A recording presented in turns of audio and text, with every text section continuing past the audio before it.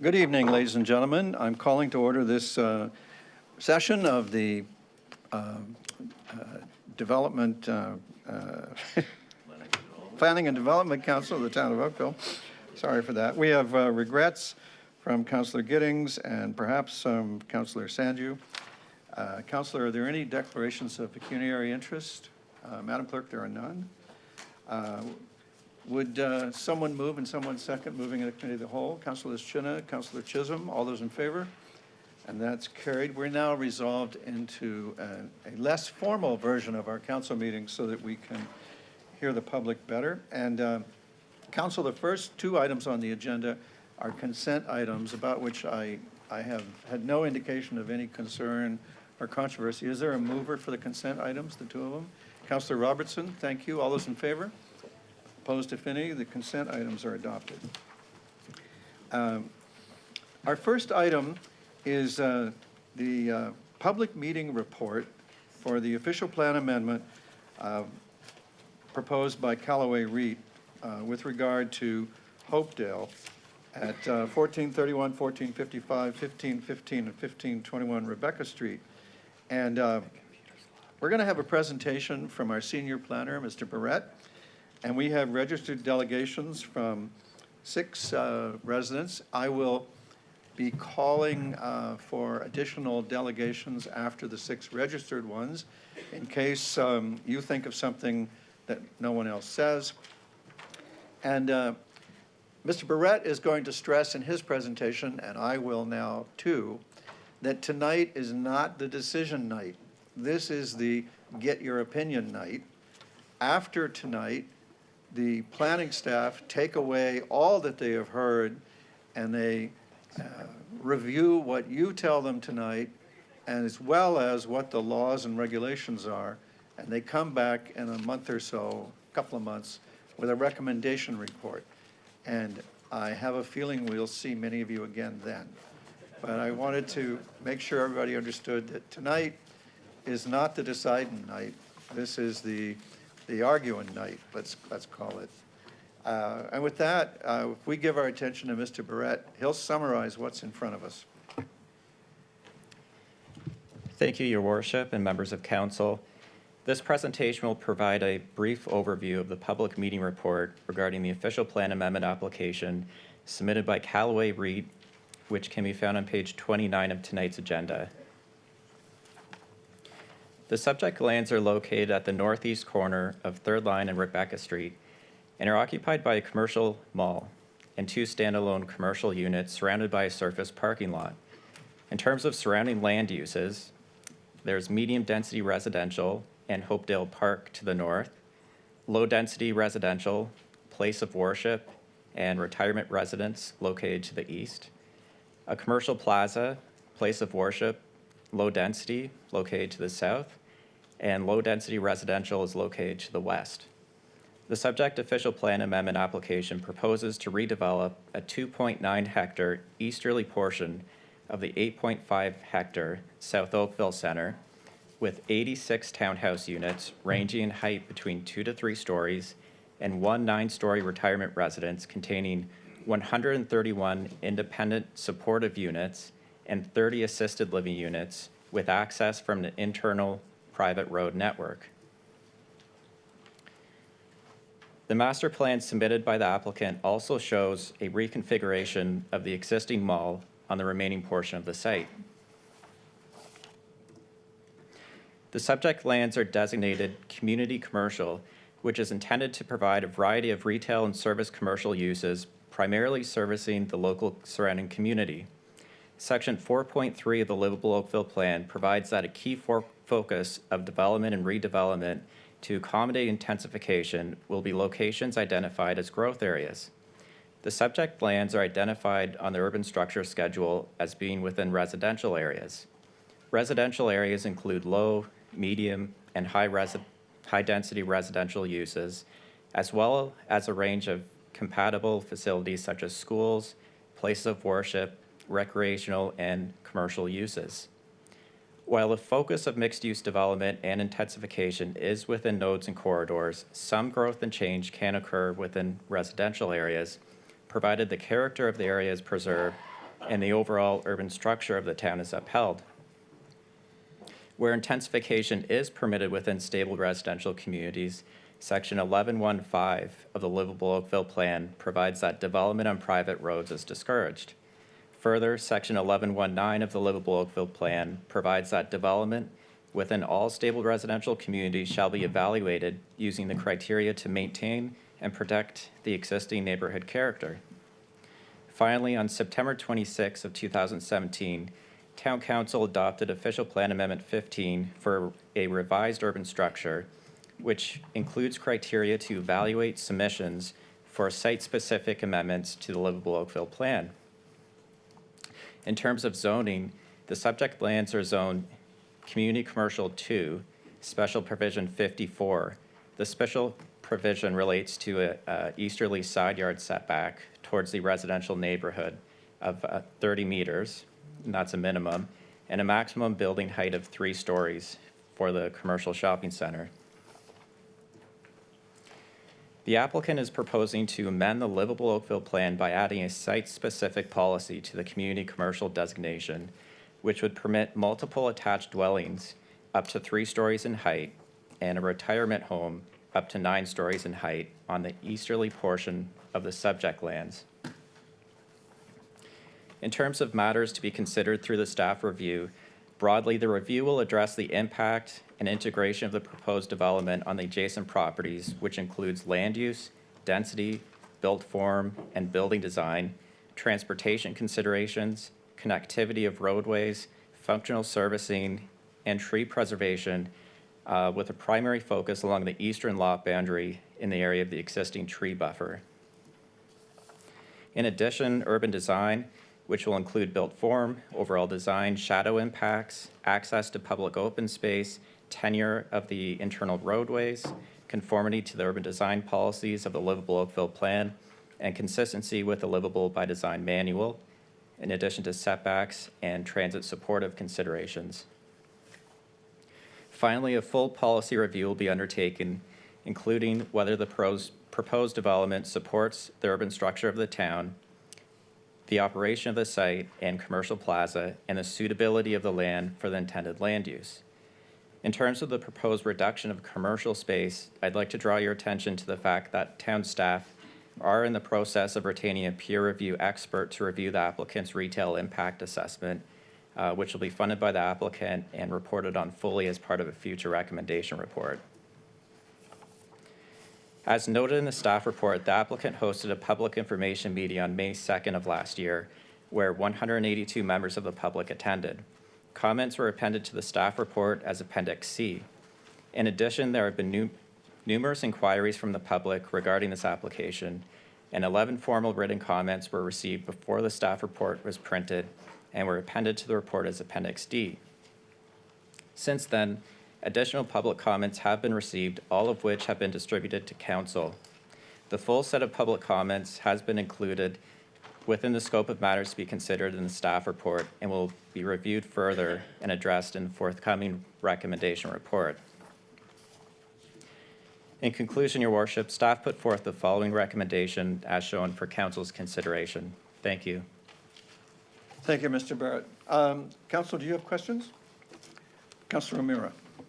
Thank you, Worship. Can you just go into a little more detail on what you mean by a retail impact assessment? What are we trying to look at when we're going to ask the proponent to do that? Through Your Worship, the retail impact assessment requested of the applicant through the pre-consultation meeting was really a reverse market study. So with the reduction of retail space, would there still be enough retail left over to fulfill its role in the town's urban structure and support the community? So would that retail impact assessment also look at the viability of community malls these days in many of our communities and what we're seeing transpire in like sort of a broader look at how community malls are positioning themselves in our local residential neighborhoods? Through Your Worship, yes, it will take a broader look as well, in addition to other communities and ongoing trends as well. Perfect. Thank you, Your Worship. Councilor Chisholm? Councilor Duddick? Your Worship, I don't have any questions, having read and heard from many members of the public, I think they'll be able to succinctly put the concerns that are to be captured on this issue. Anyone else? Councillor Chisholm. I echo Councillor Duddick's comments with respect, because I think we've had a lot of emails and comments and phone calls about this development. I think it's really important we hear from all our residents with respect to this development. Just a quick question, with respect to the transportation, it seems that a lot of the correspondence we've got really started to zero in, not just on the development side, but on Third Line and the traffic situation. Is this going to be part of the work that's being provided down the line? Through you, Your Worship, there will be a full analysis of the transportation impact study, and that includes sustainable transportation, so walkways, connections to the park, connections to the bus stop, the traffic impact assessment in terms of site traffic generation and its impact on adjacent roadways, including Third Line. Councillor Chinna. Thank you, Your Worship. Mr. Barrett, could you just confirm, you said currently the height of it, the tallest part is 3 stories? Is that for commercial zoning, is that the most available height that it could be currently? Through you, Your Worship, that's correct. That's the zoning that applies to the current commercial plaza. Councillor Haslett-Deal. Could you just help us with density around a seniors complex? Is there a minimum, is there a standard for density for a seniors home? Through you, Your Worship, the way density is measured through the Livable Oakville plan is in terms of dwelling units. In this case, the retirement residence is proposing 131 independent supportive units, so that would likely be considered a dwelling unit. The 30 assisted living units, which likely wouldn't likely have a kitchen, be an independent dwelling unit, wouldn't count towards that density. So if you apply that across the whole site, so the retirement home, just the independent supportive units, and the townhouses, that's about 75 units per site hectare overall. And can you just tell us again, what is the average in the surrounding neighborhood? Through you, Your Worship, in terms of the density categories, there is medium density residential to the north, and the Livable Oakville range for that is between 30 to 50 units per site hectare. The area as a whole has quite a bit of low density residential, which is up to 29 units per site hectare. Thanks for sharing that. All right, I'm going to ask the clerk to call the 6 registered delegations. What we're out to do tonight is, there was a list at the end of Mr. Barrett's presentation, which are the issues to be considered. And what you should be doing with your delegation is adding to that list. If you didn't see your issue on there, you need to get your issue on that list. If your issue is already on that list, you can thank them for already having it there, I guess, or take comfort from the fact that they read your previous emails. So, but to help you, to guide you what we're trying to get accomplished tonight, we're trying to make the list against which the application will be judged and then brought back with a recommendation up or down. Councillor Chinna? Mr. Mayor, would it be possible to put that list back up for the audience? Well, it's 3 pages. Oh, well, at least so the first one, because that was, yeah, that's, I think There a you lot go. of the emails were. there's the regarding that. first. Do you want to, whoever's doing that, do you want to just give us a peek at the other 2 pages? And then there's one more. So there you go. I agree. Go back to the first one, but there's a lot been captured, as you'll see from that. So, Madam Clerk, would you please call the first listed delegation? First delegation is Pamela Knight, President of Carnation Park Residents Association. Welcome, Ms. Knight. Council looks forward to your information. Can I get some assistance from? Presentation? Yes, please. It should have Callaway. This one? Or this one? That one. Try that one. Nope. Nope.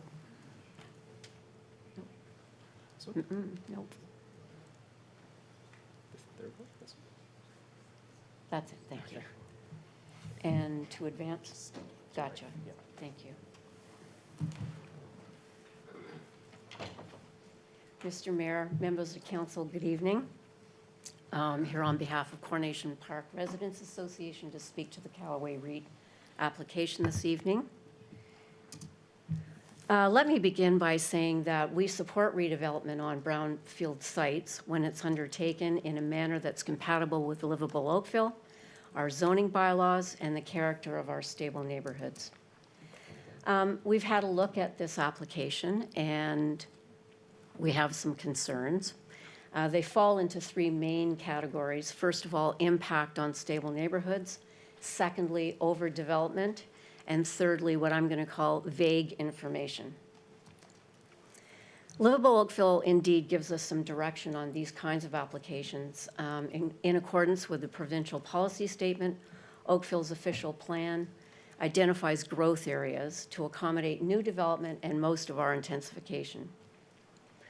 It also states that if there are appropriate sites within residential communities on low-density residential lands that can accommodate appropriate intensification, that intensification may occur with low-density residential uses in accordance with Section 11.1.9. And we know that a Section 11.1.9 of the plan provides criteria intended to maintain and protect existing neighborhood character. These include the need for built form, scale, height, and massing to be compatible with the surrounding neighborhood. You did see a map earlier, but we'll start with this one. If you're not totally familiar with the site, you'll find it in the lower left-hand corner of this map. And as you can see, the site is entirely surrounded with low-density residential with replacement infill happening here. That's about it. There is the small area that Mr. Barrett referred to in terms of the RM1 marked on this plan. It's some townhouses, and we'll deal with those in a couple of minutes. So if we go down to ground and have a look at this neighborhood, this is what we find. The image on the upper left is a typical street in the area. You'll notice that it has no curbs. It has open ditches, deep setbacks, mature trees, rather. And in the image just below that, you get a sense of the kind of housing that exists in this area. On the left, you see a newer home, which would indeed be a result of some infill development. On the right, older stock. The house on the left is probably about 9 meters high. The house on the right, anywhere from 7 to 7.5 meters. On the right, in the upper right rather, there's a newer RL3 development that's almost adjacent to this site. And as a sense of comparison between the older and the newer, we've got some differences. You'll notice here we've got sidewalks, we have curbs, we've got some newer lighting. But what has been maintained is the fact that they're all single-family residences and the deep setbacks. So we do indeed have some zoning exceptions. And if we go to the one on the upper right first, these are the townhouses that I was talking about just a couple of minutes ago. This is an older townhome development that came in several years ago. It's built in clusters. And as you can see, it's well back from the street. It has some mature vegetation. It actually has some nice green areas in between the groups of townhouses, and they're 2 stories. On the left is a 94-suite seniors retirement residence. Again, you can see that there's mature vegetation. It's set well back from the street. It's 2 stories. And as you know, we're talking about a seniors residence as part of this application. This particular one is located immediately adjacent to the northeast corner of the site that we're talking about this evening. So we do indeed have a retirement residence in the neighborhood. Talking about density, as Mr. Barrett correctly identified, our official plan notes that in low-density residential, we can permit up to 29 dwelling units per hectare. When we go down to the street and have a look to see what's there, on the left, you'll see a sample that shows 18 dwelling units on a 2.4 hectare sample. It would actually drop again if I was to include the roads, but I just took a block.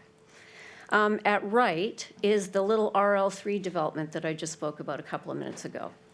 And this one we see delivers 11 dwellings in just under 1 hectare. So if intensification is a desire of redevelopment on this site, you can actually achieve it working within the zones that exist in the lower density residential range and still maintain character of a stable neighborhood. For example, 2-story semi-detached dwellings in the RL8 or RL9 zone would deliver a density of approximately 26 dwelling units per hectare.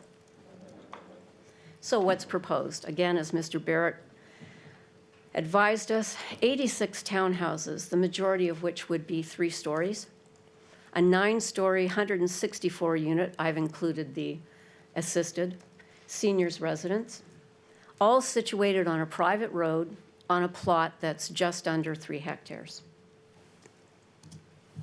Is this overdevelopment? We do have a definition.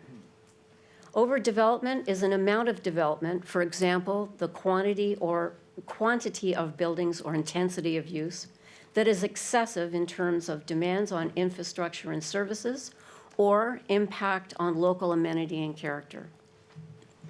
So we have an introduction of multi-attached and multi-storied structures to a low-density residential area. We have an increase in density of 250% in the case of the townhomes and 500% in the case of the 9-story building when you compare it to what's on the ground in terms of density in the surrounding area. We have disparity in height. The majority of townhomes will be 12 meters, the 9-story building 30 meters, perhaps more. Surrounding homes, as I mentioned, are 2 stories ranging from 7 to 9 meters. We have built form that does not maintain or preserve the existing neighborhood character. Let's move on to vague information. Aspects of the application are unusual, they lack detail, and they create questions. For instance, the applicant seeks an official plan amendment for the entire site, not simply the eastern portion of the lands that we're talking about tonight with the townhouses and the 9-story building. So the OPA would preserve the community commercial land use and provide special exceptions to permit residential uses for 12-meter high multiple attached dwellings and 9-story permissions for the retirement residents with an institutional designation. So what might this represent for the site in future? As well, the application was not accompanied by any draft bylaws. The land has not been divided. There's no plan of subdivision. These are the things that we're accustomed to when we see an application for infill. Thus, there's no concrete information on what the final development will be in terms of form, height, lot coverage, parking, final number of units, etc. Essentially, the applicant is asking for an official plan amendment based on a concept. In the applicant's words, seek approval for an official plan amendment application to create a framework for the vision for the lands. In summary, this is overdevelopment. It's a cluster of tall, closely spaced structures that overwhelm their surroundings. The proposed built form and density do not meet the requirements of 11.1.9 for compatibility. This is an application that's suited to a growth area, not a stable, low-density residential neighborhood. Intensification can be achieved using available low-density residential zoning categories. That completes my comments, and thank you for listening. Thank you for your presentation. Are there questions for Ms. Knight? Councillor Elger. Pam, thanks for coming. Question, Pam, what height are you looking for? I think that it has always been our desire to see people observe the bylaws. As I demonstrated, I think there are ways to affect intensification. There are ways to accommodate other uses and stay within those 2 stories. The older stock homes in the area, as I mentioned, are 7.5 to 7.5 meters. Even new houses coming into the area with building to the bylaw are 9 meters. And that already is a difference, but they're managing to blend in. So we'd like to see this observed bylaws. So 2 stories. Absolutely. Thank you. Thank you. There not being any other questions, thank you very much. Thank you. Madam Clerk, the next delegation.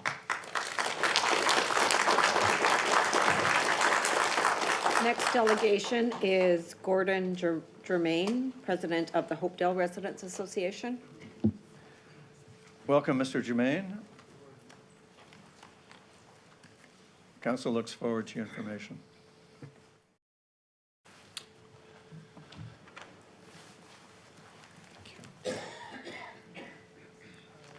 Which presentation was it? Hopedale. This one? You'll have to go through. Hopedale, this one. This one? Yep, second. That's it. And then you just use left and right. Okay. Well, thank you, Mayor and members of council. We appreciate having the opportunity to speak to this matter. I want to keep my comments as brief as possible, but I do want to essentially, on behalf of the Hopedale Residents Association, adopt everything that Ms. Knight has indicated with regard to how the Coronation Park Residents Association feels about this application as well. One of the things that I need to address is the character of the Hopedale neighborhood. As you may be aware, it's a low-density neighborhood. It's primarily RL2 and RL3, and the neighborhood is a mature one. It's a treed, wide lot area, and as you can see from sample pictures, it's a very stable and very low, I would almost call it an ultra-low density environment, because it's certainly well below 30 units per hectare. So it's quite a bit lower than what you would normally see, and this is the way it's always been. One of the things that you would also want to know is that many of the residents have either moved there more recently because of the stability of the neighborhood. They appreciate what they see. And many other residents have been there for many decades. It's quite unique. It's quite surprising, perhaps, because there are some people who've been there for 30 or 40 or even more years. And the Hopedale neighborhood, as you can see in the slide in front of you, really is made up of all of that. And there's really nothing else like what we are facing with regard to the application. There is nothing like that around the Hopedale neighborhood.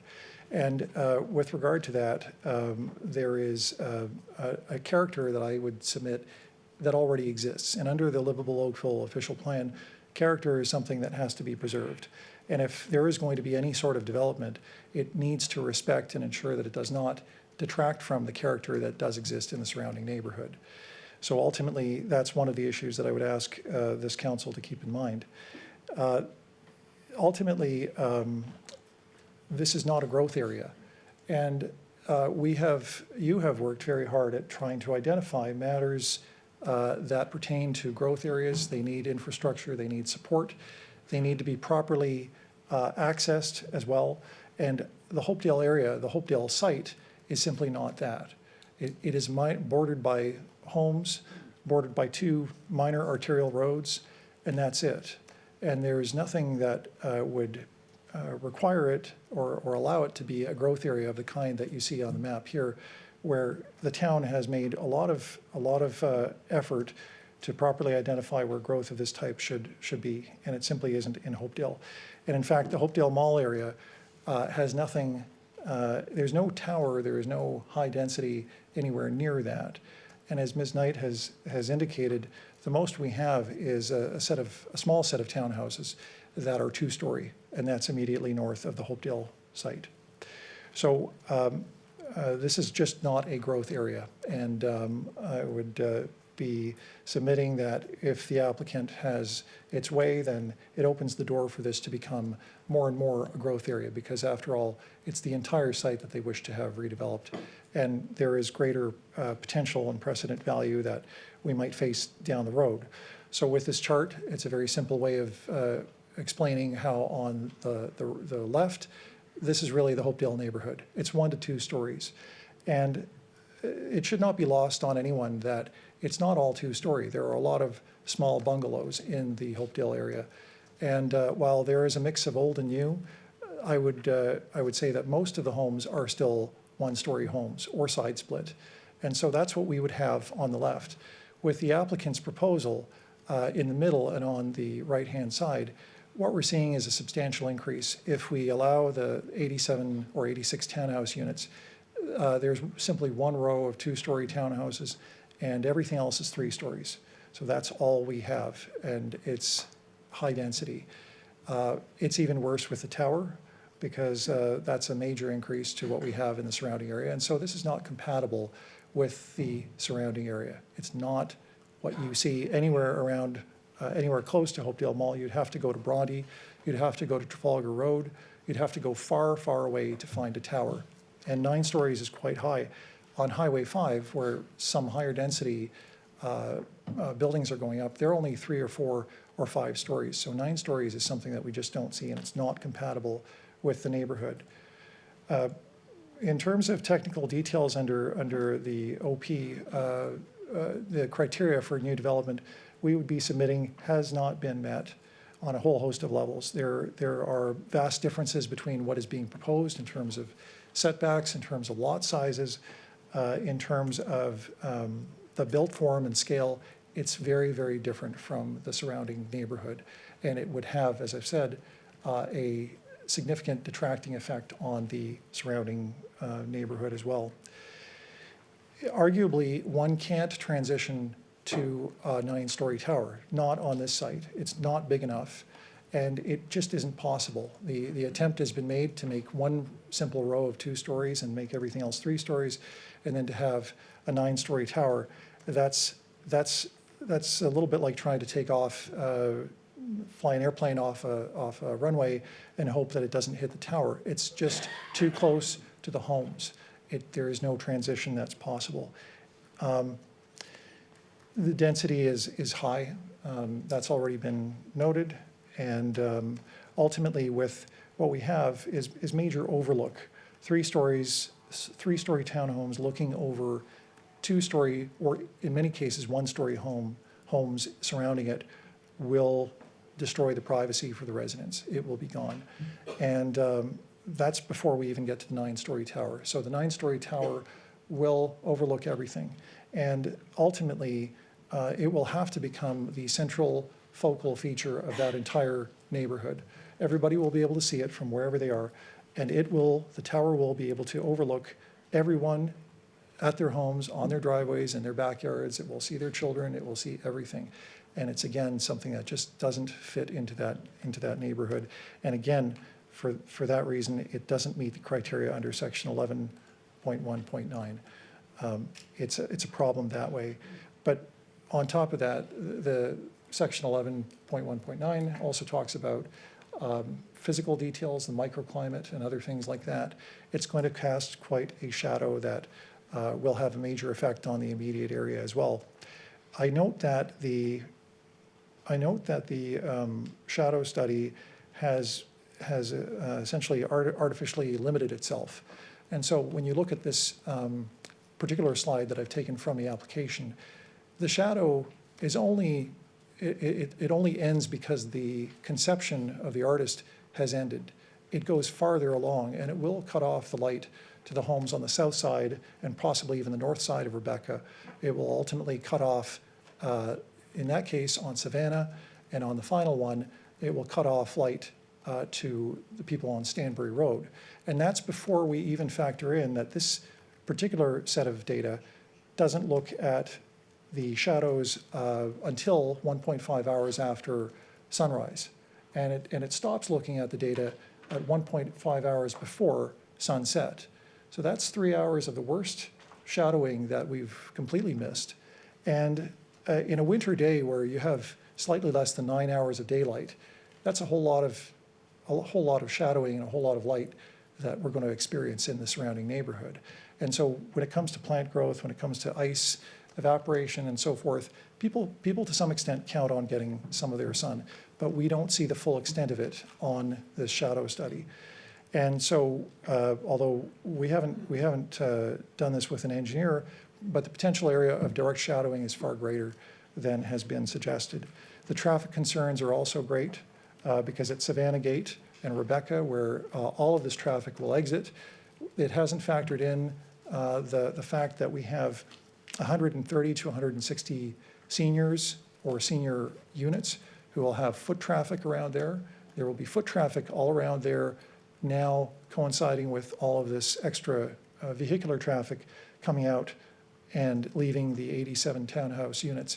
And most of them, unlike the traffic or transportation study has indicated, will not be going in every direction the way that the shoppers currently are doing when it comes to shopping at the mall, but many of them will be going up third line.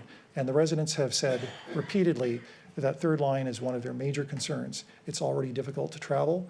It's the way that many of these people will probably get to the GO station, and it's the way that everybody down here gets to the Oakville Hospital as well. So there are problems that we are going to see as a result of this. I've included some verbatim comments from the residents. Some of them were probably a little too robust to put into print, and I want you to understand that many of the people here have very big concerns with this, and on behalf of the Hopedale Residents Association, I would ask you to please reject the application in its current form. Thank you. Thank you for your information.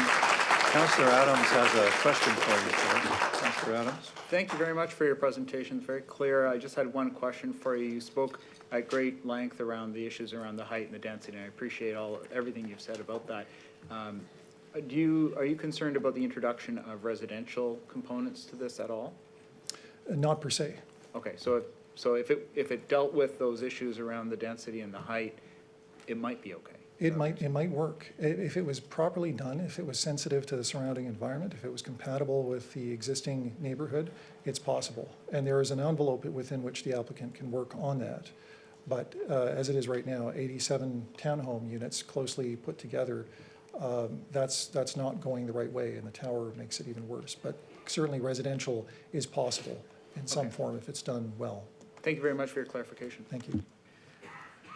Councillor Duddeck. Thank you, through you, your worship.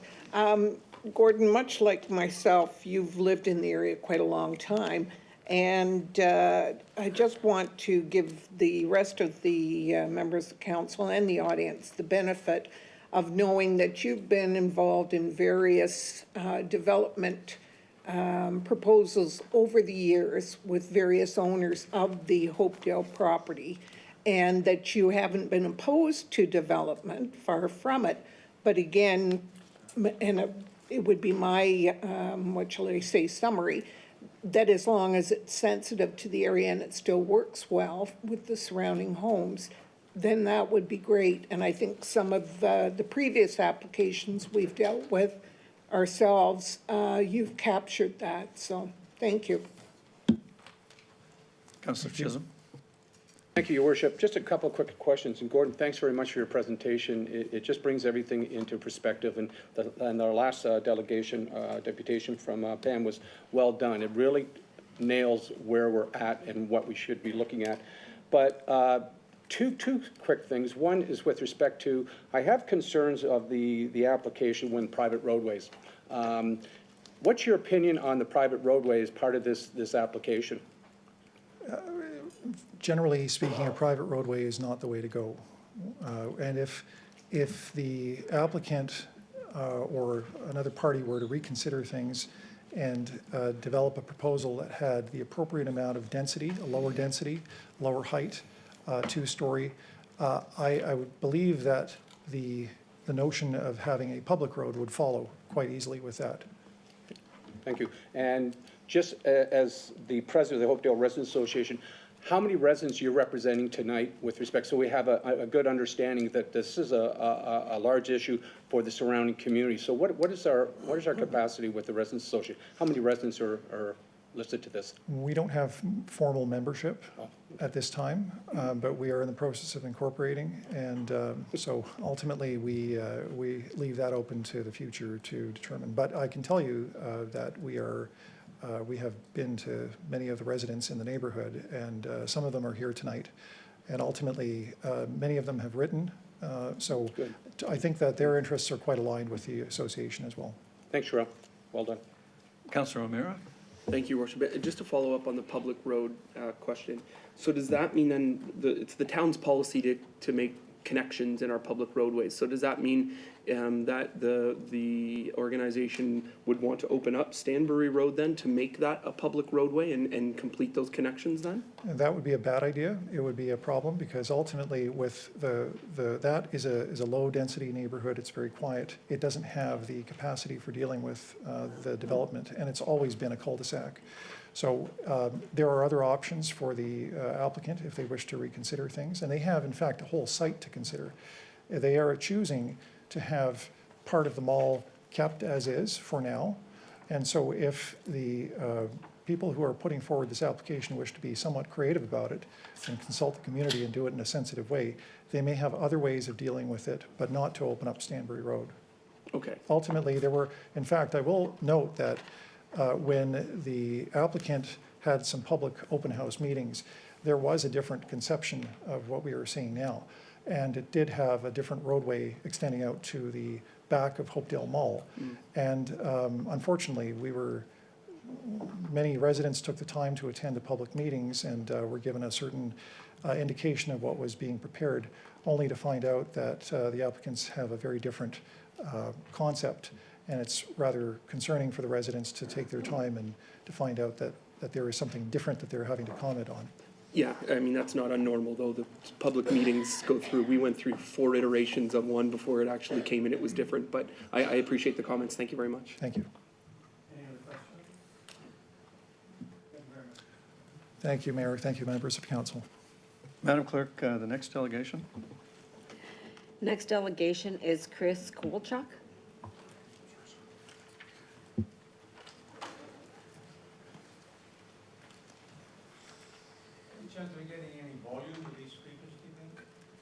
If they'll speak into the microphone, you'll get lots. How's that?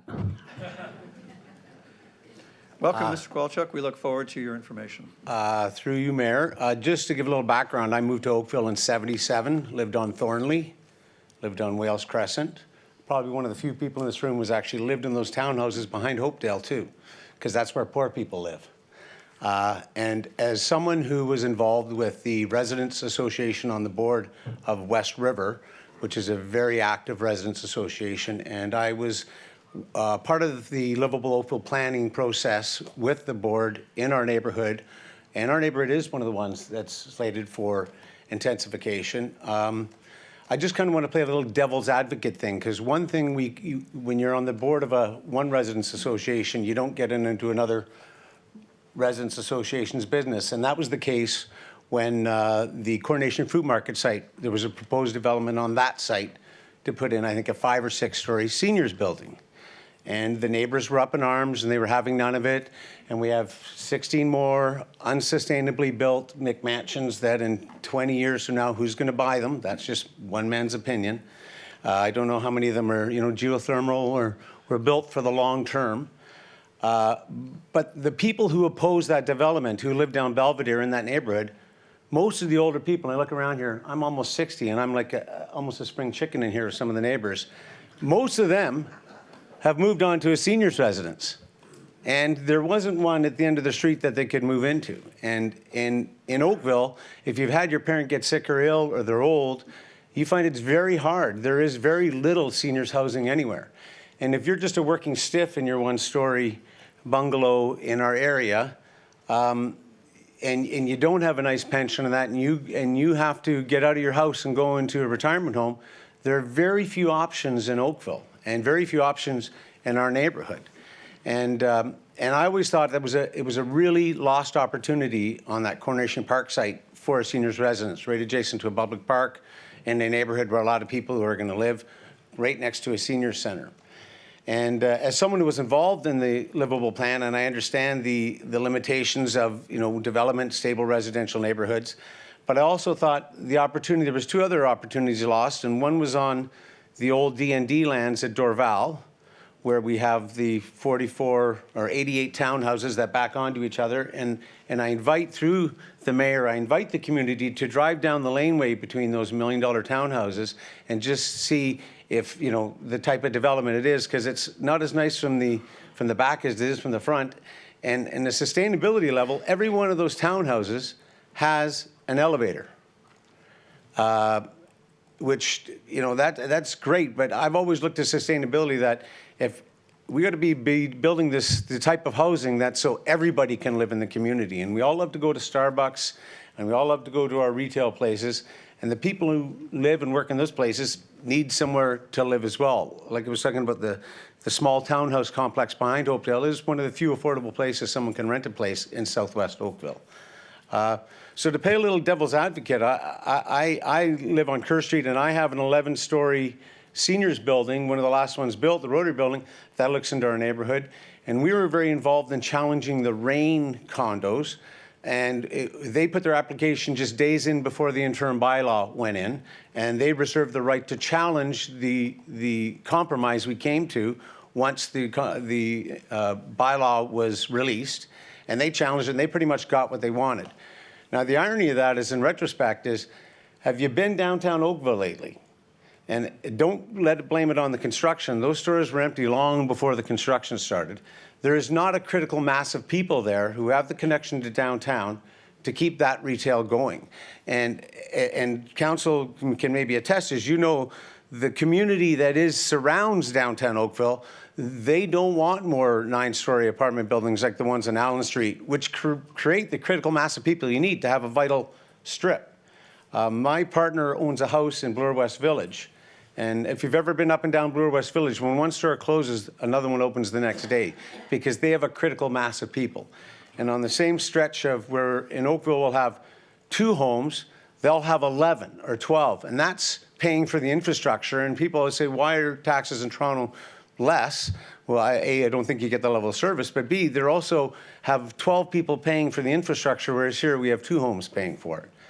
So while I see everybody wants to have more of what, like, for example, in the Calvary Baptist lands behind Blakelock, you know, we have another farm of unsustainable mansions. And I always say, careful what you wish for. There's a thing called the Towers of Spite in London, Ontario.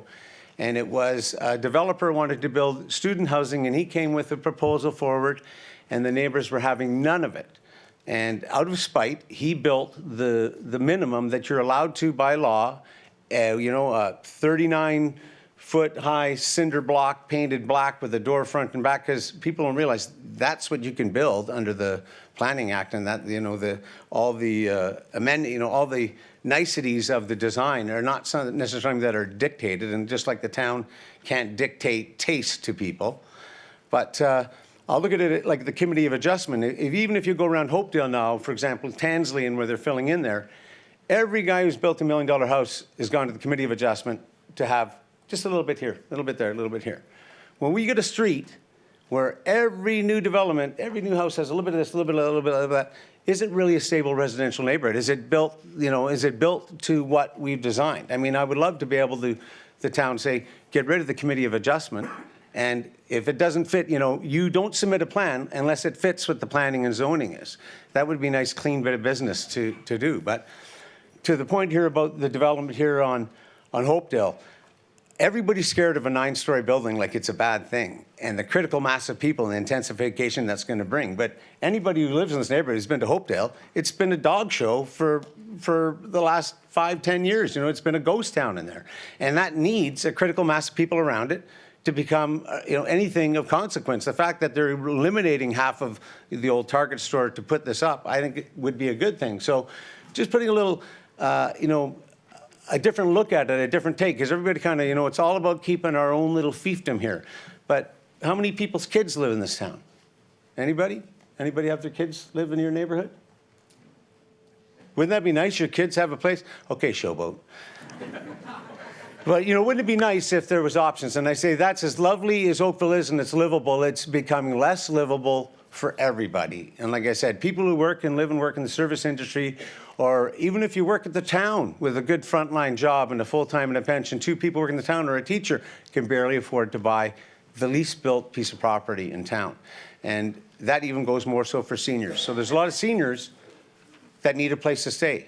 And your parents are going to need a place to stay. Wouldn't it be nice if you had one down the street that you could go visit them and go to Hopedale and pick up something at Sobeys, take them groceries? So as someone who lives near Kerr Street, have 11, you know, I'm a block off. I'm in a stable residential neighborhood. But we also realize now that density is a good thing. It brings a vitality that Kerr Street's going to be popping long before downtown gets going until they allow until the neighbors let them build something down there. And it's one thing I found out when I ran for council, knocking on doors. South of Rebecca, from the creek to Appleby, there's a lot of people aren't there from April, you know, from November till April. That's, you know, it's a bit of a ghost neighborhood because they're at their other place, their other home. And in order to become a vital town, you need people here all year round shopping at the stores. People complaining, why are there no stores? Well, because if you already own everything and you're only there 6 months of the year, that's what you get. So I just, through your mayor, to the community, density isn't always a bad thing, and you know, we'll see you on Kerr Street. Thanks. Thank Questions? you, Mr. Kowalczyk. Councillor Dudek. Thank you, through your worship. Thanks very much, Chris. Just to reassure you, the Hopedale Residents Association, from the very onset, used the Woodside Mews, the Rotary homes there, as a perfect fit for fitting that property. Unfortunately, that is not what came back to them. So just so you know, Well, they they were wouldn't- more about affordability for people who live in the area to be able to stay in the area and be part of that dynamic. But as you know, that requires a 9-story building to be affordable. So just to your point. Yeah. Thank you. Thank you for your information. Madam Clerk, the next delegation. Next delegation is Sid Jashanker. Welcome, sir. Council looks forward to your information.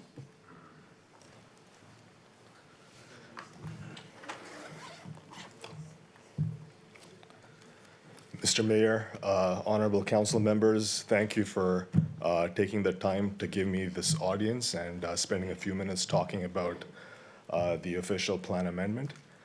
You've heard a lot from Ms. Knight and from Mr. Germain in terms of the technical aspects of the urban planning and so on. I am not an expert in those matters. My background is actually in finance. I'm a trained chartered accountant, a chartered business valuator, and a CFA charter holder. And I'm a managing director at a global financial advisory firm. So the reason I'm here today is to speak to the economic substance from a business and financial perspective of what's being proposed. And what I would say is, just to be brief, because I have made written submissions in this regard, just to make the point, the owner of the subject lands is a for-profit enterprise. It is a sophisticated investor in commercial real estate. It did its due diligence when it bought the property in March 2007 for its current commercial use. And as we all know, commercial real estate has been in the doldrums for a little bit, while residential real estate has gone in a different direction and has been more profitable from a value perspective. So when you read through the reports that are presented in this amendment and look at the planning justification report, when you cut through the chase, the value proposition is really one where the owner of the subject lands is saying, look, I have an investment I bought in 2007. It's partially impaired given that Target has left and it's not a properly utilized, efficient property. So they're looking to repivot and make it a mixed-use property, A, to unlock value, and B, it gives them a partial exit strategy and monetize on their investment. So where is this value coming from? It's coming from two places. One, from the rezoning that they request for the mixed use and the building of the 86 townhouses and the residential residence that we've heard about. But it's also coming from, I would argue, partially, the surrounding community, which is largely low-density residential, RL2, RL3, as you heard from Mr. Germain. So I would say there's partially what I would like to call a bailout of the owner in respect of this. And just using what's been happening today in the markets, for example, wasn't a fun day on the stock market. Don't like what my investment portfolio did today, but if I don't like what I'm holding, I can divest and move on. So that's a choice I have, and it's a market-based economy. So I say that we should refuse this application on those grounds. Thank you very much. Thank you very much. Other questions? Madam Clerk, the next delegation then.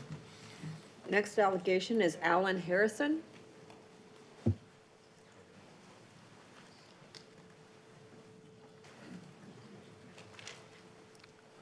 Welcome, Mr. Harrison. Council looks forward to your information. I'll be brief, and just by way of introduction, my wife and I, who's also here tonight, live on Helen Court, which was in one of the photographs. So this could be said to be literally in our own backyard, not just metaphorically. But I'm not here to say categorically that none of this should happen. But I do want to stress certain points, and particularly in terms of what Mr. Barrett said and the list of issues that he said the investigation would consider. Really, I think ultimately it's about conformity with the official plan. Just a little bit of background, because Ms. Knight and Mr. Germain have said much of what I would otherwise have said. And I should mention, by the way, that I have written to council, and you will have seen my comments. Some of which I'll repeat because of because of what I've heard tonight. In particular, there was a consultation process which was mentioned. 3 proposals were in front of us on that evening, sometime in April or May. This particular proposal that's now before council is not entirely in alignment with any of those 3. It actually takes the highest density. But more importantly, what was originally envisaged as a 5 to 7 story retirement home has now become a 9-story. That wasn't none of the 3 options that we saw. So quite what's happened between now and then to lead to an increase in the size of that building, I'm not quite sure. Our reaction, my wife and myself, our reaction to the consultation process, we were invited to make a submission. We made a submission, and I think the primary emphasis of our submission was on the retirement home, which at the time we understood to be 5 to 7 stories. We felt that it was out of character, and neighbourhood character is certainly another characteristic that we're asked to pay attention to when we are looking at the plan or looking at the proposal relative to the official plan. And so at this point, I mean, I think our view is that primarily it is about the 9-story building. The townhouses are transitioned. There's 2 floors, 2 stories and then 3 stories. So I said this isn't in any sense a NIMBY reaction. It's primarily a reaction to the 9-story retirement home. And it's worth bearing in mind that literally in our own backyard is another retirement residence that is precisely 2 stories. So you don't need 9 stories to build a retirement home. It's just a question of going up rather than out. And I think the only other point I would make, which was also made in my submission, is that this, of course, references the whole site, not just a part of the site, which seems a little odd since the other development, so far as we know, is not intended to be in contravention with the official plan. And of course, this could also become a precedent for other sites in the neighbourhood should there be a desire to develop them. Because if the official plan is overruled on this occasion or ignored on this occasion, there's a precedent that can then be cited for other people to come forward, either on the rest of the site for which the redevelopment is proposed, or indeed for any other site that it should become vacant. So those are the points. As I mentioned at the outset, much of what I might have said has been said already, but very, very well by Ms. Knight and Mr. Germain. And I just wanted to give you a personal point of view and also a little bit of history. I guess the only other point I would make is that I think Ms. Knight referred to vague information. It strikes me that a 9-storey retirement home, when we were told that it was going to be 5 to 7 stories, is also somewhat vague information. Thank you very much. Thank you for your information. There are questions for you. Councillor O'Meara? Thank you very much for your presentation. How long have you been on Helen Court for? For 2.5 years. Okay. So I don't know if you can answer this or not. How long has Vistamere been around for, do you know? Well, it was. I understand that it was a school, in fact, someone told me that they used to play soccer on our street when it was a playing field. I don't know the extent to which Vistamere was redeveloped with using the existing buildings, or whether it was demolished and rebuilt. I don't know the answer to that question. But it certainly predates our arrival, which was just 2.5 years. Thank you. I just asked. Land values have gone a little sideways no, since the days when you can build a two-story building. I'm an economist. I do appreciate Yeah. that. But Thank you, Your Worship. my point is that I mean, it's a low density building that stretches a long way, so we have essentially on one side of us the proposed development, on the other side the 2-story retirement home, and I was really making the contrast between those without wishing to undermine. As I said, I'm an economist by training and by inclination, so I perfectly understand those points. Thank you, Mr. Mayor. Councillor Robertson? I just wanted to ask, in terms of setbacks, everything else in the neighborhood that you've seen, because you've talked about the townhouses really trying to match and going from 2 stories to 3 stories, but in terms of setbacks from along Rebecca, what do you think in terms of that as a resident? There's a difference of opinion between my wife and myself in this regard, so I hesitate to say too much. But I mean, we moved from Kingston, Ontario, so where we could have bought probably the same house for half the price. But this isn't about NIMBY. I mean, we do enjoy the neighbourhood. We walk almost daily. We like the fact that it's open and the setbacks are significant. Is that as big an issue as the issue of a 9-storey retirement home? In that, I think both my wife and I would agree the answer is no. So the setbacks, it would be nice to see them observed, but it's not as important as a 9-storey building in the middle of what is 2 and at most 3 stories. So even if they lowered the number of stories of the residence, the fact that it sits straight abutting Rebecca is fine still? Oh, I see. Sorry, I thought you were talking more generally about the setbacks for the townhomes. Even for the townhouse. I think conformity there will be very important, and being close to Rebecca and inconsistent with the houses on either side of Rebecca Street is certainly a major consideration. Thank you. Thank you for the prompting. Thank you for your presentation. Thank you very much, sir. Thank you. Madam Clerk, the final delegation. Nolan Mass, Smart Centers Real Estate Investments, the applicant.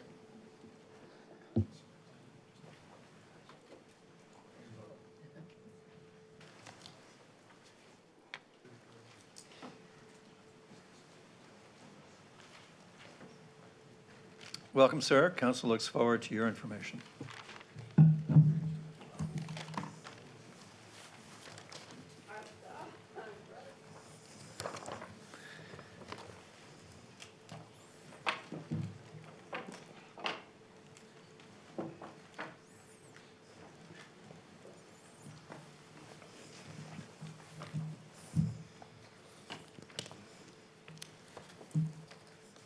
Would you like some assistance to make your slide full screen? Yes. Perfect. There you go. Awesome. Thank you. We look forward to your presentation. Thank you. Good evening, Mayor, members of council. Thank you for hosting this public meeting tonight. I would also like to thank staff for their time and effort, as well as the members of the public who took the time to be here tonight. I would also like to mention that members of our consulting team are here in attendance, as well as our partners in Remington and Rivera. I prepared a brief agenda for my presentation this evening, as you can see here. As some of you may know, SmartCentres develops and owns shopping centres across Canada. In 2015, SmartCentres became a public company and is now a real estate investment trust. Since that time, we've been diversifying our portfolio as a result of the changing retail landscape. We have transitioned from building shopping centres to mixed-use master plan communities that are complete and sustainable. To develop our plan in Oakville, we have been working with the Remington Group, the Rivera Retirement Living, two excellent specialists within their respective spheres of development. Remington is a premier home builder with more than 65 years of experience building dynamic and vibrant communities, including almost 600 homes here in Oakville. Rivera is a leading owner and operator of high-quality retirement residences that offer a continuum of care that is also active in Oakville with 3 residences. Rivera is owned by PSP Investments, a Crown corporation that invests on behalf of Federal Public Service, Canadian Forces, and RCMP. We're excited to share our proposal with you this evening. Briefly, I just want to kind of touch on some history around South Oakville. The South Oakville Centre was originally built as an open strip mall in 1959, and then later enclosed in 1971 and modified further in the years to follow. As it evolved, so did the area around it. As you can see in the image taken in 1959, the eastern portion of the site was vacant and originally planned for residential uses. You can also see several other areas that have since infilled and redeveloped, such as Heeks Farm, south of Rebecca Street. To this day, the area remains in transition as older homes on lots have been redeveloped with larger single detached homes. Prior to submitting our application, we met with the community to understand what they would like to see in the redevelopment of the shopping center. We met with representatives of the Local Residents Association in 2018 and 2019, held a public open house in May of 2019 to receive input from the broader community, and also had follow-up meetings towards the end of last year and our submissions to amend the official plan, ahead of our submissions to amend the official plan. At the public open house, we showed 3 preliminary concepts for redevelopment of the eastern portion of the site. Option 1 illustrated 3-story townhomes throughout the site, located on private roads with a connection from the shopping center to the signalized intersection along Rebecca Street. This concept did not contemplate a connection to Stanbury Road. A 5 to 7-story retirement residence in an L shape is shown as well. The second option illustrated a similar arrangement of 3-story townhomes located on private roads without a connection to the shopping center. The final option showed, again, 3-story townhomes on public roads with a connection to Stanbury Road, but without a connection to the shopping center. The concept contemplated an 8-story apartment building and a 5 to 7-story retirement residence. Through consultation, we developed a proposal that we believe is confident, that we are confident addresses the comments we've received thus far. The concept proposes 2 forms of townhomes, traditional and rear lane. We modified the heights of the townhomes along the eastern edge to be 2 stories, a form that is compatible with the low-rise neighborhood next door. This gradually increases to 3 stories for the townhomes located in the interior of the site. A total of 86 townhomes is proposed. We're proposing private roads built to municipal standards and have planned for a connection from the shopping center through to the signalized intersection at Rebecca Street and Savannah Gate. One thing we consistently heard loud and clear from the residents is that they do not want a connection from Stanbury into this development. And that is what we have reflected here. For the retirement residents, we reoriented the building to have the mass broken up to better transition from Rebecca Street, so that the portion along Rebecca Street would be 5 stories, stepping up to a 9-story height further back from the street. Within the retirement residence, 161 total units are proposed, inclusive of a mixture of of seniors living and assisted living units.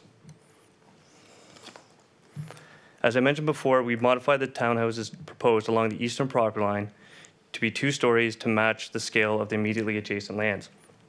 And this image here illustrates a concept of what we envision for these townhomes. To be clear, this is not a rendering, but a vision of what we hope to achieve. These are samples of townhomes built by Remington elsewhere in Oakville. And this next slide illustrates the vision for the 3-story interior townhomes. As I mentioned before, we had modified the townhouses. Regarding the proposed retirement residence, the massing drawing demonstrates the stepping up from 5 to 9 stories in order to reduce the height, impact, and create an appropriate relationship with Rebecca Street. The shape and size of the building is necessary to deliver the appropriate level of service and care for the prospective residents. A statistic I'd like to raise is that in 2019, approximately 14,000 people in Oakville were 75 years or older. 4,300 are over 85 or older. Oakville's senior population is forecast to grow by nearly 50% over the next 10 years.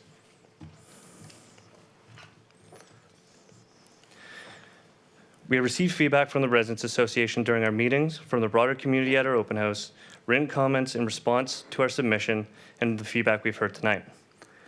The majority of the comments break down into 5 general themes as it relates to neighborhood character.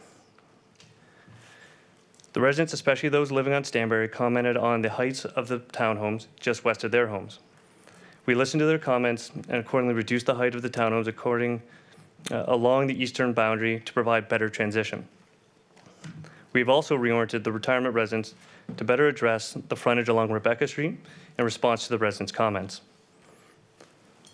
Regarding potential traffic impacts, our transportation consultant, who's here with us tonight and would be pleased to answer your questions afterwards, has prepared a very thorough report on the potential impacts, with specific focus to the context of the existing shopping center. When compared to the traffic generation of if the shopping center was fully tenanted and operational, they found that the concept we are proposing would result in a net reduction of 120 morning and 485 afternoon daily vehicle trips. This is a significant reduction in potential traffic. Again, in response to the residents' concerns regarding a direct connection to Stanbury Road from our development, we are proposing no connection and leaving the cul-de-sac in place. In order to allow for desirable circulation through the entire site, we are proposing a through connection from the shopping center to the signalized intersection at Rebecca Street and Savannah Gate. To do this, we are aiming to provide private roads that are designed to municipal standard. We also have ensured that pedestrian connections are enhanced, better connecting the community to the shops and services they've come to enjoy, and have enhanced the connections to Hopedale Park. We believe that in order to achieve a complete community, it is critical to provide different types of housing, and that the addition of both seniors living and townhomes at this location will provide the opportunity for residents to age in place and allow new families to call Oakville home. Understanding that the South Oakville Centre provides convenient and important services to the local community, we want to be clear that we are looking to retain the great tenants such as Metro, Shoppers, the LCBO, the banks, and other tenants. And we aim to ensure that access to those services is available to the community throughout the construction process and well into the future. To conclude, I would like to thank again Council and the community for their time this evening to discuss this proposal, a proposal that we believe is compatible with the existing and future neighborhood, providing a mixture of multi-generational housing to achieve a complete community and reflective of what we've heard from the residents thus far. And with that, my team and I would be pleased to answer any and all of your questions. Thank you, sir. Are there questions, Council? Councillor Dudek. Thank you, through your worship.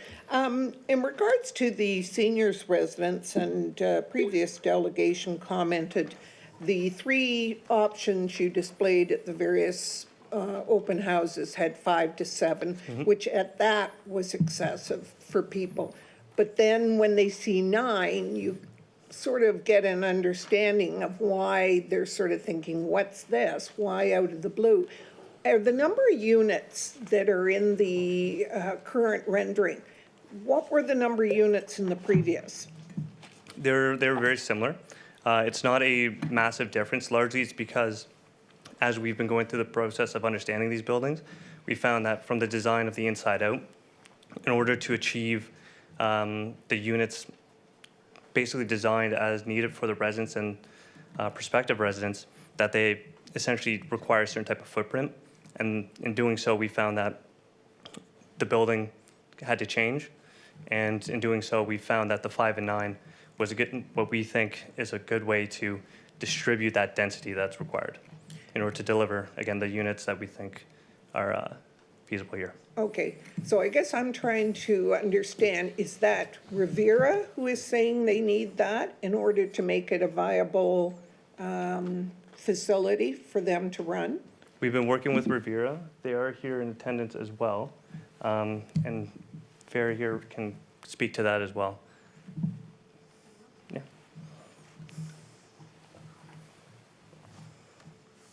Good evening, members of the council and your mayor. I wanted to speak more about where the density is coming from, and essentially what we were proposing originally, if we went back to the presentation, you'll notice in the original options, we were proposing an L-shaped building that was 7 stories, up to 5 or 7 stories. Now, if we were to max out at 7 stories, the problem was that intimidating presence along Rebecca. And so we felt that by stepping back and having 5 stories along Rebecca, that was more of a pedestrian streetscape type of feel. And then we would be able to internalize some of that and redistribute those 2 stories internal to the site. And in that case, because when we did reallocate that density, the floor plate did end up getting smaller. So we had to compensate by adding extra stories to that. So essentially, the unit count did stay the same. It's just a matter of allocating the L-shaped form in a different way and internalizing that density so that the streetscape along Rebecca Street remained as a pedestrian streetscape. Okay, was there any consideration to having 2-story along the front?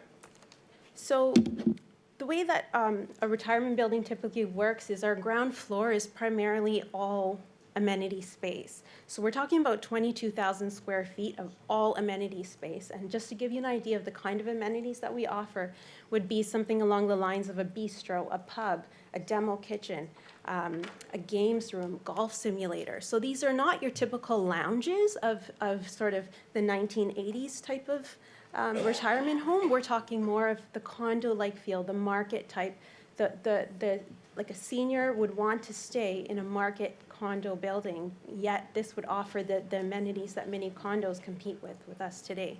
So essentially the ground floor is all amenities, and then we would have the second floor being assisted living units, which is almost entirely a separate business. It's an entirely different type of accommodation where the amenities, dining, housekeeping is all on the same floor.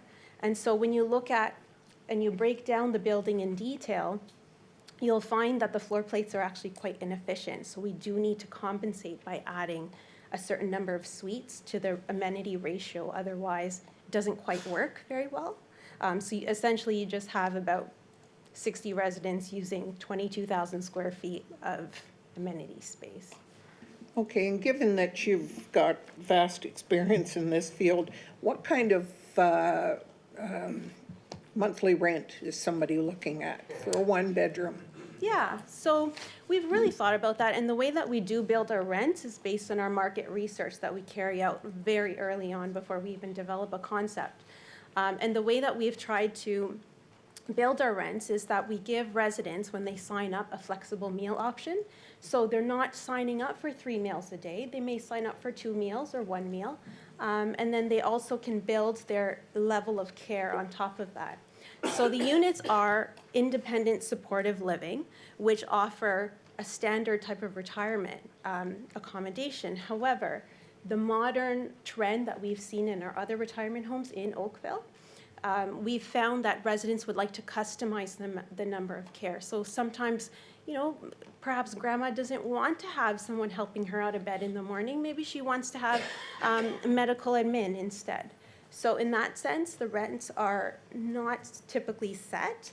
They do have base rents, and then what we do is we build on top of that. Okay, so if you could give me a base rent. So we're talking about, with all of the amenities, they usually start at around 4,300 per month. And if you look at our existing residences at Trafalgar Lodge, the Kensington, they all offer, they're different classes, obviously. They're around, that they do range in that market. Okay, so if somebody, again, wanted to go for, say, 3 meals, that would be sort of the top realm, I would imagine, barring other stuff that they may want to add on. So what kind of dollar figure you're looking for that? Well, it's a range. We're looking at, but it's not just the meals that's included, it's your personal, your housekeeping. There's assistance, you're connected to a building where there's nurse stations around, 24-hour care. So we're looking at a rental range of about 4,300 to, it could go, it depends on the type of unit size you're in as well. I guess I'm still wanting to ask, what is the upper realm? Because you've heard from residents in the area that the age in place Yes. is something that is very desirable. Of course. But whether or not it's affordable I see to where you're age going in with it. place. Yes. The rental range, again, I would only be able to speak to the base. And then, you know, you're going into a 900 square foot 2-bedroom suite. That's obviously going to be a lot more than that. Okay, so how do you respond to the fact that Vistamere Yes. obviously is able to provide in a 2-story, maybe they don't have the bar, maybe they don't have the other things that you've alluded to, Sure. but it's still a viable, For sure. what shall I say, facility, and able to provide for people? So I think Vistamere was originally, I believe it was a school. So it's somewhat retrofitted. The type of accommodation is also independent living as well. So in our seniors world, we call that more as of a seniors apartment type of product, where there aren't too many services and care included. And then the 2-story option is, you know, they do have some of the lounges, but they also don't have underground parking. They also don't have the modern type of customized design that modern retirement homes offer today. Okay, and the other thing is, and having had loved ones who've lived in various facilities Yes. such as this, the biggest problem they face is once they get to a certain level of care, Yes. they are told they either have to pay exorbitant amount or to have private care come in or go to a long-term care. So my concern is that sort of window of Yes. service for the person versus what you're trying to offer?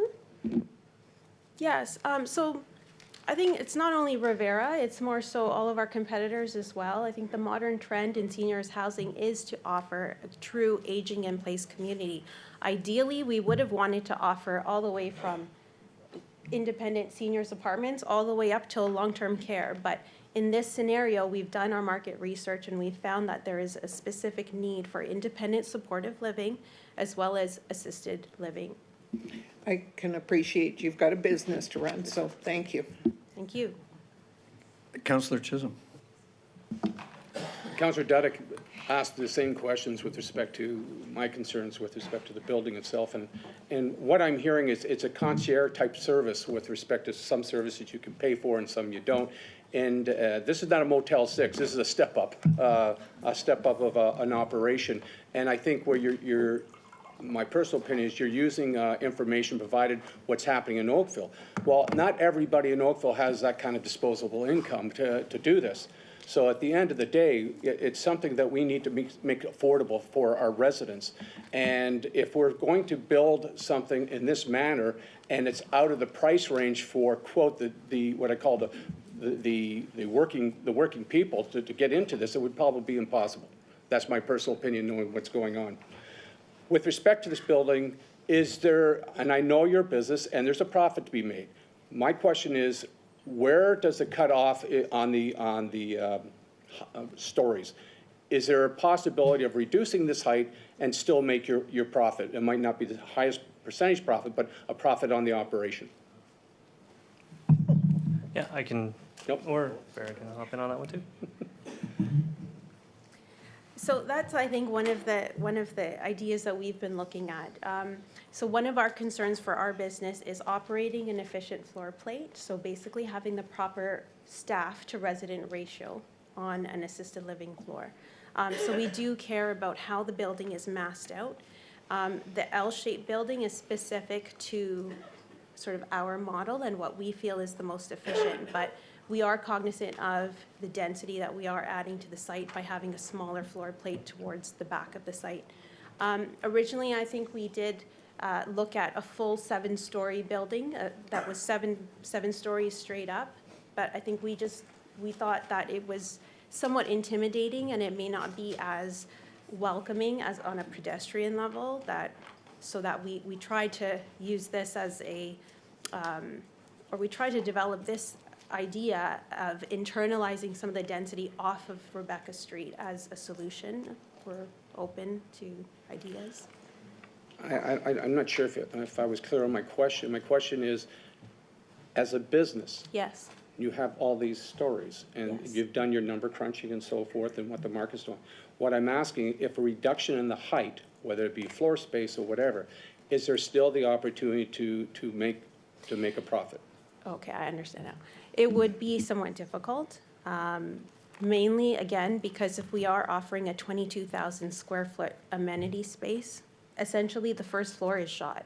The second floor is dedicated to assisted living where the amenities are on their own floor. So essentially, it's just the upper stories that we would need to accommodate for. And we've found that this unit mix is the sweet spot to make the building work. So, in your opinion, what you've designed, the setback and the added height, Yes. that's what you need in order to run this business effectively and with the appropriate profit? We feel that with the floor plates maximized in this way, we find that it has worked well. And to service the building operationally, it's worked well for us.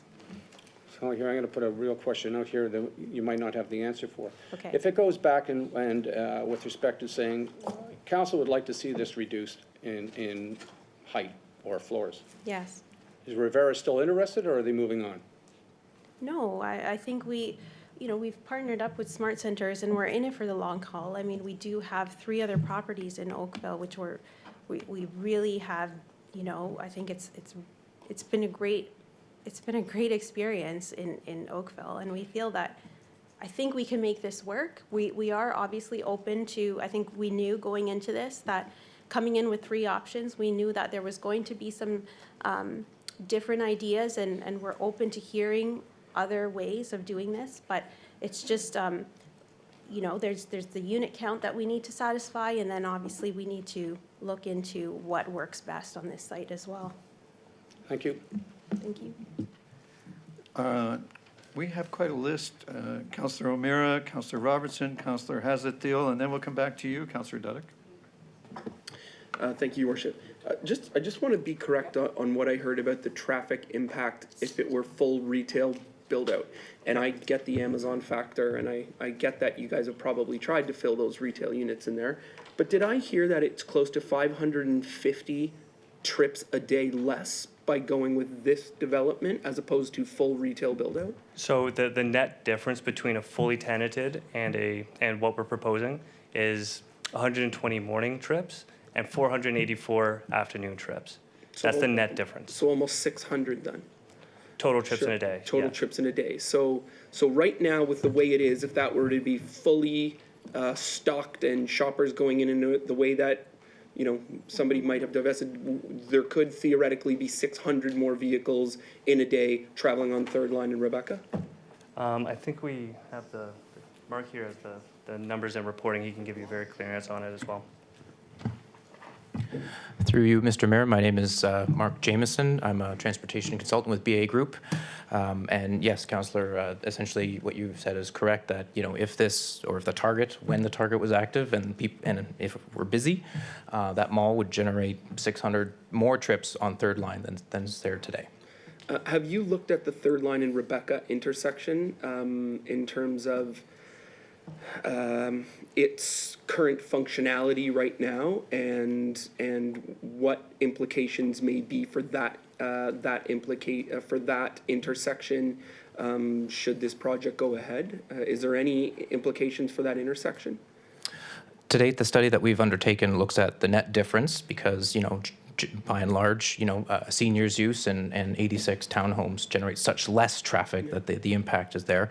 I've certainly heard that there's a lot of concern over the specific impact about the Third Line Rebecca intersection, and that will be something that we'll be happy to address through a resubmission. But, you know, I would say, in my opinion, without having done the detailed analysis, that the small amount of traffic, relatively speaking, it is an increase, I guess, than what you would want and count today. You know, will be able to be accommodated by that intersection, you know, recognizing that it is a busy intersection today. It probably needs to be tweaked in terms of signal timings, but it won't be to an extent where it will be a significant noticeable difference. Okay, thank you very much.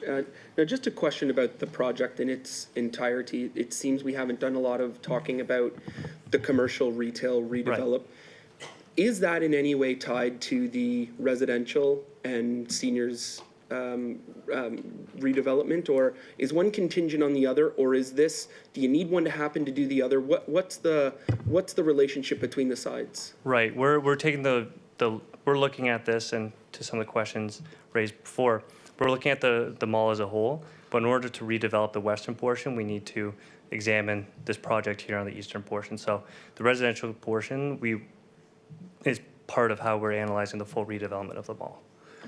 And are you reinvesting in many local communities, or are we special here in Oakville, or what's your redevelopment plan throughout the GTHA?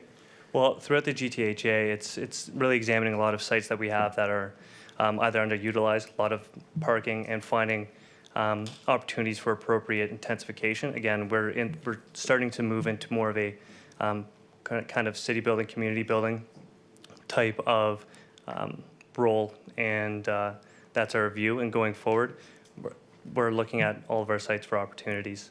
But this site in Oakville, we have a very strong feeling in terms of our design and what we can achieve here. Thank you, Mr. Councillor Robertson. This is about setbacks. And I look at how you originally had proposed the Rivera spot to what it is now, and you had an entryway coming from Rebecca before where it looked like it was set back further because you actually had a driveway in to it, I assume there. Was that not a driveway in, or is that just the bus shelter, the bus route? No, that bus route is up here. Here? I guess my problem is the setback is you put a 5-story building right on the street. Right. When everyone else, all of their front lawns are a decent size, they're off the street, and it will so dominate, and when the Hopedale Residents Association talked about character, it changes the complete character despite the height. Even if it was 2 stories and it was plunked on the street, it's not, it'll sit up further than the Pet Value and bank beside it. And is there any way you've ever thought of putting it in a different location? Is Rivera set that it has to be a streetscape, or could it go closer to the current existing tower in the mall so that it doesn't look like it's just blocking the street view? We've considered a number of different options when coming to this point, but I think the important thing that we came to was bringing the building to the street edge, to more so in the future context of what Rebecca might be, or what we're proposing in this case in terms of some urban design principles. And we do have our urban designer and planner here, who I think can give you a very fulsome answer to that regard in terms of the design element of that. But we've identified the frontage of the property as the best opportunity and the best location for this use. But in terms of the setbacks and urban design principles. Hi, Eldon Theodore from MHBC. Just strictly speaking and looking at this proposal as it relates to the street, what we were trying to do was bring the building closer to the street to help to animate that edge. It's no different than the existing portions of the malls you see today. There are portions that are quite close to the street, as you see along Third Line, along the west there. We imagine that as part of the future redevelopment, our ability to animate and create active and vibrant streetscape along this area will see opportunities for that built form to be closer, to have active windows, to have clear vision windows where there's spill-out opportunities, where there are cafe opportunities, where it can engage the street, rather than being set back and being an isolated portion. So it's actually looking at provisions within Livable by Design, the town's own guidelines, as direction as to how we should orient the building as it relates to major streets like Rebecca itself. Okay, I just want to challenge you on Metro. It's further back than what this will be along Rebecca, as well as the fact that Metro is like a single story, and this is going to be 5 stories. So that you're speaking to the Metro grocery store? So that store right now flanks at a close relationship. Yes, the front door is set back from Rebecca, but its side yard abuts quite closely. And you have to remember, when that portion of the mall was constructed, it was done at a time where current principles and practices to engage the streetscape were not considered at that time. Okay, thank you. Councillor Dudek. Thank you. I'm going to be brief. For the lady representing Rivera, the 3 other homes that you cited, Churchill, Trafalgar, which also was the old Journal Record newspaper building, and the Kensington, those are all in business districts, okay? What is the unit number on those within those existing business districts? So just for the record, I'm sorry I didn't introduce myself. My name is Farah Ibrahim. I'm from Manager of Development at Rivera. So at the Kensington, I do believe that we are in the 90 to 100 unit range. So that is positioned more as a boutique sort of residence though. And then we have Churchill Place, which does range, I believe it's a 6-story building. It's about, it's in the like 100 to 120 unit range. And then Trafalgar Lodge is more of a smaller residence. And I can't don't quote me on the number for the number of units, but I believe that they are around the 80 to 90 unit range as well. And so they are smaller, mainly because some of them were retrofitted and they do try to conform within the downtown business district rules. Okay, my point being they're in a commercial district, not in a stable residential neighborhood. And you're going over that within a stable residential neighborhood. So just leave that with you. Thank you. Councillor Chisholm. Just to add to Councillor Dudek's, those are all redevelopments. They are not brand new builds. They were existing and repurposed. I mean, Kensington used to be the old Royal Oak Hotel. So those have been, you call them boutiques, okay, the buzzwords. But the reality of it is, as Councillor Dudek is saying, those are in commercial areas, and this one is in a residential, low residential area. So there is that distinct difference. Thank you. Thank you, everybody. Thank you for your information. Madam Clerk, that's the end of the listed registered delegations. Yes. Are there members of the public here tonight who have something that hasn't been brought up and they would like added to the list? Yes, ma'am. Would you please come up, introduce yourself, and add your item to the list? Thank you very much, Your Worship and councillors. My name is Julie Bulow. I live on Helen Court, which is on the in the neighborhood. I've lived there for 18 years. I have a master's in inclusive design, which means I specialize on how to design for all types of people. And what I would like to point out is the definition of aging in place.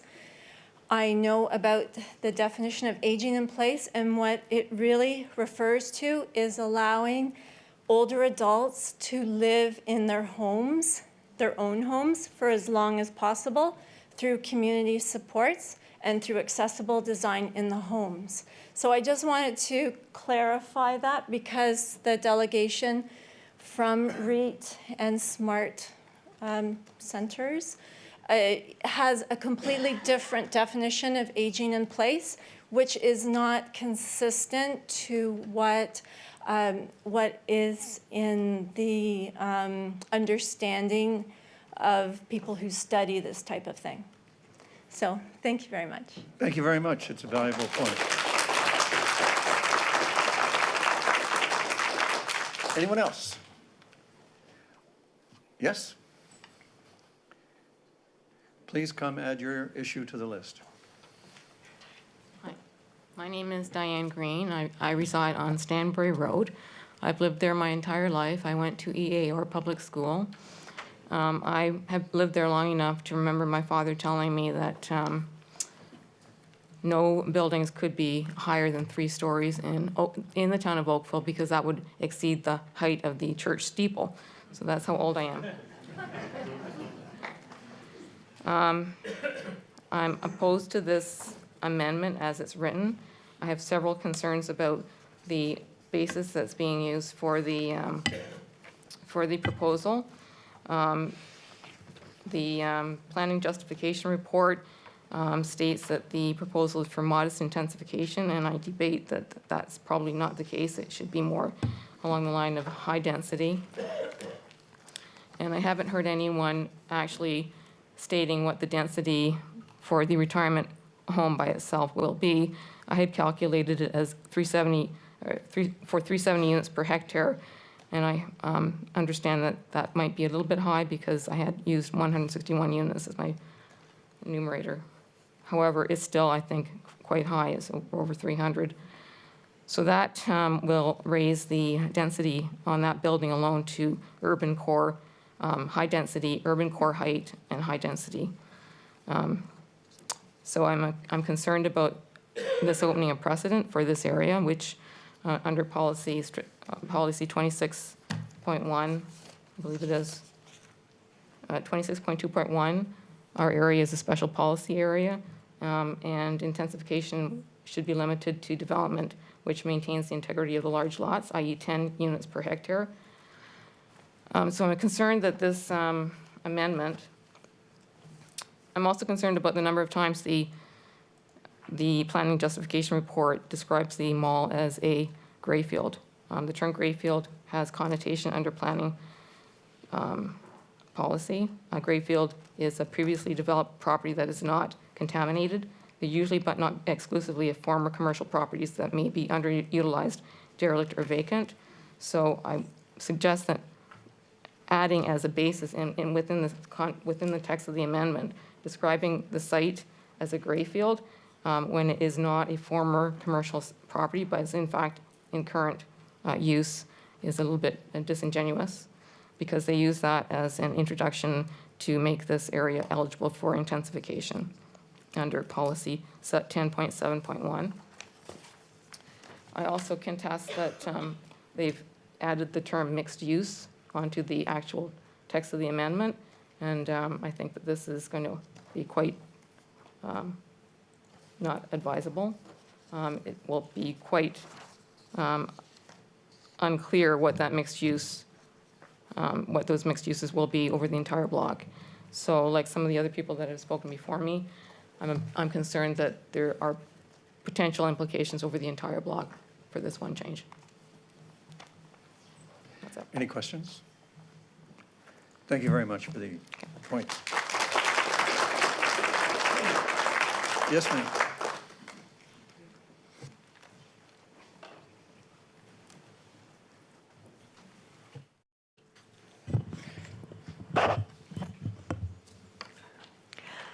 My name is Sarah Stadnicki. I live on Rebecca Street, right across from Hopedale Mall. I've been there for 15, almost 16 years, and love the area. We have wonderful neighbors on all sides, and I've seen the Hopedale Mall go through some changes to now being the South Oakville Mall. I'm really concerned about traffic. I don't believe there's been enough research done on the traffic concerns. We currently have 2 lanes, 2 going east, 2 going west. There's going east off 3rd line, but if you're going north on 3rd line, the 2 lanes become 1 lane in both directions. So from Rebecca to the QEW, it takes 25 minutes just to get there. So now with more traffic in the area, it's going to make that even worse. I think you're going to see a lot more angry people in the morning. On Rebecca itself, driving east, the road goes down to 1 lane in either direction. And then you've got Blakelock High School, and then the traffic coming to and from the Catholic school and the public school. Traffic is crazy in that area. I have to schedule my day around congestion. If you remember when we had the Target store at the mall, oh my God, I couldn't get out of my driveway. I had to time it, waiting for the red light and hoping that a bus didn't turn the corner. So with this area, we're looking at more cars, more congestion. And what I'm hopeful is that this project will be put on hold and that someone will have a real hard look at what the community needs are. I think for now, that's all about profit margins. You know, oh, well, we're Oakville, you know? We're high priced compared to other towns, but, this is where we live. This is where we are comfortable. And looking at the prices, if you think about retirement, and $4,300 a month, really? Could that not be, say, divvied up between other people who live here in Oakville who maybe cannot afford it? And I'm thinking that people who have higher retirement income will want to live in a quote, unquote, will not want to live in a quote, unquote, hopeless area, right? But, I think there's new hopes, but I think the expectation that needs to be changed in terms of this whole retirement community. And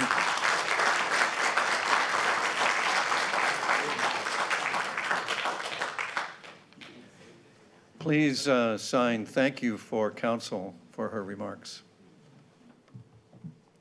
Thank you. All right, I'll restrict, oh, wait, a new one. Or wait, there's more. So you're going to add an issue to the list. Good evening, Your Worship. One thing I've noticed is I'm probably the youngest individual in this room.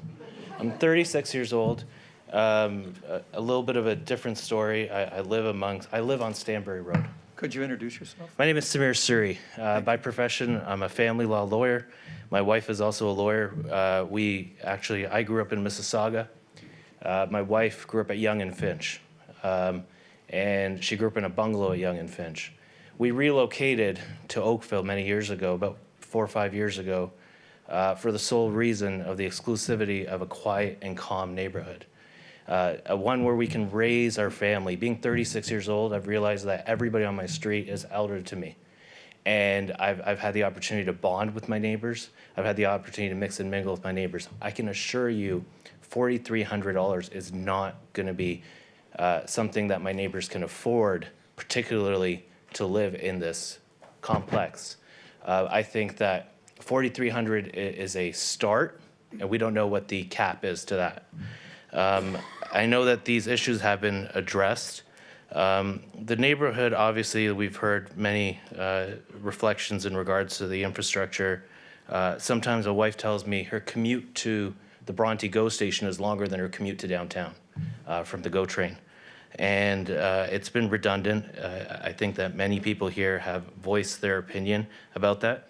But I do believe Smart Center can achieve what they want to achieve if it is only for the sole purpose of a residence community. Why not perhaps amend their plans to potentially have a 2-story residence and maybe drop the idea of townhouses?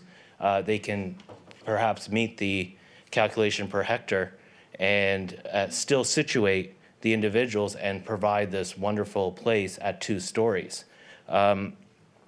There's definitely not enough information at this time. One thing I did notice is option 3 presented by Smart Center displayed an opening on Stanbury Road.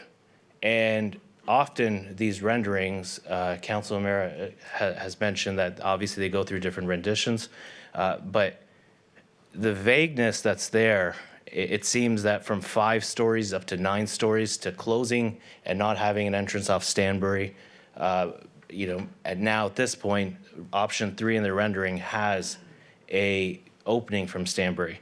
I think that right now it's premature in any position to have a plan pass. That's just my personal belief.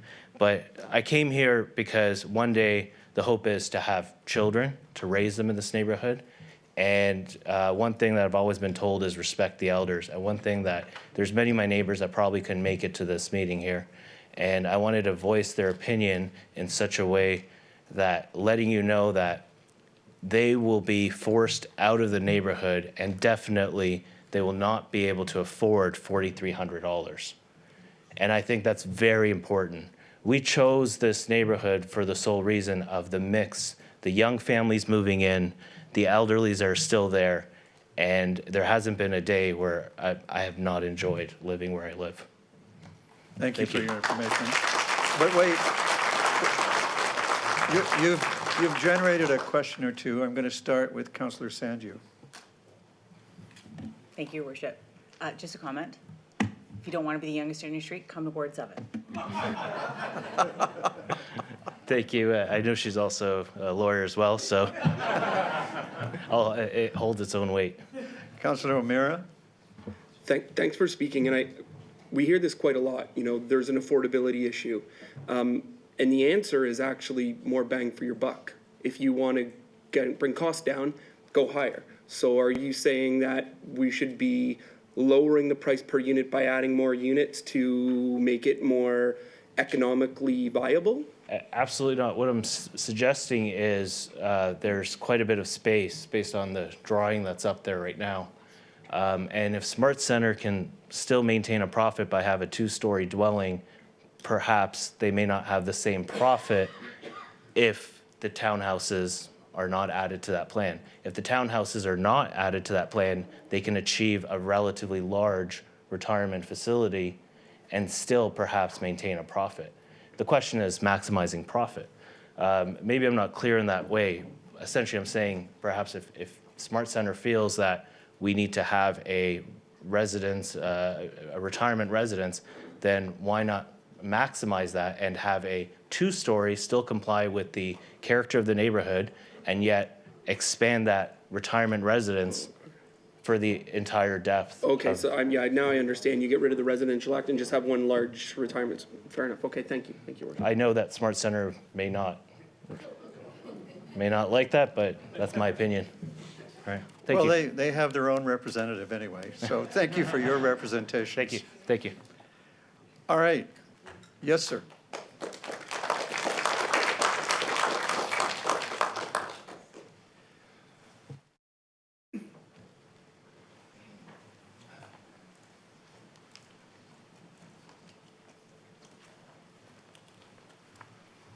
Welcome. Please introduce yourself and, Thank you. and Good add your evening. issue to our list.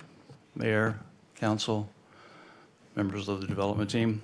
My name is Peter McMillan. I live on Vickery Drive. It's not on the map, but it helps to point out, I think, just how far-reaching the impact of this development is in this community. I'm about 2 blocks west of what you see at Third Line in Rebecca. So if you imagine a radius going out 2 blocks all the way around. You can imagine the impact this is having. Extends far beyond the immediately adjacent properties. I have some observations and some questions. Start with the observation. I attended the public meeting back in May, and there were 3 options presented. At the time, I noted, or in response to a request for comments by the developers, I said, you gave us 3 options, but frankly, option 3, which proposed an 8-story apartment building, 5 to 7-story seniors residence and townhouses, was a non-starter. No one was going to buy into that. So that was just to make the other 2 look a little more palatable. But apparently it didn't. So just an observation. Second, we've had some questions. I wasn't prepared for this tonight, but I heard some people addressing questions about value of the property and amount of the profit. This is a 2-part question, one to the town and one to the Callaway REIT development team. Can we get a feel for how much passage of the OPA would add to the property value at South Oakville? And that would be for the development team. And second, for the town, if the OPA is passed, is a development proposal tied to that amendment, or can this property be sold off to another development team which can change the proposal radically from what we're seeing here? So that's a 2-part question to different parties. So the purpose of the meeting is for you to bring issues to add to the list. It's not really your role to question them. That's our role. Okay, then I will and defer that to value you. is, strictly speaking, not a planning consideration. Sorry. The value to be gained by development is nowhere specified in the Planning Act as a consideration on which you judge an application. So it's kind of a dead-end stream of comment that some of us on council entertained you with for a while. But the second question is a good question, and the answer is yes. And many times we have seen it happen where a property gets approval and then, well, maybe not many, but several times we have seen it happen where a property gets approval and then it's back for a different vision. Okay. And because as some of the residents have pointed out, this amendment will affect the entire property area, not just the eastern portion, correct? Yes, and I believe that from the staff report, they are alive to that as well. Okay. One final. It's a little bit like a blank check. Yeah. As okay. it's written. Thank you for that. My last comment is about traffic. So this is related to the transportation report. I have a concern about the fact that traffic is, in my opinion, being diverted from the Savannah Gate entrance to the southwest entrance off Rebecca. And we're going to see a choke point at that entrance because there are a lot of people who come into the gym, the ABMs at the 2 banks, Tovolo, through the Savannah Gate. It's safer from many approaches. And so I see while there's a claim that there may be a reduction in traffic, that may be true with respect to Savannah Gate, but it's not going to be true with respect to the southwest entrance. Well, thank you for that. And I just note, what I heard from the proponent, from his consultant, was not that there would be less traffic, but rather the traffic from this would be less than if the shopping center were fully occupied. So the point of comparison is not exactly, it's not really, it's a little bit of an odd comparison. Well, if you stop to consider that people are using the Savannah Gate entrance to get to the mall, that will be shut off unless that traffic is going to be going through this townhouse neighborhood. Right. Which is not desirable. What I was trying to get at is staff will be looking at what will be the totality of the traffic impact to the degree that traffic impact is a planning issue. And it isn't It isn't a showstopper issue. It's one of your, it's what you call a technical issue. But they will be covering all of that. All right, I would like to just make the point that both entrances off Rebecca be considered in terms of the impact. Yes. And that's my final point. Thank you for very your much time. for helping us out here tonight.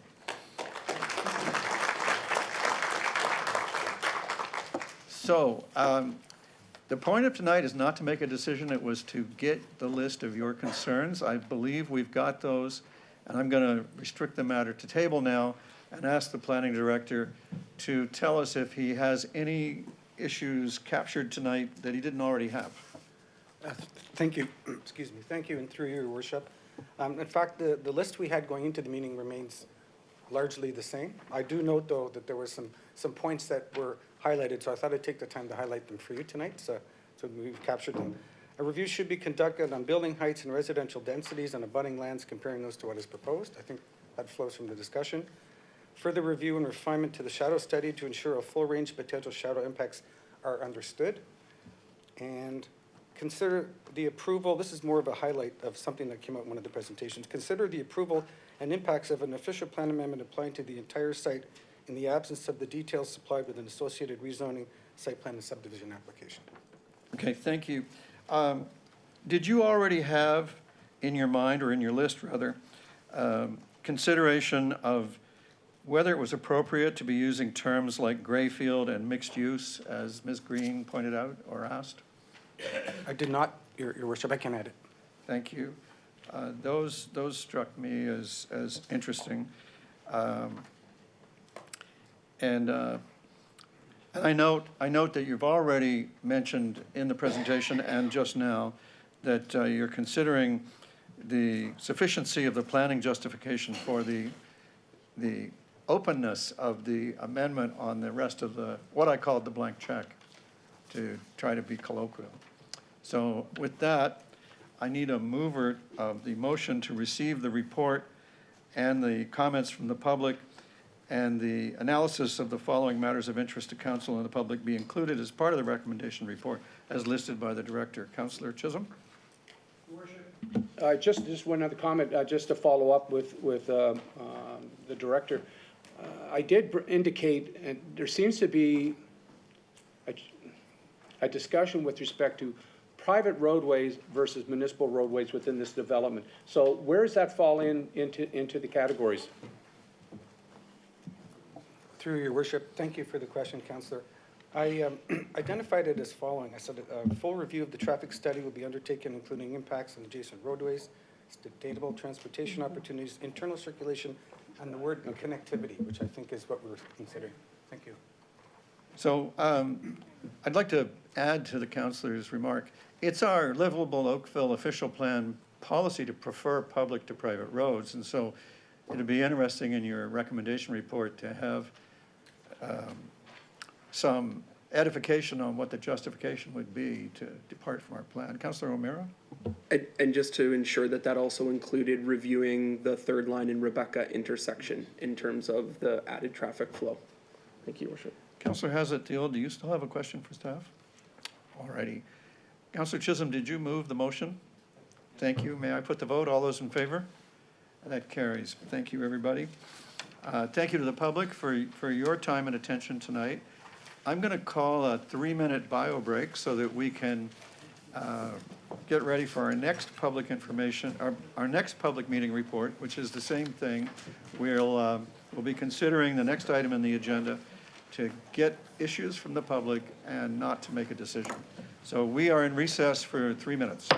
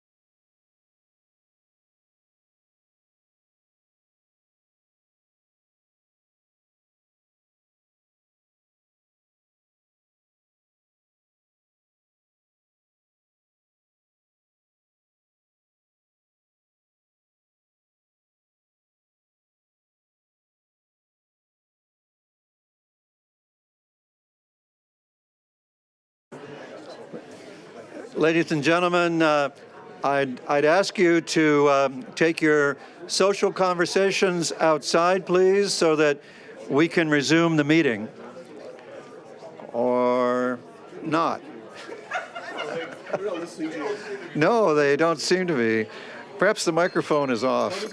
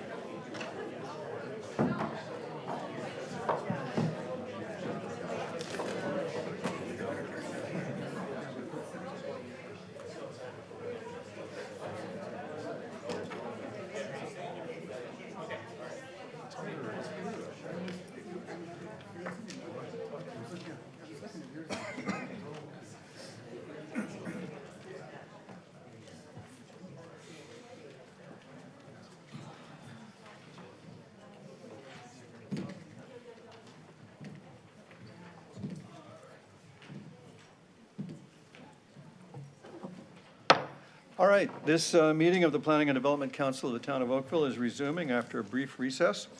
And the next item before us is a presentation from our senior planner, Mr. Thun, on the public meeting report for the zoning bylaw amendment and draft plan of subdivision, Lower Fourth Development Limited and Pendant Development Limited. And we have no registered delegations on this, but I will, as always, poll the audience in case there are any. Mr. Thun, council and the public look forward to your summary of the matter before us.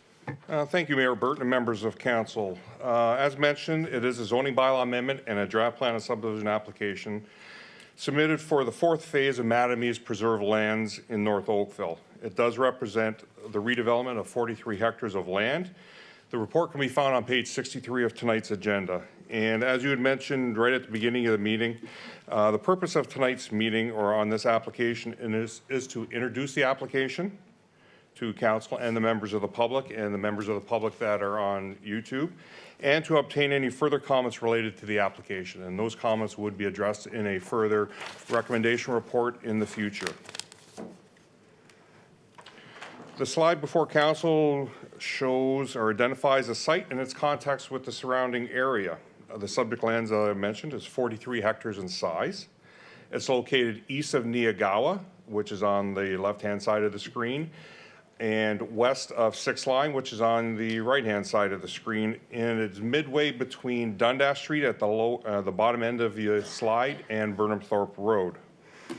The surrounding uses for this portion of the Mattamy Preserve lands are principally agricultural lands. They are vacant. The southerly portion of the property, as you will see in the draft plan of subdivision coming up on the next slide, is related to core number 5, which was established through the North Oakville Creek's subwatershed study. And then further south, as you can see by the Carding Mill and Preserve Drive, that is phase 3 of development for the Mattamy Preserve lands. So the proposal itself before council on this slide, it does represent the redevelopment, as I said, of 43 hectares for 390 dwellings, of which 368 are detached and 22 freehold townhouses, and those freehold townhouses are in the upper right-hand corner on Preserve Drive in this area right here. It also reflects a partial school block, block 373 in this location, and it is a partial school block that would have to be added on to the lands to the north when that draft plan of subdivision comes in. There are also 2 natural heritage system blocks, blocks 378 and 379. They equate to approximately 47% of the draft plan of subdivision, and they go well on the way of creating the core 5 as established through the subwatershed study and the secondary plan. And those lands would be conveyed to the municipality at the end of the day. Access to the site would be through Carding Mill, which is the road to the left-hand side of the screen, and Preserve Drive, which is on the right-hand side of the screen. They are coming from the 3rd phase and ultimately from Dundas Street. A public meeting a public open house was held on this property July 22nd at Town Hall. As evidenced in the planning justification report, 2 members of the public were in attendance and no concerns were raised.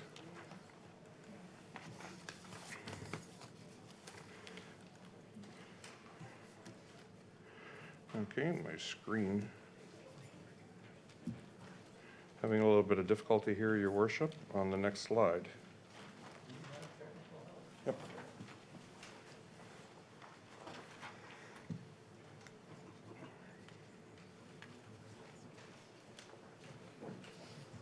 Trying to get there.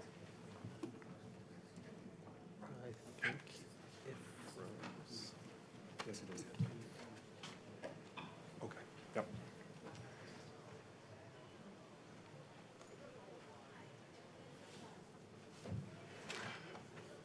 I'll continue on, Your Worship, while the technical matter gets addressed.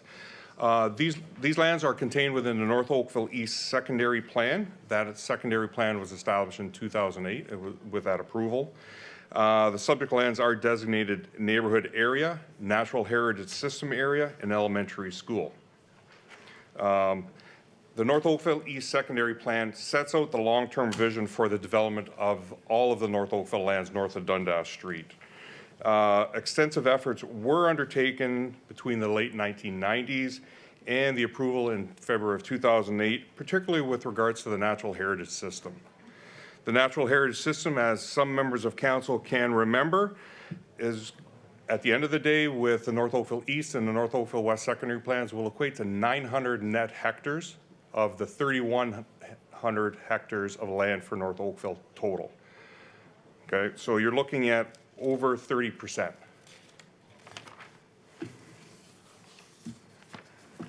From a zoning bylaw perspective, the subject lands are designated or zoned existing development. So that is only allows for what's legally existing on the subject lands today. The proposal before submitted by Mattamy is to amend the zoning map as you, well, if I had the slide, you'd be able to see their zoning amendment. But is to amend map 12.4 of the bylaw of the North Oakville bylaw, and also to amend section 8 of the North Oakville zoning bylaw to include special provisions related to this proposal itself. And for council's information, the zoning bylaw is included within the staff report, and the numbers that are reflected are existing special provisions that are already contained within the North Oakville zoning bylaw. As normal, we do address or have a slide on matters to be addressed. That is contained within the staff report on page 12. Appendix C also contains a public comment from the date of writing the report. Council, I believe, does have an additional comment dated February 25th from, I believe it's a resident of North Oakville, but it could be not North Oakville, but suffice to say, I will address those comments as part of the future recommendation report. And I will actually reach out to this gentleman and have a meeting with him to address the comments, because I believe they are more than just site-specific, they are more general. These comments, together with the comments that are raised tonight, will be part of that future public report. So in conclusion, Your Worship, the recommendation 1, 2, and 3 are contained within the staff report for council's consideration. As mentioned, any additional comments will be included in that future report, and we will return at a later date once those comments and conditions have been addressed. Thank you. Thank you, Mr. Thun. Does it work now? And council, do you have comments or issues to be added? Let me start with Councillor Adams, and I'll just go down here, and then I'll come back this way. Thank you very much for the report and the presentation. I just had one issue that I wanted to raise, which is on this map, in fact, that you've got in front of us, the road network that's at the northerly end of it, where there's a number of crescents, is inconsistent with the North Oakville master plan concept, where we had a grid pattern of streets, where they've modified the grid and now we have crescents instead. And I'd like to know if that's appropriately considered, and if it's consistent with good planning process for the transportation network. the master, through you, your worship, to Councillor Adams, the master plan was back in 2008, one way of devising how the subdivisions would look and how development would occur in North Oakville. The aspect of grid patterns is still an issue or a principle that we want to espouse through our development. We will look at that through this application again. Urban design comments relate to the grid pattern, modified grid pattern. So we will look at that, but keep in mind that the master plan is only one way of dealing with development. It is not the only way. So it is an appendix to the secondary plan, and it can be modified, provided the principles are still being maintained. Thank you for that. So I'd like to know that it is in fact appropriate, because I'm concerned that we're losing the grid pattern and we're Okay. not replacing it with any kind of pedestrian features to make up for it. And so there's a lack of pedestrian nature to the neighborhood that's I will resulting. take that as a comment to review. Thank you. Councillor Listiano? Councillor Palmer? Thank you, Your Worship. Thank you for your report.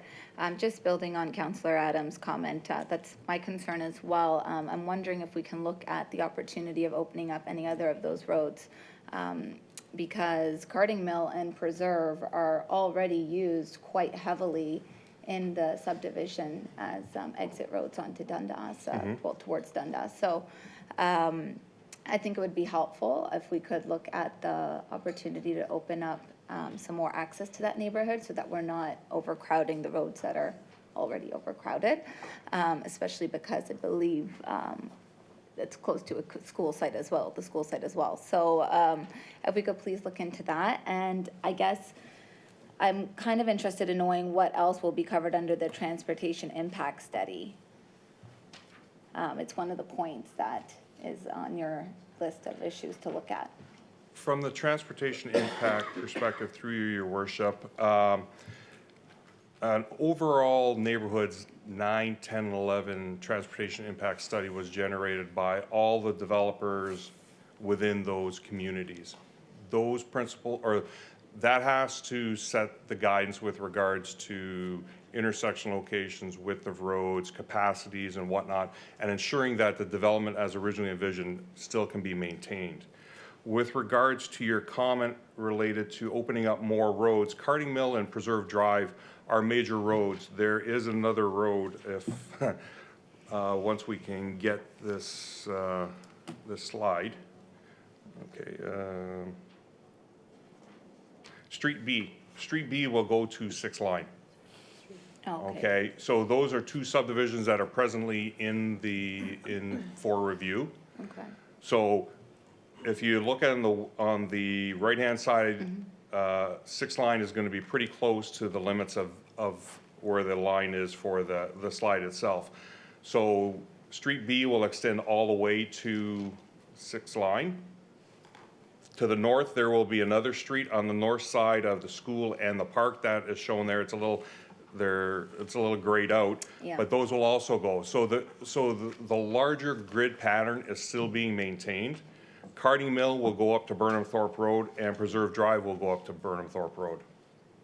And then the road to the north of the future park will also go towards Neogow Boulevard. Okay. Sorry, it's just a little bit hard to see. So It is. There's 2 streets that are going to 6 Line then? There will be 2 streets. Okay. So on this slide, you will see this road going to 6 Line, and you will see this line going, or this road going to 6 Line. And similarly, this road here to the north will go to Neogow Boulevard. And those are the major grid pattern as you see on the secondary plan, figure NOE 2 to the left. So those 2 roads right there. So that would be Street B, which would go to 6 Line. That is the northerly road going to 6 Line. This is Carding Mill, and this is Preserve. So those major road systems are being maintained, and the grid pattern is being maintained. Thank you. Councillor Sanju? Thank you, Your Worship. Just layering on top of that. So we do understand, living in that sub, that North Park is also one of our major transit corridors. Do we have any indication that North Park is also going to open up to 6 Line anytime soon? with this or without this? It will eventually when development does occur for the last phase of the Trinison subdivision. Okay, so the area that's, so if I'm looking at, sorry, I'm just gonna look at the So if agenda, you're- page 67. So if you're looking right here, Yes, that right there will connect up to 6th line, right there, and will go all the way to Neogawa. That road there already exists and goes between Neogawa and 6th line. 60-mile drive. Yep. Do we have a timeline on that? I'm sorry? Do we have a timeline on that? I have no timeline on that. Okay. That's all I need for now. Thank you. Thank you, Councillor. Over here, Councillor O'Meara. Thank you, Your Worship. Just out of curiosity, when we talk about complete communities, where does this community go for a loaf of bread or a bag of milk? What was envisioned is the neighborhood center areas would provide a bit of mixed use, so it's walkable. Right now, the shopping plaza at Neogawa and Dundas Street is the local grocery store. Okay, so they've got to go down to Dundas in order to get access to anything there. Okay, thank you, Your Worship. And coming along next, Councillor Chisholm. Thank you, Worship. Yeah, looking at this development, and I know that we talk about the grid pattern, just got to add to that is that part of the benefit was to look at walkable and with small parkettes and so forth. I don't see anything in this development for that. There's 390 units, and I don't see any green space except for that one block in the top right-hand corner for the school. Is there consideration for that? The park to the north and the school were envisioned by the secondary plan. There is a vista right in this location right here. It's approximately, I believe it's 6 meters wide or 9 meters wide. Strictly coming directly south from that road will connect up to the Natural Heritage System. The Natural Heritage System does have pathways through it, so the pedestrian connections would still be there. The roads do have the sidewalks. These are all going to be connected. Street E, as you see right now, would be connected to the back end of the public elementary school. I guess my question is with respect to the development itself within the center part of it, or where young families can walk, if there's, is there ability to put in a structure, a splash pad, or that type of thing for the community? When it comes to the parkland associated with North Oakville, there's a hierarchy. There's the community centers, there's the neighborhood parks, and there's the village squares. The neighborhood park for this area would be just to the north of this property. Thank you.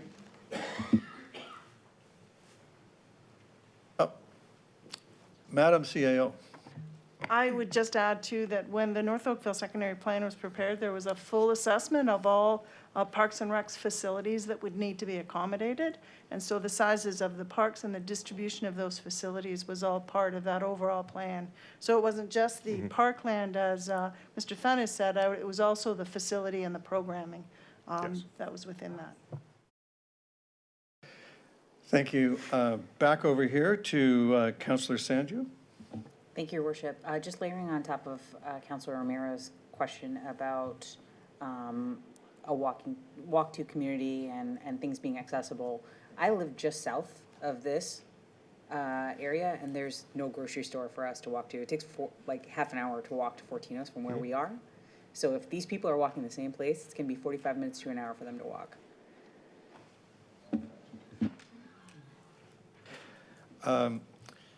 Mr. Thun, you have a little sketch in the upper left corner of this. Do you want to explain how this all fits together into the so-called, the 14 or 15? This is part, as I understand it, this is part of one of the 14 or 15 neighborhood centers of North Oakville. Can you, maybe some of the members of council might not be familiar with the Northeast Oakville Secondary Plan?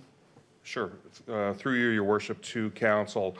The North Oakville East Secondary Plan has 14 communities.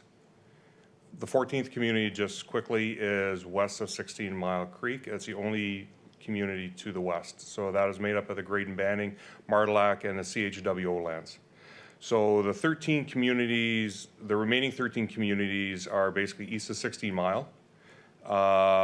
Communities 1, 2, and 3 are basically between Neogawa and Trafalgar Road. Okay, the drawing in the top right-hand or top left-hand corner is from their draft plan, so it was more of a cut and paste into that. It shows the various phases that have occurred through their preserved land. So this location right here is their first phase, or their second phase, I should say. This is the first phase. The hatch mark here is their third. So you'll see down at the bottom on the draft plan of subdivision, you will see phase 1 that's registered as 20M1139. You will see phase 2 is registered as 20M1160, and phase 3, which is just south of Core 5, as 1198. Those are all within communities 2, for the most part, 1 and 2. Okay. The rest of the communities, like 1 to 5, is on the north side of Dundas Street. As you work your way north, basically 6 to 12 are on the south side of Burnham Thorpe Road, and then you have the employment lands in the transition area to the north. So the progression that's happening right now, this is in neighborhood 10. So that is within the second phase of development for North Oakville. We are getting close to the 75% factor. We're almost there to allow us to actually get into the North Oakville Phase 2 lands, and then development will occur in that area. Part of the information required on this is also the servicing allocation, which is the subject of another report tonight. Councillor Palmer? Thank you, Your Worship. Through you, just to confirm then, so in the top right corner, I see public elementary school, and then right north of that, Yep. that's the park? I'm sorry, There will be a this park is there? a portion of the public elementary school. This would have to be added as part of the subdivision to the north to create one complete elementary school site. Okay, And the neighborhood park for this community, community number 10, would be this neighborhood park right here where my Okay. cursor is. okay. Any parkettes in the community, or is it There just? are no parkettes in here. Okay. There is the small vista, which would be dealt with as a connection to the natural heritage system. But there are no village squares, there's no other neighborhood parks, there's no community park as part of this draft plan of subdivision. Okay, thank you. Any other issues to add to the list or ask about? Mr. Planning Director, do you have have you collected a list to add? Through your worship to the council. So we're looking at road patterns are inconsistent with the master plan, resulting in crescents as opposed to a grid pattern. Does this represent good planning? It results in a lack of pedestrian facilities. Consider opportunities to open up more access roads than just the 2 major roads. Provide information as to how and when the larger road pattern will be achieved. So phasing and timing, I think, is what you're looking for there. Is there enough green space within this plan to support this development? That's what I got. Anything else? Councillor Hazzateel. Is it possible to get a walkability score on these proposals? Through your worship, walkability scores are related to more real estate. At the end of the day, somebody has to live there. Somebody wants to know how far they have to go to get to something. We live with the legacy of what gets approved, and I think understanding what we envision from a planning perspective, how walkable it would be, given that we've all also said we have a climate emergency, seems to be an appropriate thing to add. Councillor Palmer. I agree with Councillor Hazlett's remarks, and also if you could please add to the list the timeline of the park. And the reason I say that is because the community that we have just behind King's Collegiate, that entire community, they don't have a walk-to park. And, you know, it's a big issue for them because as Councillor Sandu alluded to earlier, we have a lot of young families in our area. So the park is definitely something that I would be interested in knowing the timelines on. Thank you. Councillor Elgar. Thank you. Through you, Mayor Burton. Thanks for the presentation, Rob. Rob, if I look at the density I'm trying to figure out here, so it's 43.4 hectares, but scratch out the 20.5, which is all NHS. What are we looking to put in here from a density, how many people you're expecting in this particular application? Since everything is driven based on a forecasted population and on a per hectare basis of where you can actually plant a house instead of the NHS. Through you, your worship. When you look at the development itself, there's a range of single detached homes ranging from 10.4 to 15.25. They are, like I said, there's 368 of those. There's a combination of the suburban designation, the general urban designation, and the neighborhood center. So each of those has a different density range. To give you an example, the suburban has a density range between 25 and 75. So that is totally different than the South Oakville densities that were reviewed in the previous application. So there's a wide range of what is permitted through that. So to give you an answer what the actual density is, I'll do that as part of the recommendation report. Okay, because we're putting 390 units on 12.9 hectares, correct? Mm-hmm. And if there's a basically, what do you figure, around 3 people per unit, average, in Oakville right now? Give or take. Give or take a bit, so over 1,000 people are going in this small section. When the secondary plan was created, each of the communities was envisioned to achieve the 55,000 people for North Oakville, roughly 3,000 per community. Right. And this is part of a community, and this is 1,000 This is part of section. neighborhood 10, so it is not just this part, it is lands to the north and slightly to the west. So this little piece of property for the school, half a hectare or whatever it happens to be, when will the kids be able to get to their school, walk to their school? Well, we have to, the lands to the north have to be amalgamated with this parcel of land to basically create a viable building block to start out with. So a time frame, I can't give you that time frame because I need also to know when the draft plan and subdivision to the north is coming in. Okay, thank you. Thanks, Brock. Councilor Liz Chinnon. Thank you, Your Worship. Mr. Thun, could you just remind me what's allowed in the heritage system? Just a trail for a bike and walking? Is that the? That, through you, your worship, that is it. There's no structural development proposed in the natural heritage system. So even though this looks like it's all this green space, there is nothing else available for kids, rather just a walkway?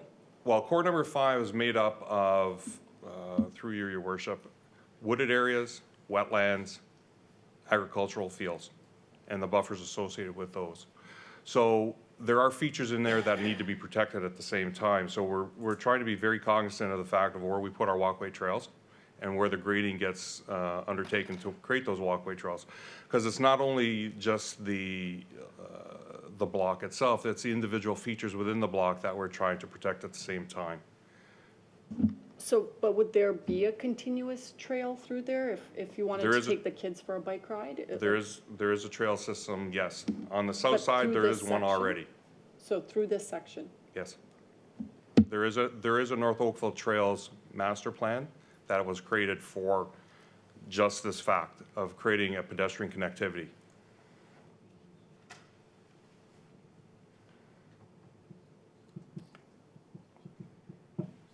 All right. Okay, Mr. Planning Director, could we, in the recommendation report, take some care to show the context in which this piece will fit when we are at build-out, so that the neighborhood communities of the secondary plan, everyone has it in front of them to remind them of how it all fits together? So would someone like to move the indicated motion? Oh, wait, I'm sorry, we have a delegation. Yes, sir. Please come up, introduce yourself, and add your issues to our list. Your Worship, councilors. My name is Michael Smith. My wife and I moved to Charles Fay Passage in this area. And I have a big concern with the environment and green space. And Councillor, thank you very much for talking about heritage. And Sean O'Meara, thank you very much for talking about getting a bag of milk. Every morning I go for a walk with my dog, and I spend 15, 20 minutes picking up garbage that the developers have left with no care with the environment. That is my biggest concern is, and I'm going to talk about the green space in a minute, there's clearly, in my mind, no care for the environment. In our mission statement, we state, ensuring environmental sustainability, I'm quoting some of your stuff, minimize the town's ecological footprint, preserve town's environmental resources, natural heritage systems. I'm very concerned that we're not following through in our strategic plan. I'm very concerned about our future. I'm a long-term resident of Oakville, been here for over 20 years, see my kids grow up here. And I just don't seem to think that anybody cares about the long-term sustainability of Oakville. I think it has to do with density, as Mr. Elger talked about. I think there's a big issue there. There's no parks being planned here. There's a road going through the green space, which I have no idea how that happened. How do you build a road through green space and it's allowed? And this is going to have to be a big road.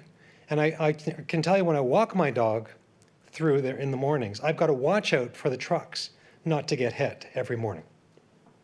Okay?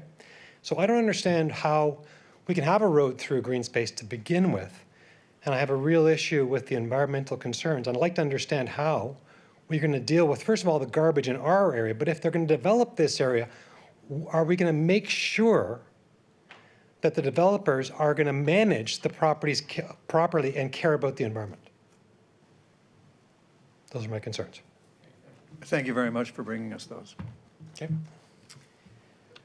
All right, Mr. Planning Director, what's your list? Through your worship. So the road pattern is inconsistent with the master plan, resulting in crescents as opposed to a grid pattern. Does this represent good planning, resulting in lack of pedestrian facilities? Consider opportunities to open up more access roads than just the two major roads. Provide information as to how and when the larger road pattern will be achieved. Think in terms of timing, phasing, that type of thing. Is there enough green space within this plan to support this development and the timelines of the parks? Can we get a walkability score on this? What is the net density of this application? Take some care to show the context of this proposal, specifically parks, road connections, pedestrian facilities. In other words, how does this fit into the whole?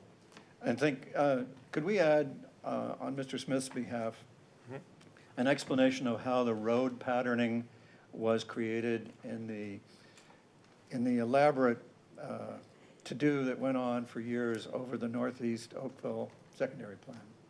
It's a fraught process involving the old OMB and many a tale to be told. Would one of the councillors from Ward 7 like to move this? Councillor Sanju, thank you. May I put the vote? All those in favor? And that's carried. Thank you, everybody. The next is the public meeting and recommendation. Oh, you know what? We need a motion to go past the hour, I believe. Councillor Knoll, all those in favor? I think that carries. Thank you. If we give our attention to Lee Musson, our senior planner, she will present the recommendation report on the Joshua Creek 1429 Dundas Street East bylaw proposal.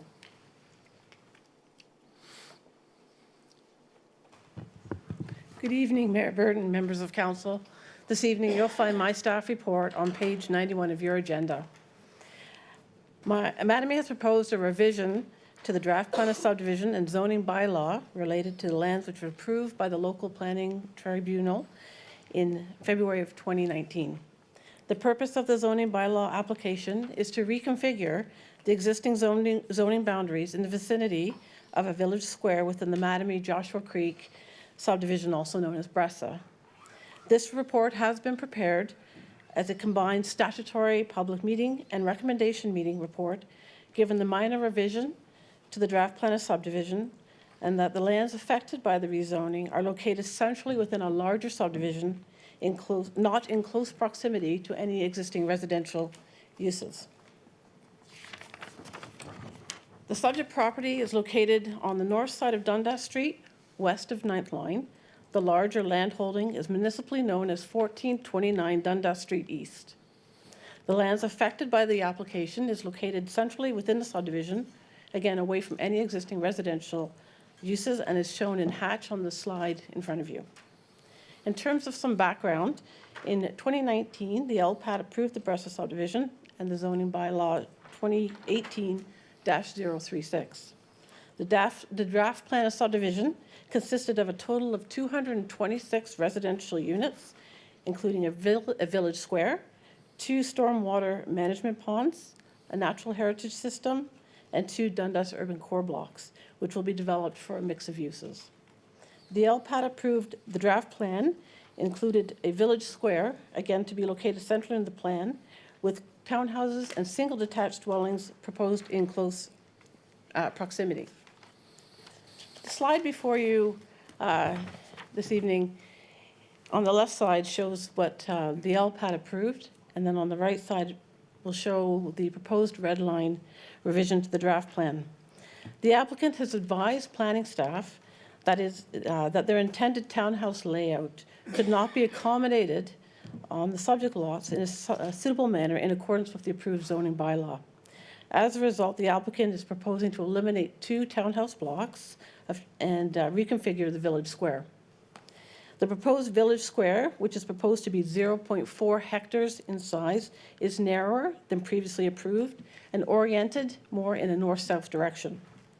The proposed zoning bylaw amendment application was submitted, which would have the effect of reconfiguring the existing zoning boundaries in the vicinity of the village square. The applicant has also submitted a corresponding red line revision to the draft plan of subdivision that would be approved by the Director of Planning following the expiration of the 20-day appeal period related to this current zoning application. The effect of the proposed revision to the draft plan of subdivision would be to modify the configuration of the village square and a portion of the adjacent lots. The proposed revision would result in a reduction of 18 townhouse units and the introduction of 8 single detached dwelling units, giving an overall loss of 8 residential units over the larger subdivision. In terms of the North Oakville East Secondary Plan, the lands are designated as village square and neighborhood area. The LPAT approved draft plan of subdivision included a 0.41 hectare village square. The proposed revision to the draft plan of subdivision has in fact reduced the size of the village square to 0.40 hectares in size. The land use policies state that village squares should be approximately 0.3 hectares in size, but may be larger or smaller depending on the location and the facilities accommodated. The applicant has provided a concept plan to demonstrate that facilities planned for this village square can still be accommodated. The concept plan was reviewed by Parks and Open Space staff, and they support the size and reconfiguration of the village square. The application is considered to be a minor revision to the LPAT approved draft plan of subdivision and zoning bylaw, and an appropriate and compatible development north of Dundas Street, which conforms to the policies of the Northeast Oakville Secondary Plan. In terms of the zoning bylaw, the subject lands affected by this application are Zone P, Park, GU, General Urban, subject to Special Provision 54, and S, Suburban, subject to Special Provision 55. The proposed zoning bylaw amendment would have the effect of extending the park zone onto lands formerly zoned suburban and general urban, remove the park zone on lands east of the village square and replace it with suburban, and some minor adjustments to the zone categories on the north side of Street B for consistency. The Planning Department has undertaken a circulation of the application to ensure that all technical and financial matters have been satisfactorily addressed. In staff's opinion, the zoning bylaw amendment is appropriate and continues to conform to the Northeast Oakville Secondary Plan, does not conflict with provincial policy statement and growth plan, and conforms to the regional official plan. It is recommended that bylaw 2020-018 be approved as a minor revision to the LPAT approval and draft plan of subdivision zoning bylaw. In conclusion, staff put forth the following recommendations for council's consideration. Thank you, Ms. Musson. Are there questions for Ms. Musson? Are there members of the public with information for council on this file? Seeing none, Councillor Adams? Happy to make the recommendation of staff. Thank you, Counselor. May I put the vote? All in favor? Opposed, if any, and that is approved.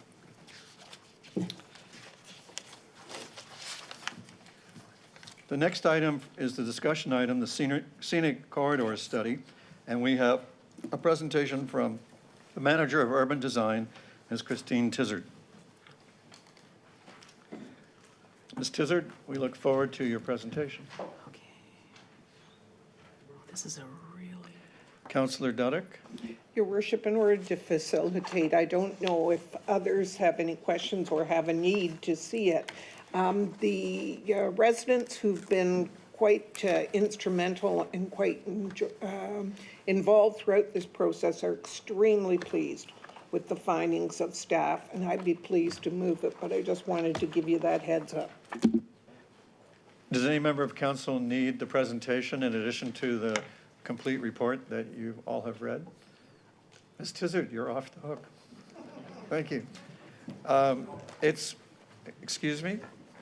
Just a comment, Your Worship, in the study of this, I am so happy that we've moved forward on the scenic corridor study with respect to Fogger and Lakeshore. It really will assist in the EAs and also the development of Lakeshore in the future development. So thank you very much. It's a good start on this scenic tour study. Thank you. Thank you, Councillor Chisholm. Anybody else? If not, may I put the vote? All those in favor? And that carries. Thank you, everybody.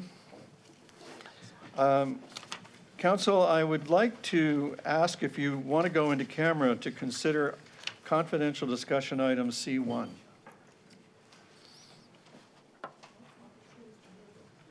Pleased to move it? All right. It's moved by Councillor Dudek. All those in favor? Opposed, if any, and that's carried. That brings us to the Halton Region 2020 Allocation Program item. And we have a presentation from Gabe Charles, our Senior Manager, and we have registered delegations from 2 individuals.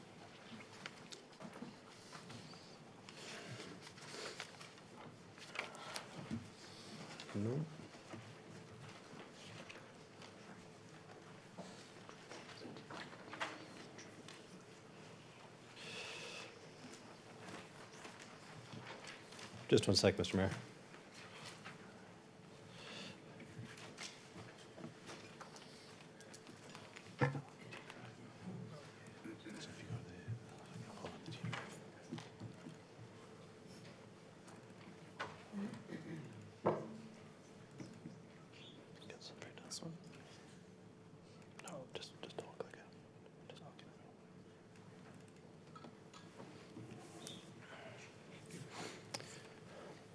All right, thank you, Mr. Mayor. So by way of a little bit of background, for those councillors who have not had some of the opportunity at the local level perhaps to understand what the region's allocation program is, I can give a quick overview in terms of where we are. And this stems from a meeting that Regional Council held back in November of 2019, wherein they had said to the local municipalities to understand how all the allocation was going to get distributed across Halton Region. The locals needed to provide a recommendation to the region in terms of how that would be distributed. In terms of what the allocation is, the allocation program is, it's the way that Halton Region looks at advancing the infrastructure throughout the region based on the developers prepaying the hard service component of the development charge. And so that covers things such as the roads, the water, like the regional roads, water, sanitary trunk lines, pumping stations, that sort of thing.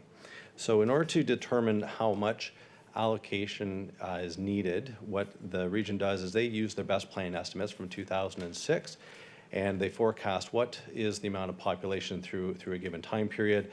They disaggregate that through some the ratios that they use for what they call a single detached equivalent. So how much would a single detached house use from a servicing perspective? And then they use that to derive how many SDEs they will need in order to accomplish their infrastructure program, so that capital program moving forward. In this case, what the region has looked at is from the previous program, which was from 2012 to 2016. The next program was to commence in 2016. It's been delayed a little bit. It was to go to 2022. And so the other three municipalities, Burlington, Milton, and Halton Hills, are looking through the 2022 forecast. And in this case, they said to Oakville, given the amount of interest that there was in the program, to go through the 2031 population forecast. And I'll get into that in a little bit more detail, but at this point, we're not as concerned with using that 2031 forecast. So what I can walk you through is the amount of interest that was generated in Oakville, which was the 13,436 single detached equivalents. To break that down, that was 5,800, almost 5,900 of a standard SDE is what they call it, 6,700 for high density SDEs, 861 in purpose-built rental. A standard SDE, what the region has is by entering into these agreements with the various landowners, there's different payment schedules that are available. The standard SDEs, what that means is you're applying for a single detached or townhouse or apartment unit, and you can move those SDEs amongst the different unit types. With a high density SDE, that's a different payment schedule, which means that you can't transfer those, you can't buy a high density SDE and use it for low density. You can only use it for high density. And then there's a separate one for purpose-built rental as well. So how that broke down across all of North Oakville was 1,965 SDEs were requested in the North Oakville West Secondary Plan, and the balance were in the East Plan. And so altogether, what the region said in terms of the 2031 population forecast was that equated to 7,118 SDEs that the town then has to find a way to distribute that amongst the interested landowners. So this map just gives you an idea of those landowners who had interest in this program. The parcel shown is, in fact, that is the boundary of the parcel. It doesn't net out the NHS or the roads or storm ponds or things like that. And this red line, everything south of that is what is within a registered plan or permits have been issued. People are living in those communities. So to really break it down in terms of how we are going to look at what is in effect double the interest for what we can allocate was to go through a number of evaluation criteria. And these criteria are ones that council would have seen in previous programs, very similar to ones that would have been seen before. So foremost amongst that is compliance with our OP objectives and policies. So the growth in North Oakville that the allocation program supports has already been approved in the sense that we have an existing secondary plan which has residential permissions in it. So when the region allocates the program, it's into the greenfield areas only. So only those areas north of Dundas, for example, because everything south will say, for the most part, within our built boundary. By virtue of that, the exercise now is to ensure that what we're doing is allocating to those lands which are already approved, which already have permissions for residential purposes. We also have heard, from council previously, that there's a desire to advance the higher density forms of development as soon as possible. That should be there earlier on in the planning process. And that does help support the urban structure in terms of the centers and the corridors, et cetera. And that is something that we're conscientious of in terms of advancing. The challenge that we have is ensuring that there's a balance between how much we can advance from a high density perspective while still ensuring that we have sufficient infrastructure in the subdivisions themselves, which are those where we get our school sites, our park sites, et cetera. There's also ensuring that if we advance too much of the high density now, our caution is that we don't want landowners to be sitting on that allocation and not advancing it. And by the same token, there's only so much within the market that can be absorbed with apartment units themselves. So it's trying to find a balance between the higher density forms as well as the neighborhoods themselves. Because in essence, and as we've heard it this evening, we want to ensure that those neighborhoods are complete. So that's not just making sure we've got the parks in there and the school sites, but also that we have the right mix of retail, that we have employment opportunities through those as well. We want to make sure that we're coordinating the infrastructure between local and regional infrastructure. There's in cases where we may need swim ponds, stormwater management ponds to support other subdivisions. So making sure that those are, in place. As I mentioned, advancing the schools and the parks and local transit. And this is one of the things that we are very cognizant of. We've heard that from from council here. We've heard it at regional council as well. There's constraints not just in Oakville, but in Milton as well, in terms of getting the school sites moving. We want to make sure that the operational costs are manageable for the town, that any planning act approvals or development applications, that comes into play as well. And we want to ensure that the landowners that we're allocating towards are members of NOCB. And in essence, they have signed on to the landowners agreement, the cost sharing, et cetera, which is part of also looking at the master parkland agreement. So to remind council, this is the North Oakville East secondary. This is the extract from the secondary plan. As Mr. Thun had identified, this is the master plan as an appendix to the plan. It offers that finer grain detail in terms of how to take the land use schedule and how to put a little bit more meat on the bones, so to speak, in terms of where the roads go, how the parks and the school sites get laid out, where the village squares are going to be, et cetera. So through the exercise that we've had over the last several years, we've been able to open up 4 school sites. Starting from the far left, the public board, open occupied, St. Gregory's, open occupied, and the Catholic board. We have the next school over at Post Road, which is under construction currently, will be open this September.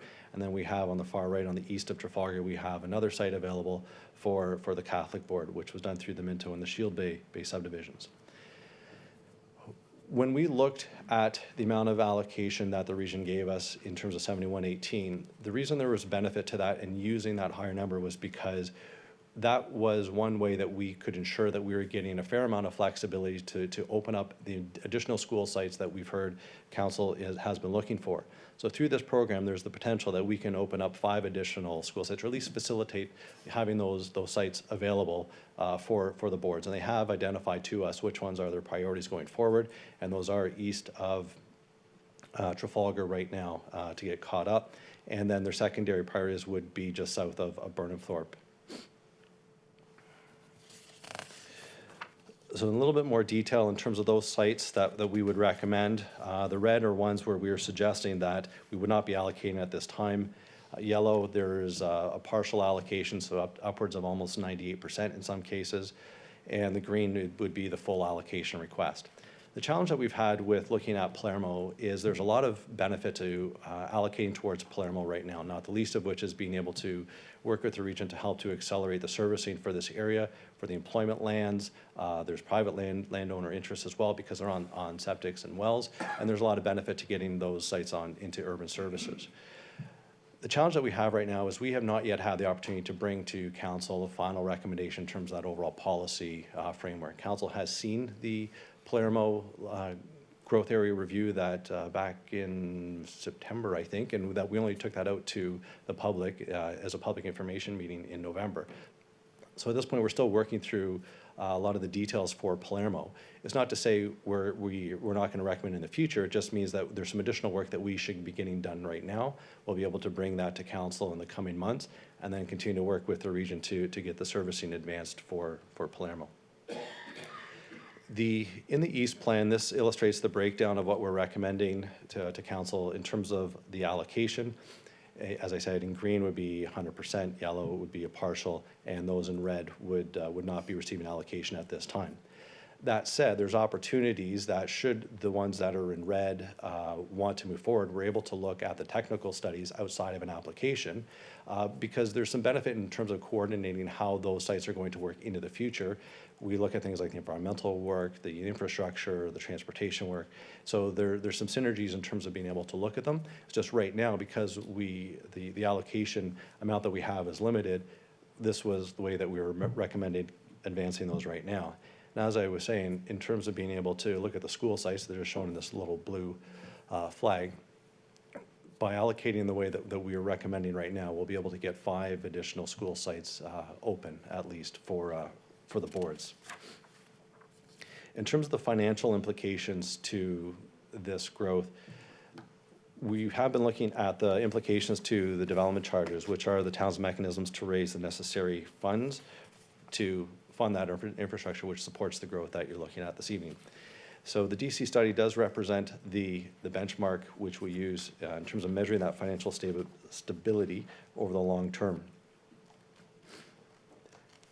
When the DC study was completed in 2018, town-wide review was roughly 21,000 housing units through 2030. The reason the bar is higher over at 2017, there was an expectation when the DC study was done that the allocation program we're dealing with right now would have started or at least rolled out in 2017. We would have had more opportunity to realize those dollars at that time. So the housing forecast then informs that capital infrastructure requirements, and that financing is then set out in the DC study. So according to the study, a total of $529 million is required for the growth-related infrastructure to support the 21,000 units, housing units, which are been identified townwide through 2031.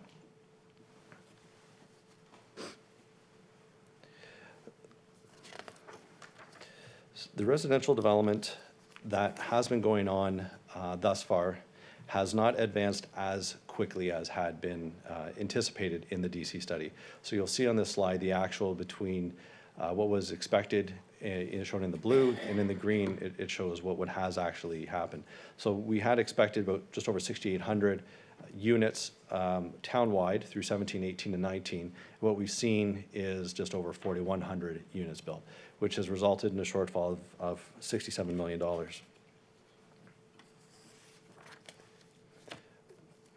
What this graph then illustrates is the proposed allocation around 7,100, 7,118 SDEs equates to about between 10 and 11,000 residential housing units, and depending on the mix of singles and towns and apartment units. So when we combine that with the projected growth in South Oakville, the number of units anticipated townwide would total approximately 20 to 21,000. So as you can see that right now, the way the DC study had anticipated, the number of units progressing, and it goes lower as you progress through the time frame. What the allocation will allow us to do is to get caught up around we'll start to ramp up through this year and then carry on. And then again, they meet up at the end of the forecast.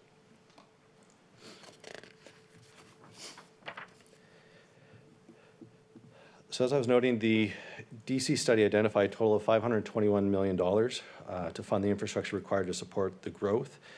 Out of that $529 million, 61% is from development in North Oakville, and the balance, 39%, is from South Oakville. To date, the residential growth has occurred a lot slower than we had expected. As I mentioned, it's a $67 million shortfall that we have. And the majority of this shortfall is a result of less development that has been occurring in the south. If the regional allocation program proceeds as recommended, development in the north would continue to occur as planned, which in turn would generate approximately $230 to $250 million in DC revenue. And when combined with DCs collected to date, that would equate to about 90% of the total DC revenue from North Oakville. This then provides a greater level of assurance in DC cash flows over the forecast period and would allow staff to revisit the timing of a number of the growth-related projects in the upcoming 2021 capital budget. So if the allocation program is not approved at this time, if it's deferred or whatnot, the town would be 100% reliant on the DC revenue generated by development in the south, as the DC revenue anticipated for the north then would end up being deferred. So this could have a significant effect on the DC revenue cash flow in the interim period, and this could lead to further deferral of growth-related projects such as roads, bridges, parks, rec facilities, et cetera, as it would reduce the DC revenue available by $110 to $160 million. In terms of where we are now, just to summarize, the allocation program does continue to support the town's urban structure. It does ensure that servicing is available to accommodate planned growth and the continued availability of residential land. It meets council's intent to advance some of the higher density sites, as well as completion of neighborhoods, including the delivery of parks and school sites. The recommendation is there before you, and if you have any questions, I'm not solo tonight, we have some finance help as well. Thank you, Mr. Charles. Councillor Elgar has a question for you. Thanks very much for the presentation. It's appreciated. So everything we're doing here is to meet our forecast to 2031, correct? Correct. Understanding that there's going to be another supposed allocation in 2023 to help us get there? That's our understanding, yes. So what is our projection forecasted population at 2021? And where are we today? In terms of the amount of population we have currently, is that North Oakville or? No, Oakville. Schedule 3 is to the region. The region then took the population forecast and divvied it up to the different municipalities. So I'm just trying to figure out what are we shooting for right now to meet our forecast? What's the forecast? What is the forecast to 2031? Through Mr. Mayor, I'd have to look at what the exact number is for 21. I know when we looked at North Oakville, the population that had been forecast was around 30,000 people, if I remember correctly, and we're around 18,000 right now from a population perspective for the north. I could look up to see what it is for the south right now, but I remember that was the number for north. Because I guess I'm thinking, we're going to, it's all about the people. It's not about pipe, it's about getting the forecast that we're supposed to meet, right? Is that what this is all really about? Through you, Mr. Mayor, this really is identifying where we are going to be putting, how we're going to be completing those communities. I mean, that's ultimately what it is. To 2031. Yes, and as So, you can see. when I look at the census back at 2016 that was done, we're sitting at 200,600 people. If you take a look at MPAC, we're sitting at 64,933 units, okay? Those are and that excludes, the units excludes apartments because there's no separate, issue there because they only have one tax bill. So even that, the number of units is a bit low. When I go forward 2017, 2018, 2019, 2020, it shows our property count is 72,323 units. If you look at our 2016 people per unit, it's 3.09. Now, is it still 3.09 at this point? If you can give me a second through, Mr. Mayor, I can take a look at what it's showing in the DC forecast. Okay, because if it is 3.09, we're sitting at 223,000 people now in Oakville, in units that are being taxed.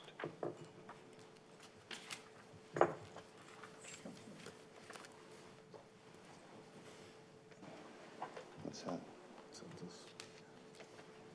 Okay, the mayor has just pointed out that it actually is 193,800, which is the population with undercount. And that's on page, I can show you the page from the Watson report. The population with without the undercut, with undercut, is 200,600. So if you flip through, you'll find it's on page 511 of the Watson report, if anybody's got it with them. I do. I can put it up if you'd like. The difference is without the undercount, we're looking at 193,800, which is a 2.98 people per residence. But with the undercut, we're sitting at 200,600, according to the report that I've got, which is readily available.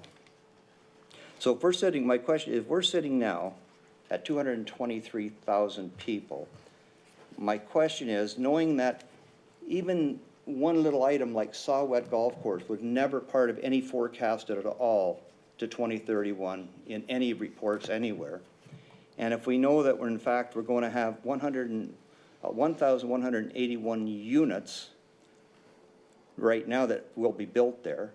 And also, after 7 years, there will be another 45 units because it's already in the agreement that if the school board has not bought the property in 7 years, then we're up at 1,226 units that will be built there.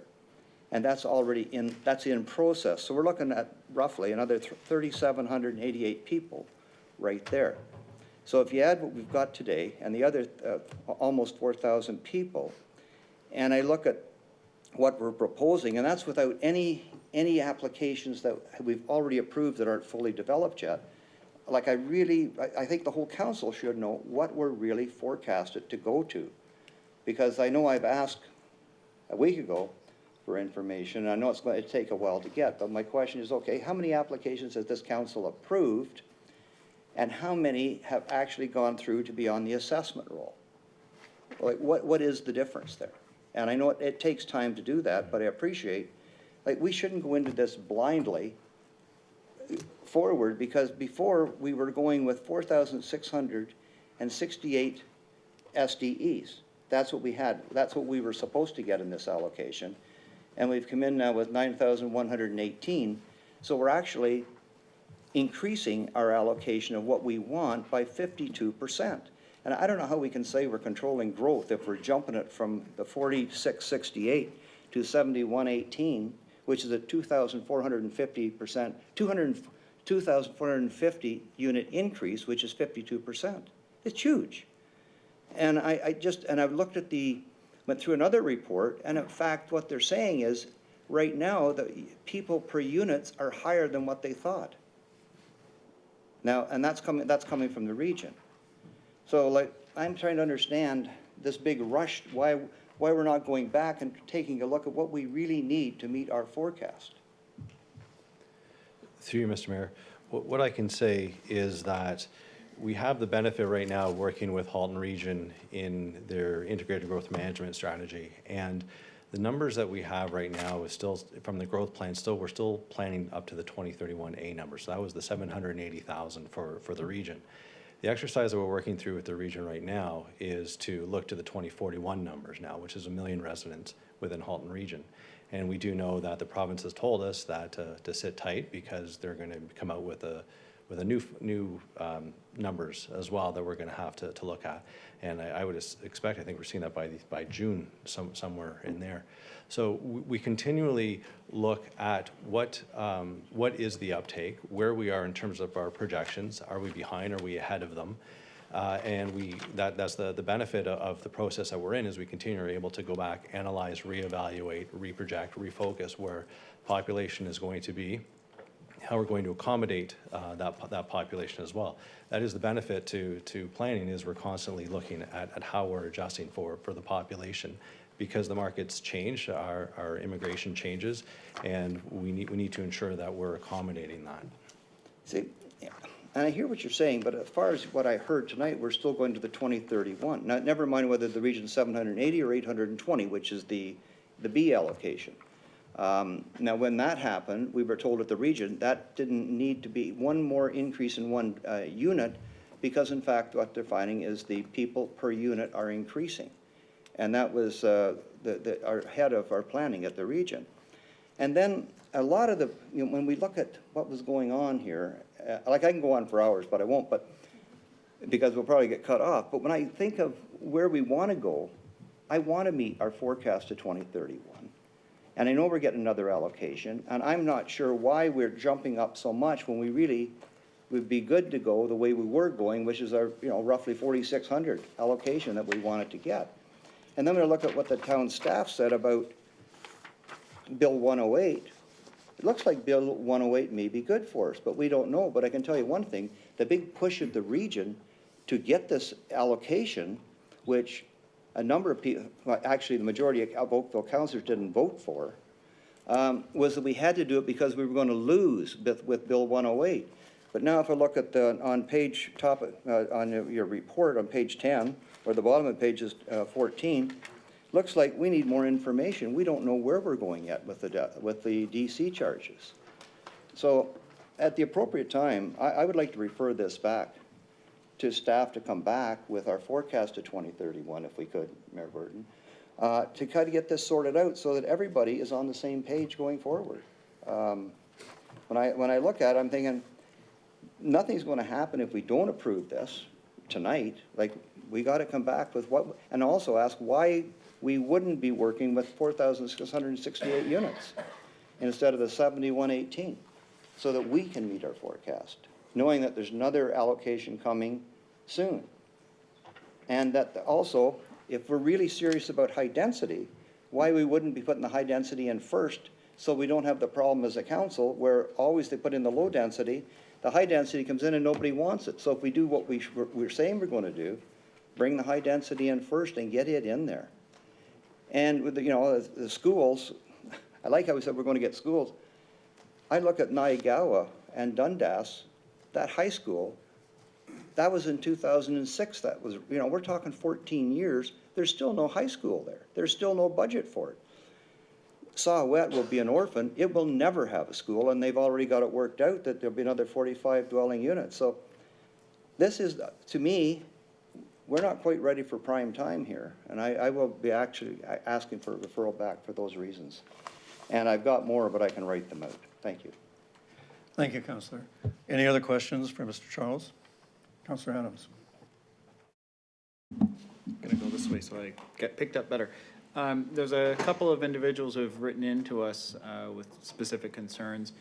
One of them is the Rampin property. I understand that there are concerns and issues there associated with. Councillor, Yes? your colleagues can't hear you. Man, And I would you favor us with a motion to waive the procedure to go past 10:30? nope. Would anyone? Councillor Lischenna, all those in favor? 1, 2, 3, 4, 5, 6, 7. Those against? 1, 2, 3, 4, 5, 6, 7 to 6, the motion carries. Thank you. Councillor, please use a microphone so that your colleagues won't complain. That's about what not I'm, hearing. that's what I'm trying to do. So there's the Rampin property, which I understand that if it's not included currently in the recommendation, but if we were to proceed with the recommendation without it being in there, I understand that there's issues associated with how it gets, how the site gets developed and whether vehicles would end up having to truck their way through a built area in order to do the grading and stuff like that. Is that true, and what can you tell me about that? Through you, Mr. Mayor, I don't have the benefit of seeing what the grading plans are for the Rampin property. What I can say was we did look with considerable amount of time at each and every single request that had come through. When we were looking at Neighborhood 6, what we looked at was, can we get enough allocation onto the Mattamy site to get a 5th school site at the north end of that property. That therefore did not include being able to go to the Rampin property as well. I fully acknowledge that the south end of that property was in, or is in Neighborhood 6, but we also know that it's going to take a little bit of time to get the infrastructure extended all the way up to that part of the area anyway, which in our mind would allow us then to look at that site with the next allocation program. Okay, that's satisfactory. I think they might be here to delegate, so I'll wait for that. Councillor Palmer. Thank you, Your Worship, and thank you, staff, for all of your work towards this report. I was hoping to see more in this report, staff's conversation with the school boards. I was able to connect with the Halton District Public School Board, not the Catholic Board. But what I learned, and what most of you already know, that unlocking 5 school sites isn't going to give us 5 new schools. Surely the pipes will be there, but only the funding from the province will give us the schools, and we've seen how much of that has come through in the last 4 years. We'll be lucky if we can get funding for another elementary school in the next 5 years. The capital priority list for the Halton District School Board, the first item is the high school, of course, which was submitted in 2015. So we're 5 years later, we don't have the high school, and they are hopeful that it will be approved soon, but we're still waiting for another 2 years for construction. So that's 7 years from when the ask was made. And the truth is, we need a new elementary school now because both of the schools are overcrowded. The school that is set to open in September of this year, it's not even open and it's overcrowded. So we need a new school now. So my question is, and you just answered a little bit of it now when you were answering Councillor Adams, is why didn't we look at partial allocation for Neighborhood 6? Because that would strengthen our case in getting a school site, which they've put on their capital priorities. I'm just wondering, we don't really seem in sync with Halton District School Board. They've put in a request for funding for that site, but yet we didn't do partial allocation for something that could help us get that school. So any other conversations that you've had with the Halton School Board or even the province? I know we've done a lot of back and forth on this, but I think my council colleagues would also benefit from that. Thank you. Through you, Mr. Mayor, the school site that we are looking at east of 8th Line is within the second phase of the Dun Oak subdivision. And we had had some discussions with the school board as well as the region to see if there was a way to get that school site unlocked as part of the draft approval for phase 1 of the Dun Oak. Unfortunately, the way the grading is working in that area, we need a storm pond to the southeast, which is on Argo's DM site. So there is enough allocation to get us, I think, 95% of DM and all the way to the north end of that site, which will coincide with the adjacent property, which is the Bressa subdivision. So that gets us all the way up to the 5th school site, which is of interest to the Catholic Board at this point.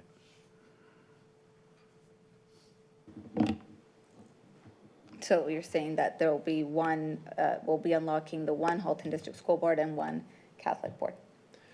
I'll just go backwards a little bit, Yeah. maybe on the map. And just to comment on that as well, I mean, we have the Catholic school already in Ward 7. This is quite close by as well. And it was at under capacity for a long time. So you have the public school, because it's the demographic in the area, it's not Catholic kids. So, and their public elementary schools are not open to non-Catholic students. So we saw a huge issue in our ward where the Catholic school is empty and the public school is extremely overcrowded. Through you, Mr. Mayor, what I can offer is this site here. This is the Dun Oak school site that the public board is interested in doing. In order to get this one to go ahead, we need these properties in this area to equally advance.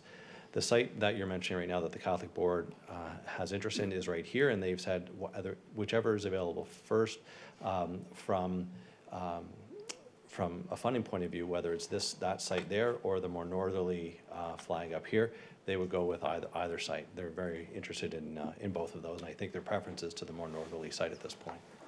Okay, and so just lastly, have we talked to the province at all, or are most of our conversations through the school board?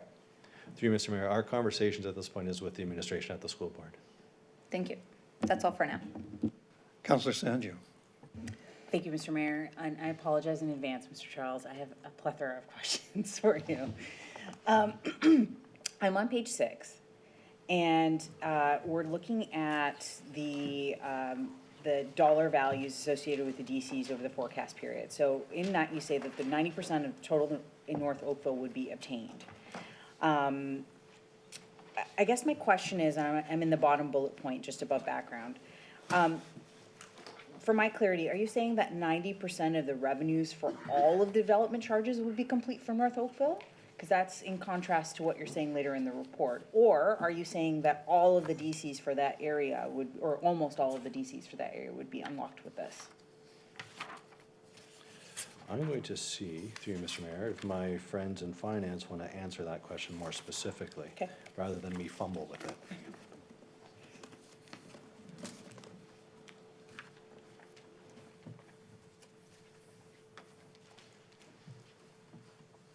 Through you, Mayor Burton, I'm not sure if I've got the right page with the chart, but what the report says is that with the development that's already happened in North Oakville, the development charges collected to date, and what we would get through this allocation program, it would cover about 90% of the DCs that were planned to get from North Oakville. Okay, so out of North Out Oakville of North specific? Oakville, Okay, yes. perfect. Thank you. That answers my question. And the next question, Mr. Charles, is on page 12 of the book. So I'm just going to tell you what page that is in the report. It's page 8 in the report. We're talking about several years for new communities to actually show. So people for people to actually be in homes, you're saying several years. Do we have an idea, just looking at the rest of the preserve, how long after we unlock this type of allocation it takes for people to actually be there? Through you, Mr. Mayor, it's difficult to say exactly what the average is because each site's a little bit different. It really depends on the amount of environmental and infrastructure work that has to happen in order to get resolved and then to service the site and then to get towards registration. I would hazard a guess you're probably in about a 2 to 3 year time frame though. Okay, so 2 to 3 years after they put shovels in the ground? By the time that they initiate their application, once they know that they have their allocation, you're around 2 to 3 years or so, I'd say. So I'm just trying to understand properly. So we're thinking about having people in homes by 2023, 24? Through you, Mr. Mayor, I would suggest the developers probably want to do it quicker than that, but Okay. just understanding that there's an awful lot of coordination that has to happen amongst all of the landowners. Okay.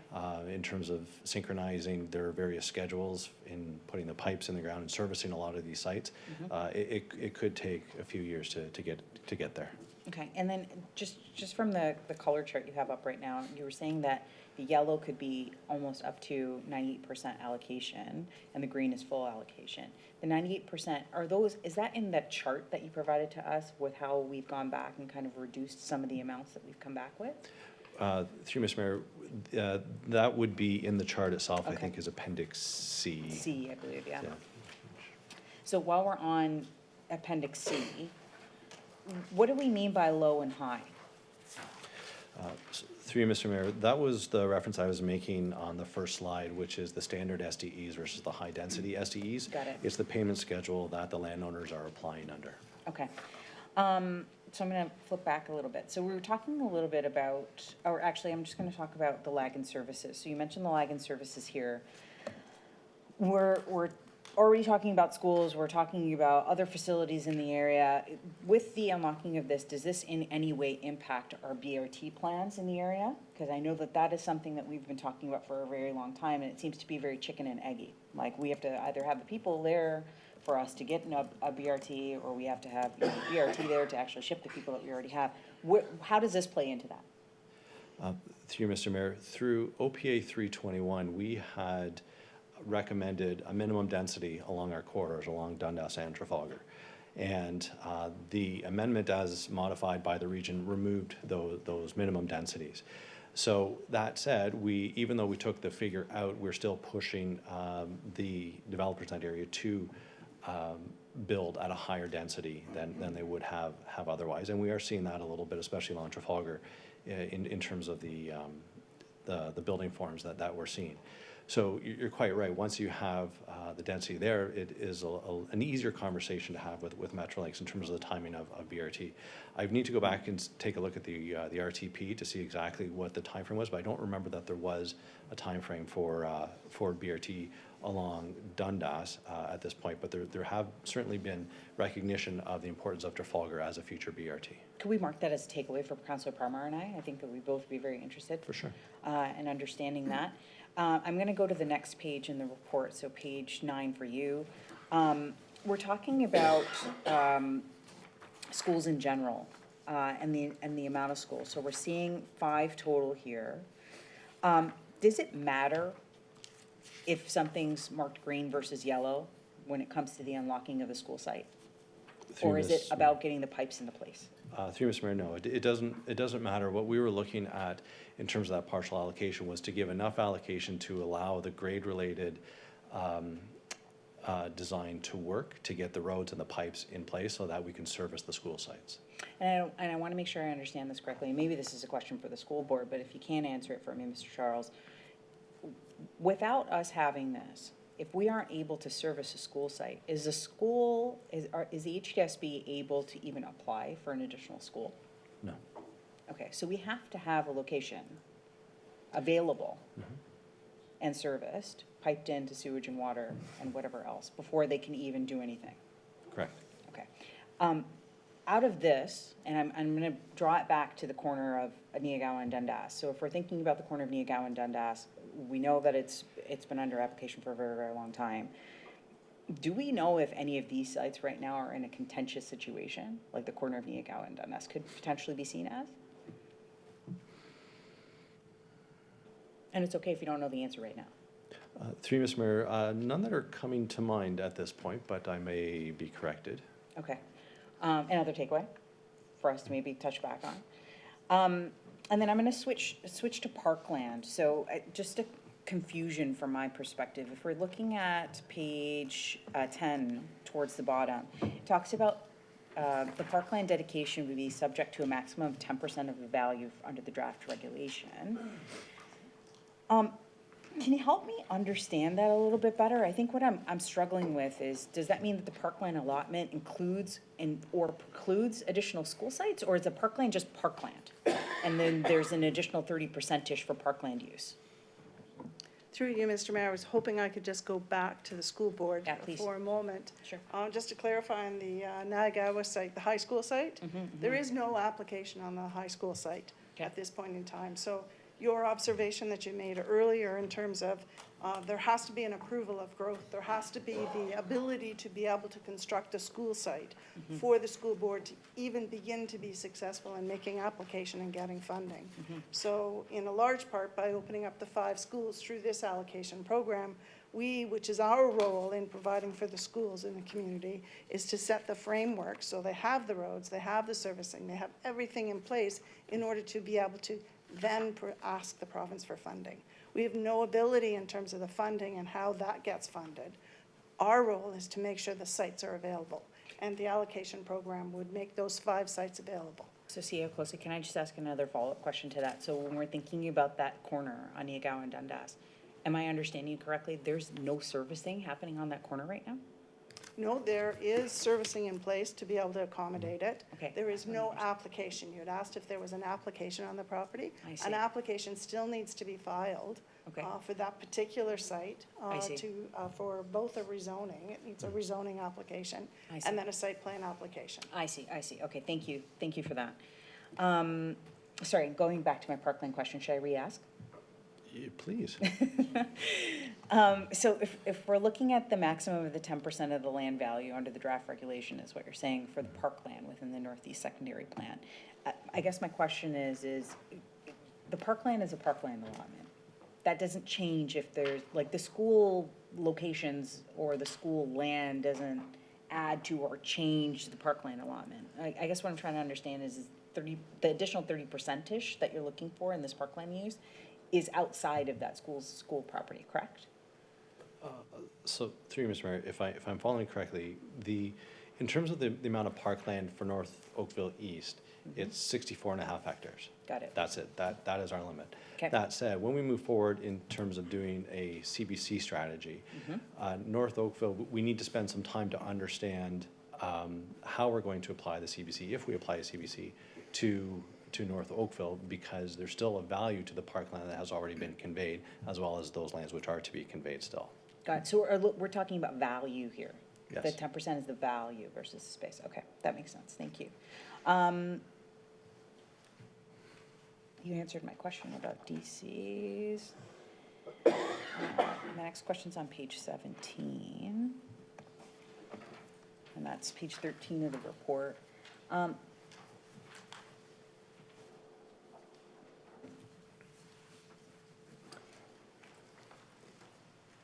Can you help me understand the impact of the 100 million to hard services? I think what I'm trying to understand is, if we don't collect these DCs, does that mean that these pieces of infrastructure crumble?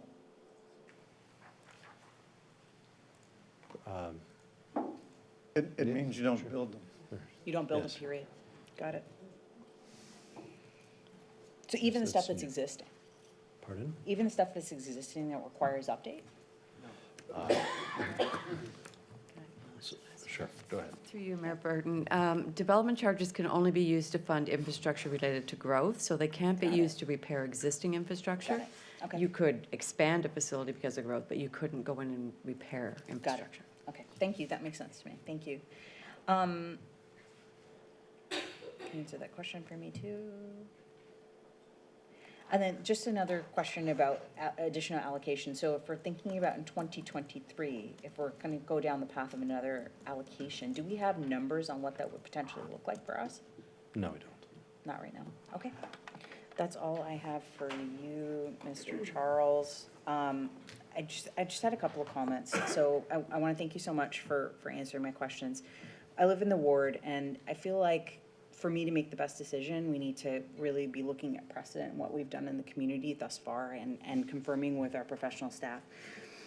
To me, I feel like none of this really that much of a surprise, except for the fact that we're trying to understand how unlocking works. And quite frankly, as a newer counselor, this is new to me.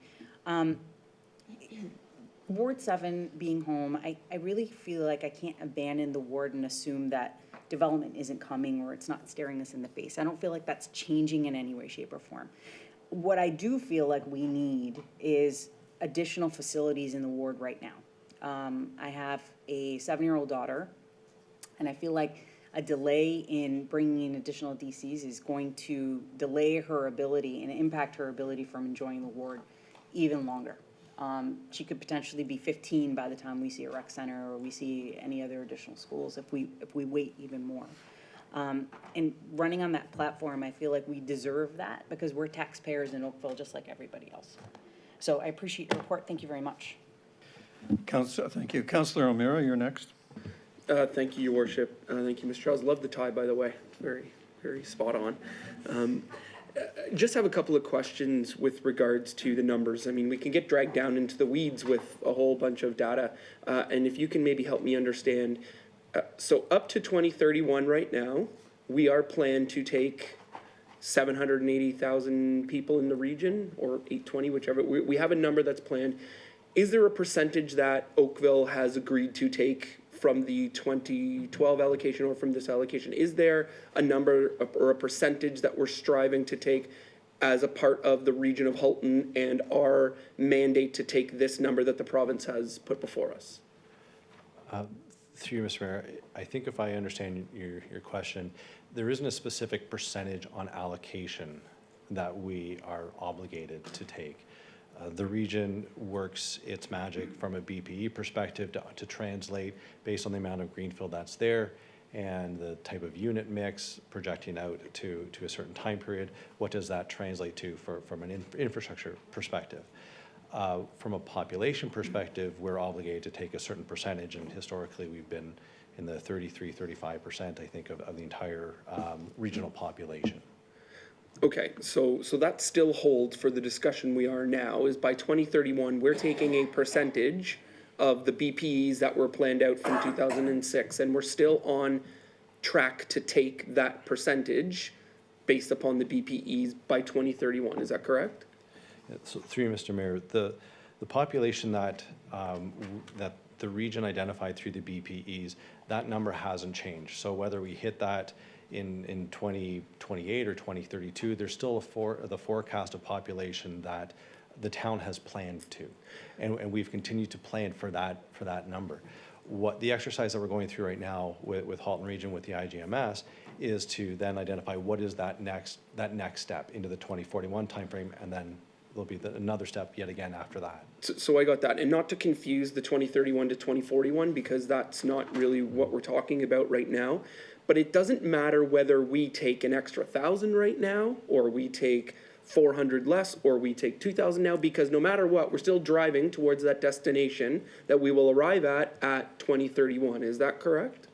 Through you, Mr. Mayor, yes, that's correct. And that's the benefit of council having approved the urban structure and identifying the centers and the corridors, because those are those areas where we will continue to intensify as well. Okay, so I want to be clear about the path that we're driving on to 2031. There's going to be some detours, some changes, some turns, but we're still heading towards that path. Regardless of how we get there, we're still going to end up at that destination right now, unless the province tells us differently. So my question is, are we leaving anything on the table by approving this tonight based upon the changes that were announced on Friday to Bill 108 from a DC and a revenue standpoint? Through you, Mr. Mayor, I'll have our treasurer assist me on this question, but what I can say is that we have planned to 2031 regardless. Our planning is in place. This area has been identified and designated for residential purposes. The benefit of doing the DC study is that we have a financial plan from a DC perspective as how we're going to get there. From a Bill 108 perspective and the draft regulation, it's better than I think we had anticipated. Is it perfect? Far from it. And that is why staff will be reporting back to council in the near future in commenting on or providing some opinion on Bill 108, since those comments are due back to the province at the end of this month. Okay, and then lastly, are we at risk for libraries, community centers, and infrastructure if we kick this can further down the road of proceeding ahead with those projects? So if I can just jump in there, yes, we are at risk. If we don't look at an allocation program at this point in time, we are already behind in our DC's collections by $67 million. If we continue to defer and push back when 69% of the DCs come out of North Oakville, we will collect less and less and have to look at our capital plan on an annual basis to push those programs out again. That's what we've done the last 2 years, is continually pushed out capital projects because we're not able to fund them based on the DCs that are coming in. So we are at risk. And I think more importantly too, just a simple request for the 4,000, which is that population in the 2023 timeframe, or the 22, I forget which it is not the question that the region's asked us. What the region has said, they've looked at their allocation program and what they can deliver because they have infrastructure they have to provide for. They need a certain dollar figure in order to be able to move that out. The program that they've identified would require for the 13 or 14,000 SDEs throughout the region to be allocated. They know that in Milton, they don't have enough allocation, they don't have enough interest to be able to support all of that, or the 10,000 that was originally requested. They do have significant interest in Oakville. So they have put together a program that assumes that the 2031 population will be allocated in Oakville. If we say back to the region, we only want the 2022 population, there is no allocation program. That's my understanding from the region. So without that allocation, then the deferral of the ability to build capital project is even further pushed out because it means the region needs to go back and reassess that whole allocation program and come forward at a later date. I think the other thing that we've looked at in terms of the overall plan and the question about do we allocate to a 2031 population is, as Gabe has said, the build out for projects is, I would say, 3 to 5 years to actually get people in houses, in their homes. So when we talk about 2020, we're talking about 2023, 2025 before we actually have the population there on the ground. We also know that from just a planning perspective, there is a re-looking at the 2041 population. The province has already done that in Amendment 1, and they did make some changes to the 2031. We also know that they're looking at the populations right now. They made that announcement. I think there was a request for us to report on that. So the population requirements for the GTA at a provincial level are only increasing. So while we may hit our, potentially our 2031 a little bit early, by the time we get there, we will probably have a new set of numbers in order to plan for. So I'm not really sure we're adding a lot more to the population. And also, I think from a planning perspective, the ability to open up the school sites means that we have now enough of an allocation to be able to have the school sites. If you look at a smaller amount of allocation, it's then much more difficult to be opening up enough land in order to get those school sites. So from a planning perspective, the 2031, from a staff perspective, we saw as a benefit actually to us. And then when you look at the financial perspective, it actually allows us to have a little more certainty in terms of what we're getting on DCs because that allocation program has been defined. We then can potentially look at our capital plan to bring in those community facilities hopefully earlier than what they are now. And the last point I wanted to make was Bill 108, if you had asked us the question on Thursday, what was the implication of Bill 108, our comment would have been Bill 108 is significantly impacting our ability to fund from all the things that we had heard. And in fact, we had, as I think most of you are aware, had worked with the developers to work on an agreement that would guarantee our DC previous regime moving forward. But the Bill 108, our initial assessment of it gives us back the 10% that we would have lost on our soft services, which is an excellent piece to move forward. The parkland piece I think our early assessment is it may actually put us in a good position. Although there is an awful lot of work that has to be done in order to really give you a full understanding of what's the implication of Bill 108. And the reason that is we have to do a parks needs study to define what that 10%, the parkland dedication component is. We then have to translate that into all the other requirements. You see the long list of requirements that's in Bill 108. So if you're looking for staff to provide for you some full implications of Bill 108, that would take us 18 months to do. So it's quite a bit of time if that's the expectation for us to report back on that. So that's an awful lot to be said, but from a planning perspective, a financial perspective, from a staff, we were recommending that we could proceed with the allocation program without jeopardy to town. In fact, some benefits because of the capital planning. Thank you, Madam CEO. That brings a lot of clarity to my thought process anyway. Thank you. Councillor Palmer? Thank you, Your Worship. I just wanted to speak to the question actually Councillor Sandu had about shovels in the ground. And I know that in neighborhood 9, which is just east of 6th Line, south of Burnsgrove, they're already building there. So is there a partial allocation there from the previous program, or do we give them some allocation while they're waiting? Can you just elaborate on that? Through you, Mr. Mayor, they were allocated through the 2012 program. Okay. So there's also a school site in that area. So with the allocation in the 2012, is that site already unlocked, or that school wouldn't be able to go forward? Through you, Mr. Mayor, the school site is on an adjacent property, which is not, did not receive allocation previously. They're part of this allocation program. Okay. And then my question also, another one on schools is, actually I have 2 more. On schools is, so we're going to, because I'm just thinking about the comments that Councillor Elgar made too, and going from the 4,000 to 7,000, and it obviously we are going to grow in this area. It's inevitable, but I'm concerned with the amount that we're growing at. And it seems to me what we're doing is we are unlocking and providing growth in all of these areas to unlock the school sites, but in 2 to 5 years, or 3 to 5 years, or 5 to 6 years, we're not going to have the 5 schools. So we're going to be growing as if we can unlock these sites, but we're in actuality not going to have 5 school sites. We're going to have an overcrowding problem for a long time until we get serious and really talk to the province about committing to building schools in these growth areas. And my other question is about transit traffic studies. I didn't see anything in the report about traffic studies or anything that we might have taken into consideration, or would that only be done at a later time in consideration to each application that comes forward?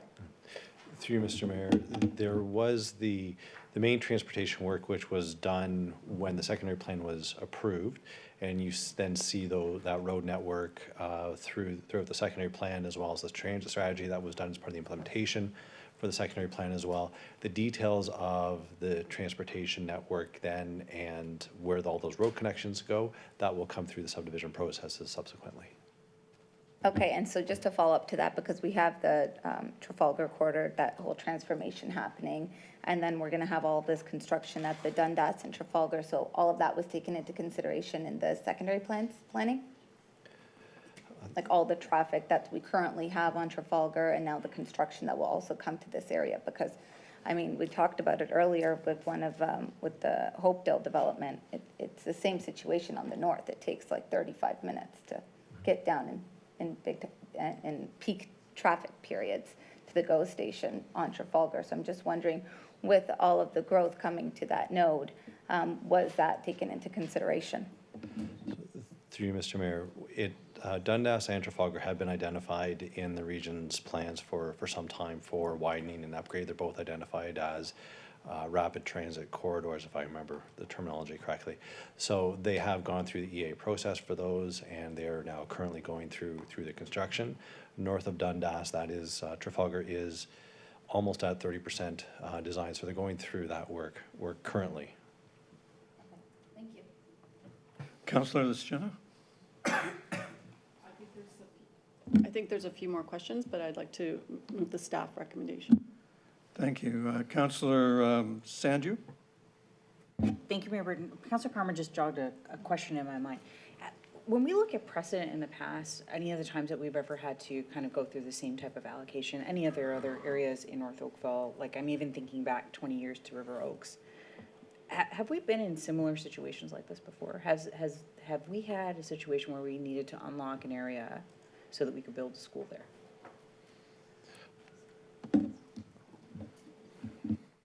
Through you, Mr. Mayor. The allocation program, I think, in previous years has been much different. One, the allocation program was usually occurring at the same time as development was happening.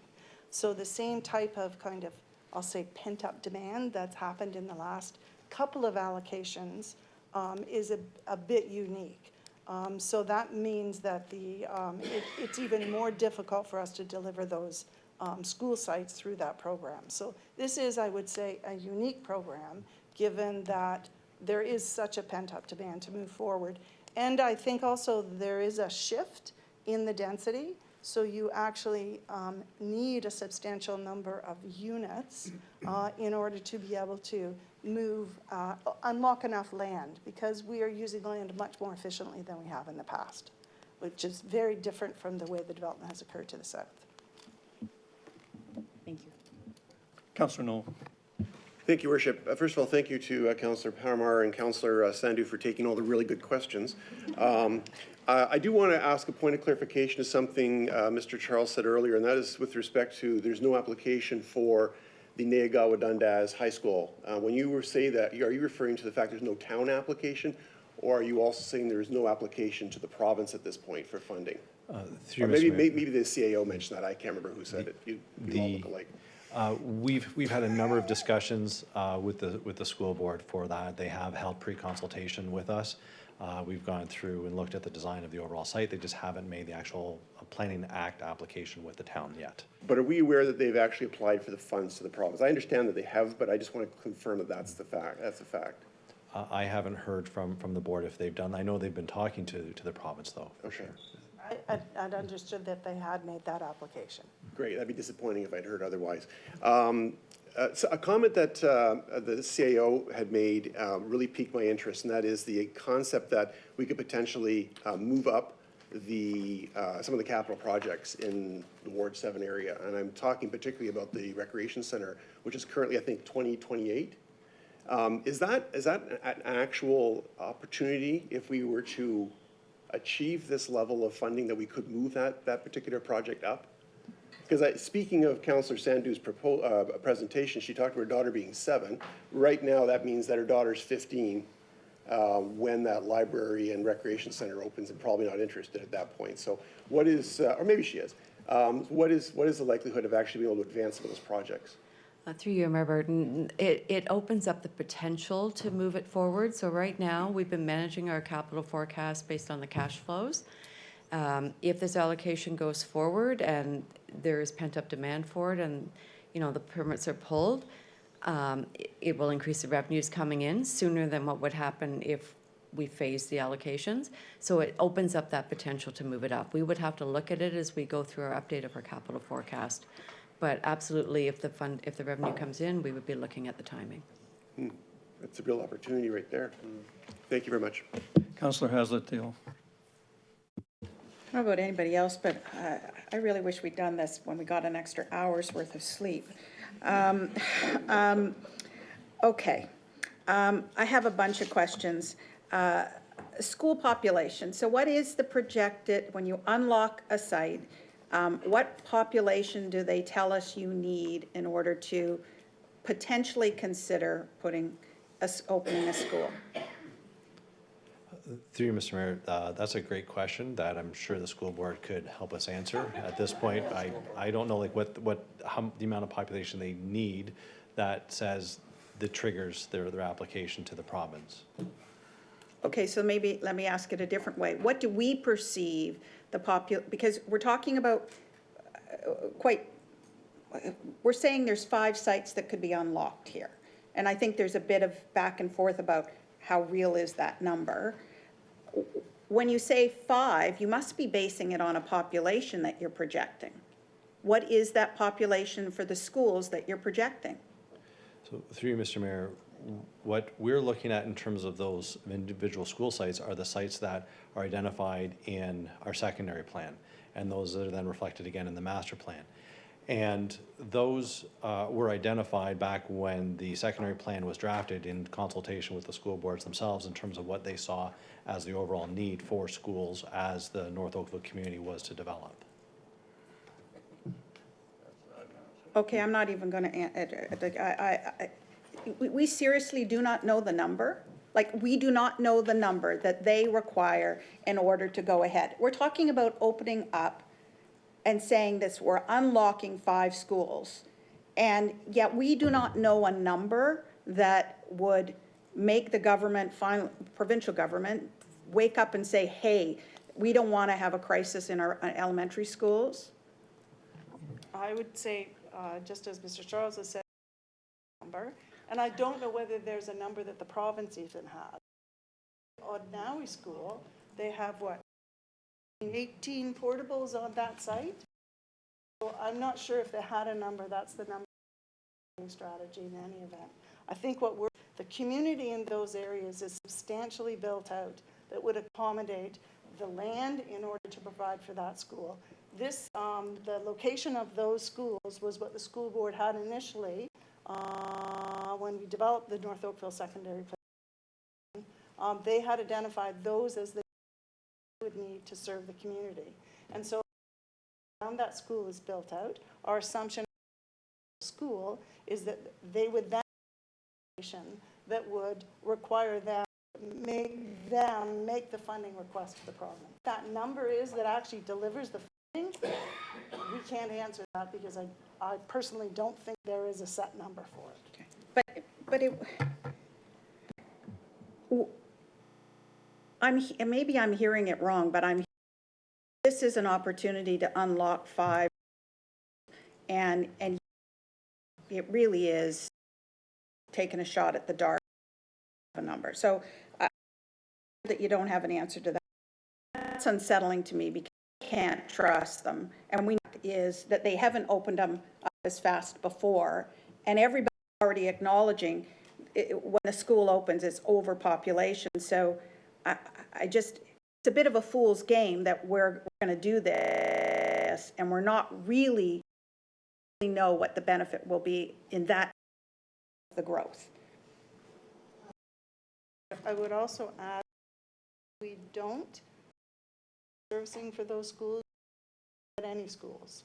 So, but one or the other. What this does is creates opportunity with enough people around those schools for the school board to carry on with their part of it. So we've done and brought forward what we need to do in order to have the schools available. Okay, I'll move on.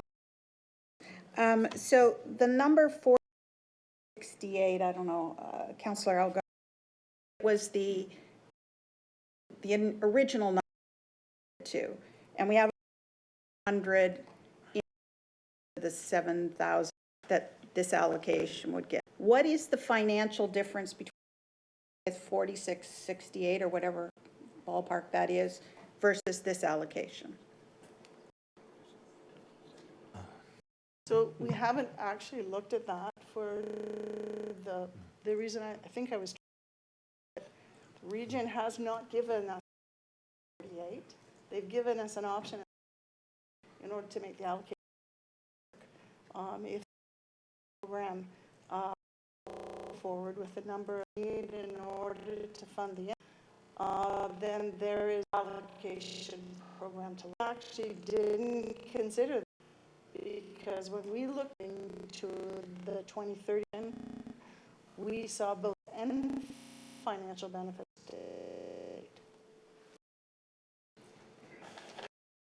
So if I understand you correctly, your number on the table,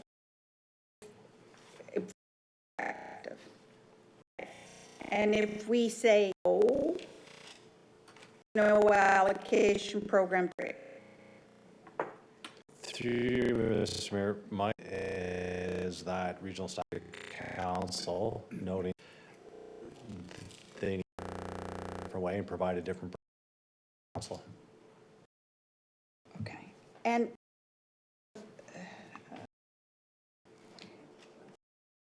and move to a different. Of the 67 that we're behind. So in a deficit position with our Ds.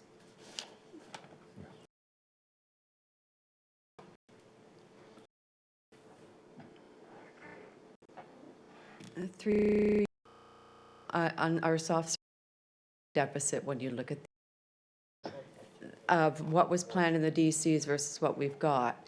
We don't have a deficit of 67 million because we've been pushing projects out so that we wouldn't continue to grow that. Our parks and recreation, indoor, outdoor recreation is in a deficit because we did build some community centers ahead of time, knowing that by 2031, we would be made whole. So it's managing the cash flow to ensure that the overall balance of the development charges are positive. We always make sure of that. And we want to make sure we don't continue to grow that deficit because we don't want to get into a situation where we're borrowing a lot of money and then relying on development to pay those debt charges. So really, we've got 35 million to make up, and then we would be in a position to possibly move some things forward. Through you, Mayor Burton, I don't have the exact numbers in front of me of where our reserve balances are uncommitted. I don't think it's quite that way that we would want to build it right back up and then go. We would look at the cash flow over that period and see when we could move those projects up, when they would be within the timeline that we could afford. Okay. In the report, there's comments about growth in the south not being a factor in this allocation because this is north allocation. So I'm not sure how to ask this question, but if Midtown comes along and somebody actually wakes up and realizes the benefit of having a road going over the QEW and helping the Trafalgar Transit Corridor and et cetera, along with getting more people into close to a GO station, if Midtown occurs, there's DC charges that come from it. Does that benefit, how does that benefit the neighborhoods to the south? Because what you're talking about now is benefiting to the north. Through you, Mayor Burton, our development charges are town-wide, so they're collected and they're distributed on a town-wide basis. Okay.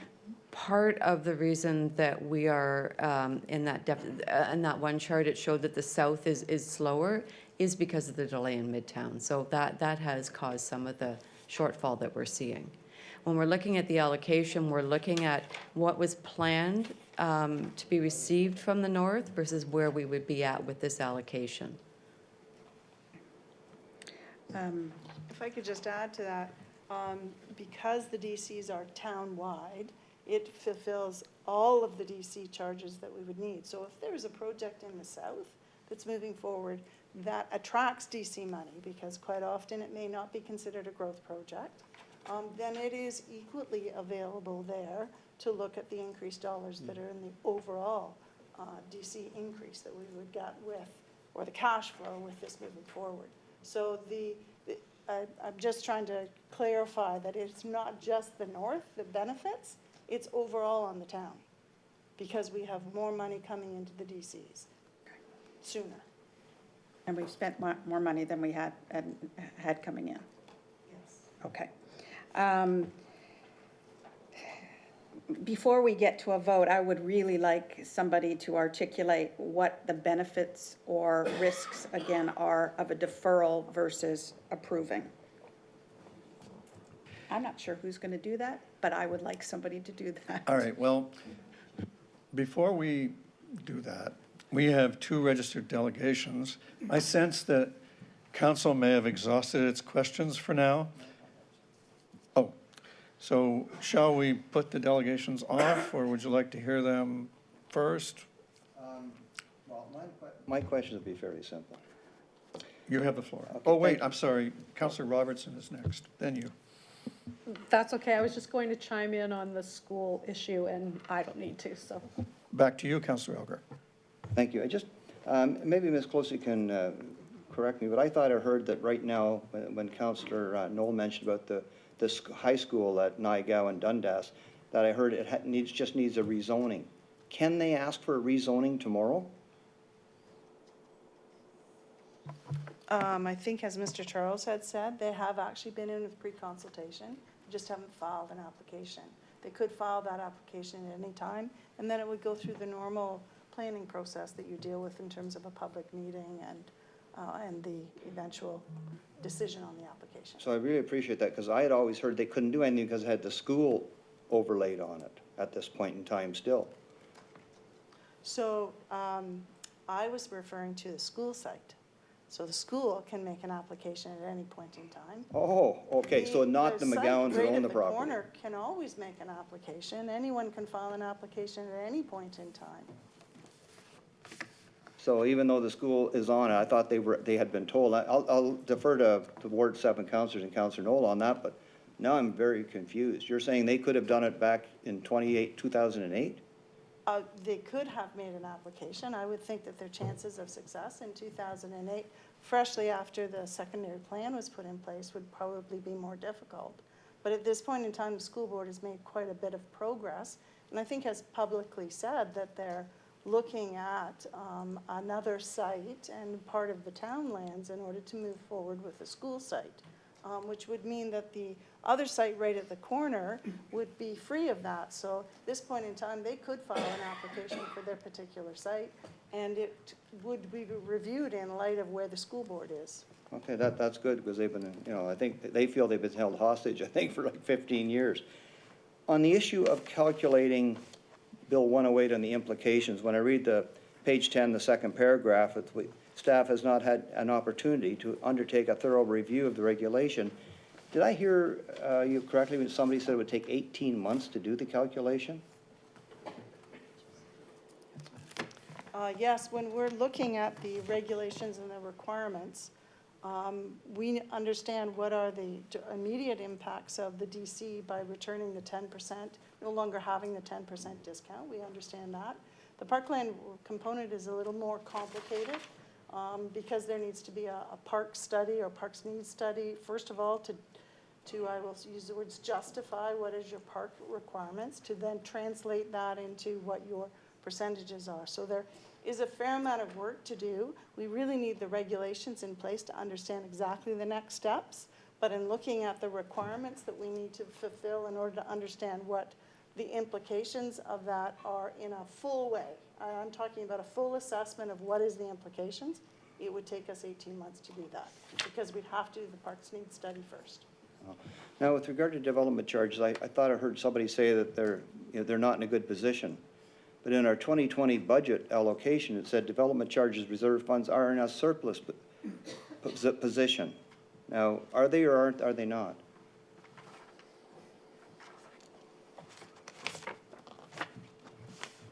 Through you, Mayor Burton, the development charges, I don't have the budget in front of me, the development charge funds overall are in a positive position. But when we look at the individual reserve funds, there are some that are negative, and those would be in the soft services. What the chart you may have, I'm not sure which one you're looking at, but the uncommitted balance, so because development charges are considered a deferred revenue, that means on an accounting perspective, you can only transfer the money out of the reserve and into the capital project once you've spent it.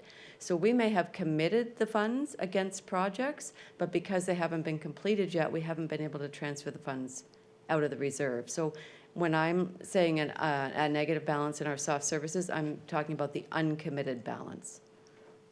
So we are in a surplus position. Overall, yes. Overall, I see. Now, when you say the DC charges are used town-wide, does that mean that the DC charges for North up in Ward 7 went to Southeast Oakville Community Center? Is that? Through you, Mayor Burton, yes, they would. Okay, so that's why they're so short. It went down there. We really need. Some of it went down there, yes. 1/3 of that community center was funded from development charges. 33%. Yeah. Interesting. Okay, well, that's enough. I have my referral motion, and I'll wait. Thank you. All righty. Councillor Chisholm? All right. Madam Clerk, would you call the registered delegations? First delegation is Tom Baskerville from Rampant Holdings Incorporated.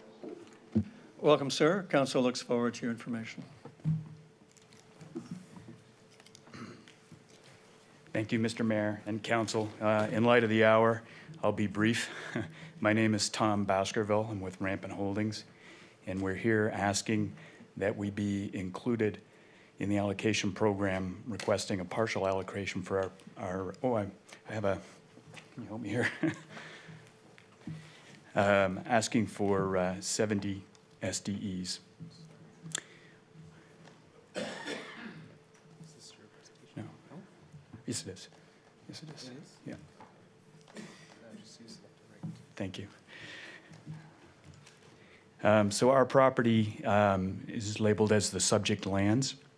We're the only property in the area that wasn't recommended for inclusion in the allocation program.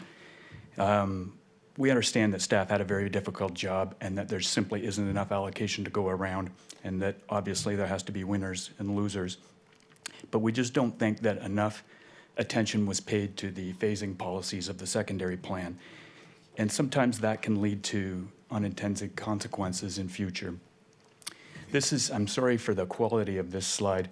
This is the town's secondary plan phasing policy. It's important to note that the high-density uses along Trafalgar and Dundas and so on have their own priorities. We're talking about the low-rise residential neighborhoods here that were talked about somewhat earlier. Most of Phase 1, neighborhoods 1 through 4, has largely been built out. There's some remaining that's recommended for allocation here. So really what we're talking about in terms of discretionary allocation is within Phase 2 of Northeast Oakville. And what this policy tells us is that within Phase 2, neighborhoods 6, 7, 8, 9, 10, and 11, priority shall be given to neighborhoods 6 and 8. So neighborhood 8 is largely built out. There's a small portion that's been recommended for inclusion.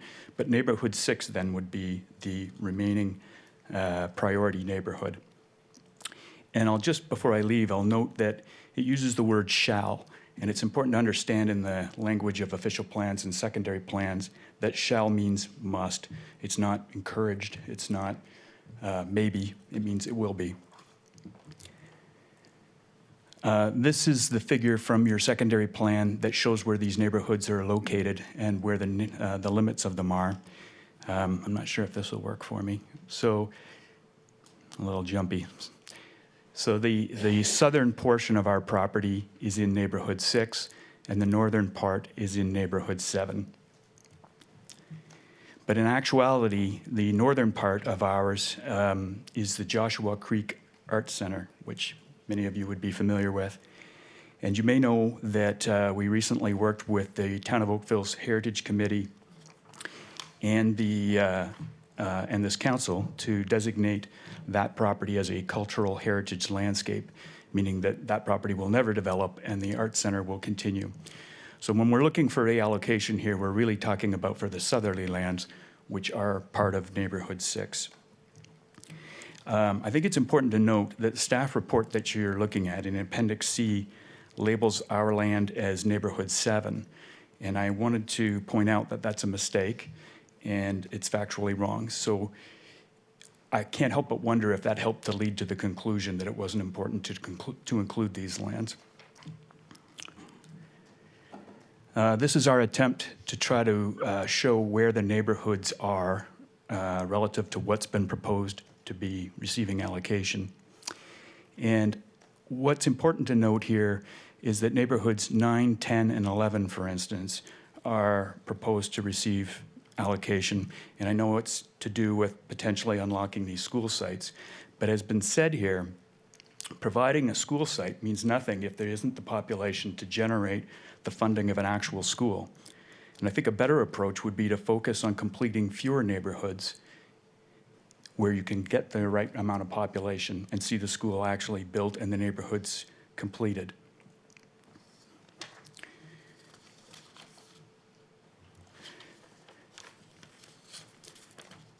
We're asking not for the 160 SDEs that we originally applied for. That would be the amount we need to complete our project. We're asking for 70. And that's because of a policy within the regional framework that says that if we have 40% of the allocation that we need, we can apply for draft plan approval, or work our plans through the system, and so on. So that's important for us. Right now, the Diem Argo property, they applied in December for draft plan approval. Mattamy is taking their draft plan adjacent to ours to a public meeting later this month, and we need to be at the table. We don't want all these other plans around us where the big companies get approved and we're sitting, waiting in the wings. It's also important when it comes to being able to implement the draft plans. After we get draft plan approval, we can apply for grading approvals. If we're able to move ahead at the time that Mattamy and others go, we can do it with off-road trucks. There's no residents to worry about. But if we're forced to wait to some future allocation process, and by the time we then get through an approval, we'd be looking at grading and servicing through existing communities, occupied homes, and schools. So staff will correctly point out that not everything in the yellow area is actually going to develop. These drawings are sort of consistent with how the region approached it, where they show an entirety of an ownership, and it's either red, green, or yellow. And we understand that. And as I said, we're just looking to be yellow as well, so that we can work through the planning process at the same time that the other neighbors do. And we have a disadvantage to being a small company. We don't have the ability to move allocation around between projects or between even municipalities, as the big companies will do and have done. So it's important for us to be able to get allocation for this property. We're ready to move forward with our applications, and we can work alongside the town and the other developers to plan the neighborhood in a comprehensive way. Of the over 7,000 SDEs available, we only need 70. It'd be a rounding error to some of the allocations that have been given. And I'm sure that staff would be able to defend their report. There's any number of ways they could have looked at this. But I also know that if it was the will of council to see us be able to participate, it would be very little difficulty for them to adjust the allocations proposed and include our property. So I'm asking council to direct staff to include a partial allocation for the Rampant lands. Thank you, and I could answer any questions. Other questions for the gentleman? Thank you, sir. Madam Clerk, the next Councillor Haslett-Deal has a question, perhaps. What kind of buildings do you want to put on the property? Like what, will it be single detached, will it be townhouses, will it be, what will it be? So the secondary plan for our area calls for a mixed low-rise subdivision. So it would be a combination of singles, semis, and townhouses. That's what's been slated for this area, so that's what we'd be looking to put in. Okay, thank you. Councillor Adams? Would you mind going back and putting up the map that you had that kind of shows your property? And did you have one that shows any of the street design on your property or not? No, we've been working through that process. In the last years, we've done all of the environmental work. We're into engineering studies and so on. But we recently have been modifying our proposed draft plan concepts to marry up with the latest versions of the Mattamy plans to the east of us. So I don't have anything here tonight that I could show you. And you had originally asked for more SDEs than just 70. Yes, it requires 160 SDEs To to cover that support about whole- 195 units. So that's to cover the whole red box there? That's And- correct. And the 70, what part of that box does it cover? Well, I think it's fair to say that the development is going to occur from the south northerly. So it'll be the southern portion of the plan that would actually get implemented. And so you'd be trying to match into whatever road network gets created by the adjacent plan. Right, and that's why we would like to have status to be at the table for approval at the same time, so that we don't get stuck with something that's largely, disadvantaged to us in a difficult geographic area. We've got a woodlot to the south that creates, some block. challenges for us there. Yeah. Thank you very much for attending. I appreciate the conversation as well. Thank you. All right, thank you, sir. Madam CAO, would this request qualify for the region's, I'll call it enabling supply of 1,500 extra SDEs or not?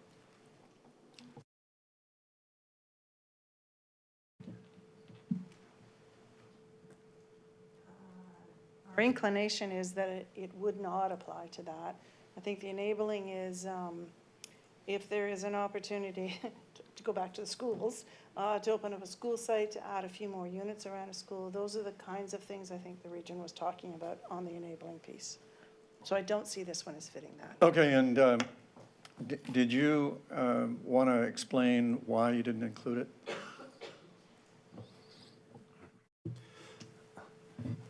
Thank you, Mr. Mayor. As I had alluded to, I think a little bit earlier in my comments, when we took a look at this one, noting that the southerly part was within neighborhood 6, was could we get enough allocation onto the Mattamy site to get us up to the school site? And what we had looked at in terms of the break between neighborhood 6 and 7 was actually, and I appreciate Mr. Baskerville actually brought this concept, because we had actually looked at it roughly around this road would be the limit of the full allocation that Mattamy would get through this program as recommended. So it got us that far north, was to at least get to that school site. Knowing that as we go through the review of the subdivision for Mattamy, there's an opportunity to work on the technical reports on the Rampant site as well, so that we're not delaying that site when they were to get, or if they are to get allocation as part of the next program. Knowing also that it's going to take some time to get the servicing up to this neighborhood, by which time our anticipation is that the next allocation program would be ready and there would be a better coordination of moving the dirt around. Thank you. Madam Clerk, would you call the next delegation? Jerry Tischler from MHBC Planning. Welcome, sir. Council looks forward to your information. Thank you. Good evening, Your Worship and members of council. My name is Jerry Chisler, and I'm an associate with MHBC Planning. We've been retained by the owners of 1005 Dundas Street East and 3033 8th Line. We submitted a letter earlier this morning, and basically through the clerk's office to the council, and I just want to outline some of the key points that I made in my letter and allow for the opportunity to answer any questions that you may have. So as a bit of background, in November of 2019, we submitted a zoning bylaw amendment application for the properties. There are budding properties there on the corner of 8th Line and Dundas Street East. So we submitted a zoning bylaw amendment application to facilitate a 562-unit condominium apartment complex. And that went to council as an information item back in January of 2020, and we're still waiting a full set of staff comments on that application. And as an additional piece of background, so we are located in the Dundas urban core area of the North Oakville East Secondary Plan. The previous owners of the property actually did submit also a zoning bylaw amendment application back in 2016. It was approved in 2018. That was for a 255-unit development proposal. It was an 8-story building. It included some townhouses as well. And that proposal at the time essentially implemented the North Oakville East Secondary Plan policies that were applicable at that time, some of which included the 8-story height limit. It included a 2.5 FSI density. So in July of 2019, the LPAT approved a OPA 321, which was a town-initiated OPA that essentially brings the secondary plan in line with the Livable Oakville plan, and included some changes for the Dundas urban core area. And some of those changes included removing the density limits, the 2.5 FSI density limit, as well as allowing for an increase in building height. So up to an additional 4 stories on top of the 8 could be permitted through section 37. And what this OPA really did is it recognized the town's direction in terms of the urban structure to direct growth into the nodes and corridors. And it also recognized the fact that the site is located on a rapid transit corridor, which has been identified in Metrolinx's regional transportation plan. So that's just a bit of background in terms of why this revised proposal, the 562-unit proposal, was prepared and submitted to the town. And it was in response to this policy shift. So in conjunction with that, in December of 2019, we'd applied for the 252 SDEs to implement that very proposal. And the staff report before you today only recommends 126 SDEs, so that's about half of the request that we had submitted. And so we here are requesting that council reconsider that recommendation and endorse the full 252 SDE request. And just as a bit of context, the 106 SDEs that are recommended for being approval represents about 280 dwelling units, apartment dwelling units, a little bit less if you include the townhouses, which essentially represents the proposal that was contemplated before OPA 321 was approved.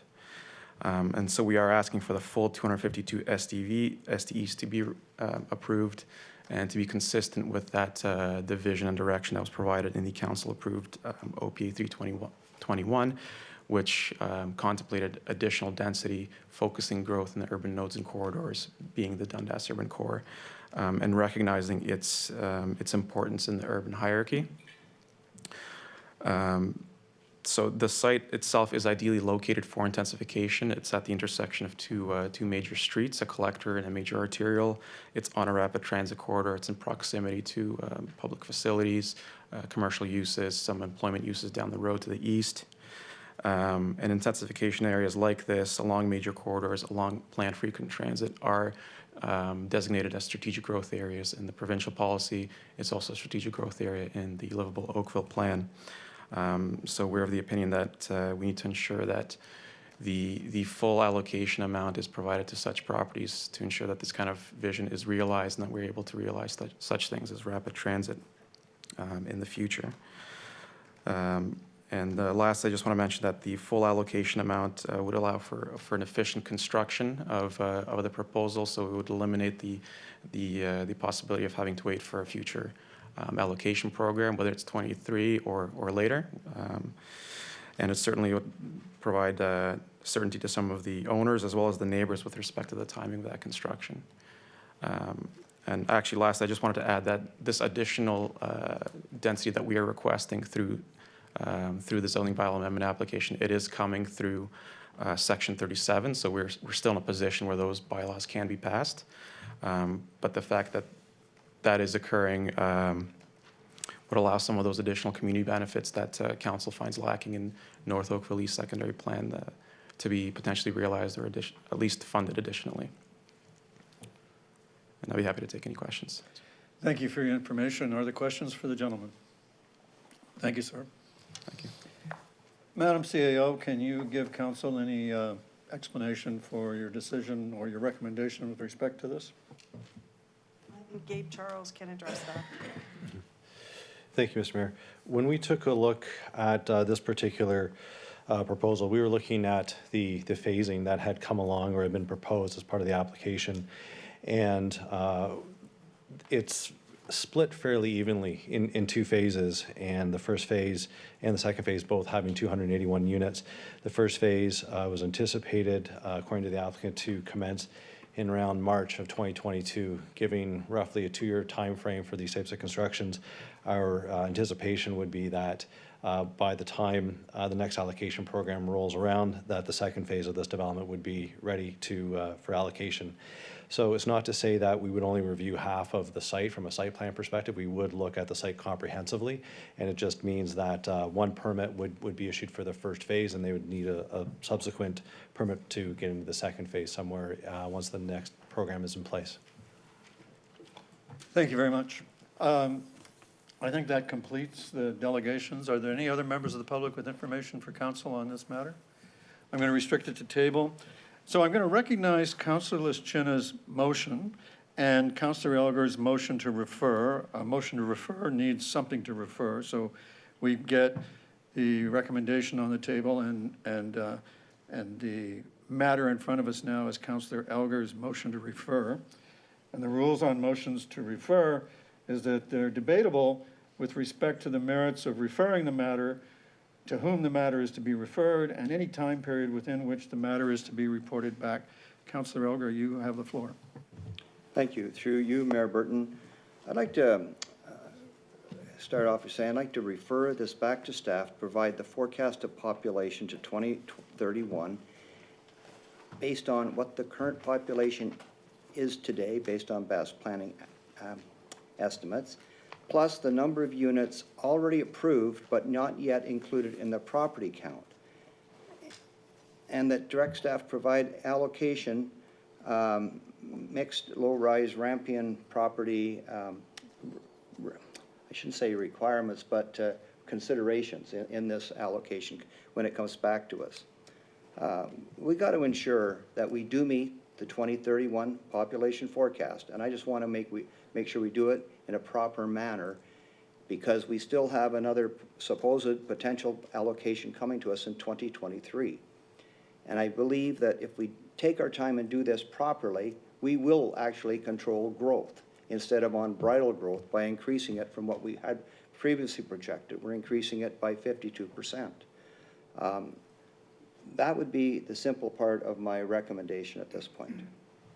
And as far as the timeline, I would defer and ask staff how long it would take them to come back with that information. I would think it shouldn't take very long, what I'm asking for. Madam CAO. So if I understand the request, and then the one I wanted to just inquire on was, Well, let me, procedurally, a time to be referred back is not required, and if Okay. you don't specify one, then staff will bring it when they're ready. And I'm fine with that. That's fine. Councillor O'Meara. Thank you. Well, just speaking to the motion to referral again, I'm not really sure how the results of what staff are going to have to say about what our current population is and where we're going to go is going to impact where we're going to end up in 2031. I don't see how that information is going to have any impact at all, other than to kick the can down the road and possibly really mess up with our DCs, and then potentially have to go back to the region and have to redo an entire allocation conversation, because now we have to go back and tell them that, you know, there's not enough here, and we need to blow the whole thing up and start again. So I won't be supporting the motion to refer for those reasons. I don't think it gives us anything else that helps us get to the destination we've already agreed to and the province has told us to get to. So I won't be supporting the motion. Can I put the vote to refer? All those, may I or not? Can I ask staff a clarification question? As long as it's only to do with referral.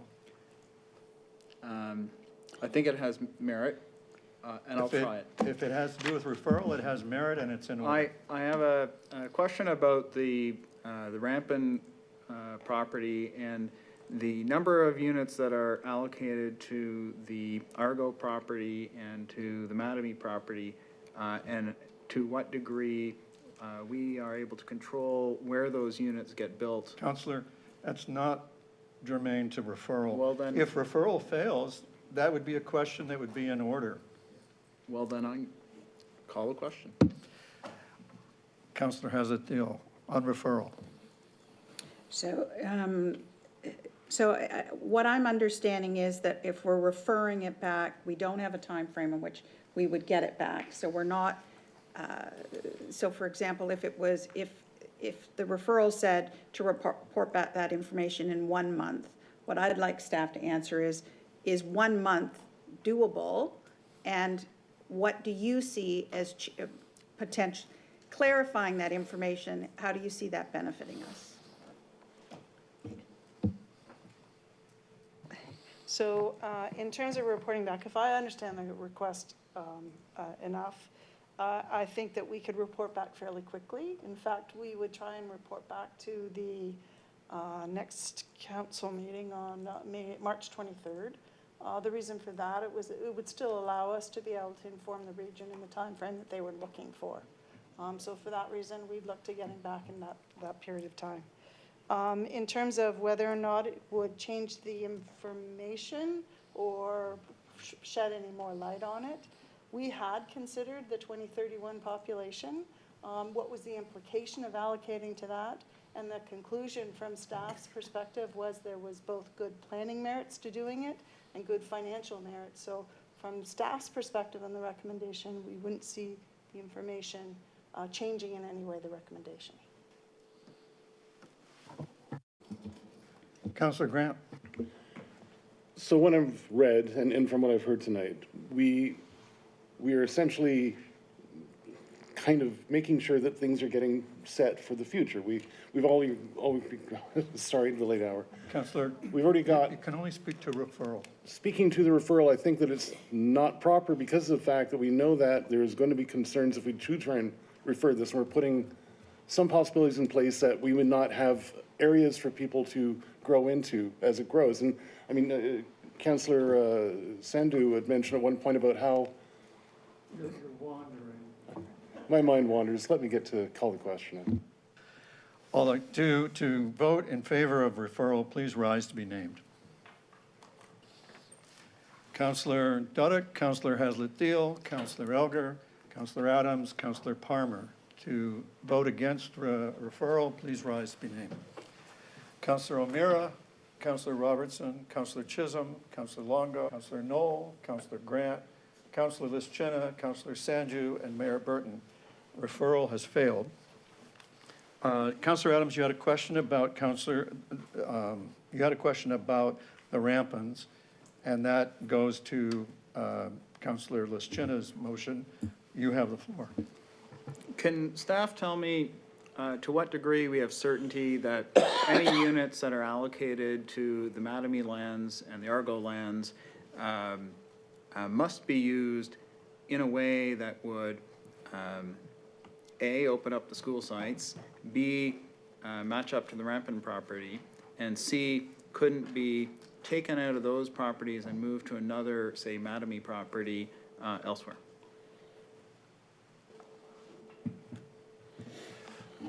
Through you, Mr. Mayor.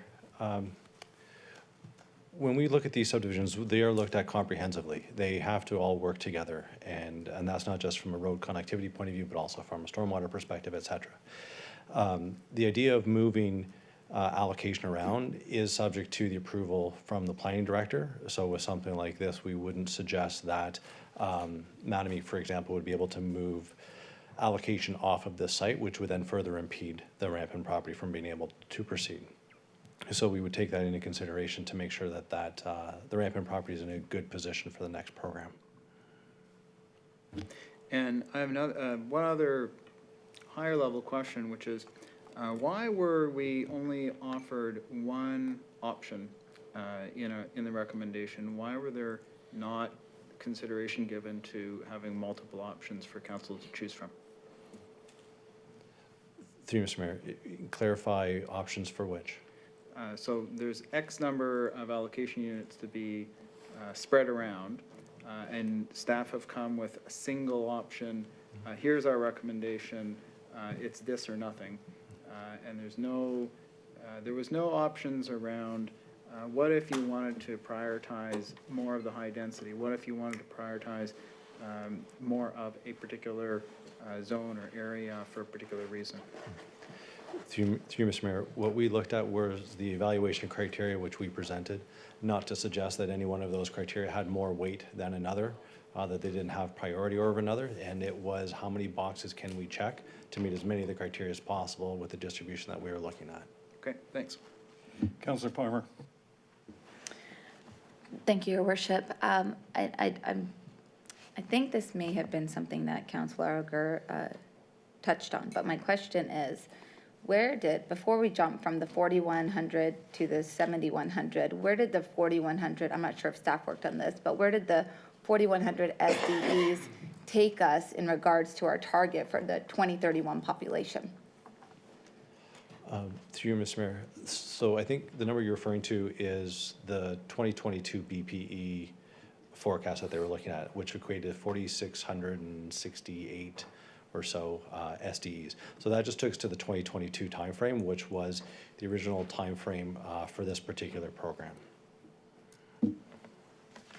This program was delayed 4 years. Right. Okay, so, but, I mean, I have some other information from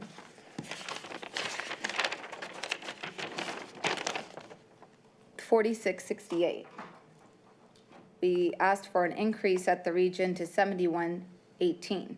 My understanding is we did that so we could take advantage of the DCs before the new information came out. So I want to know if we had stuck with the 4668, what type of population, like where would that get us to 2031? Because I mean, please correct me if I'm wrong, but it did increase at the regional level, right? What the region gave the town to comment on was the allocation of the 7188 units.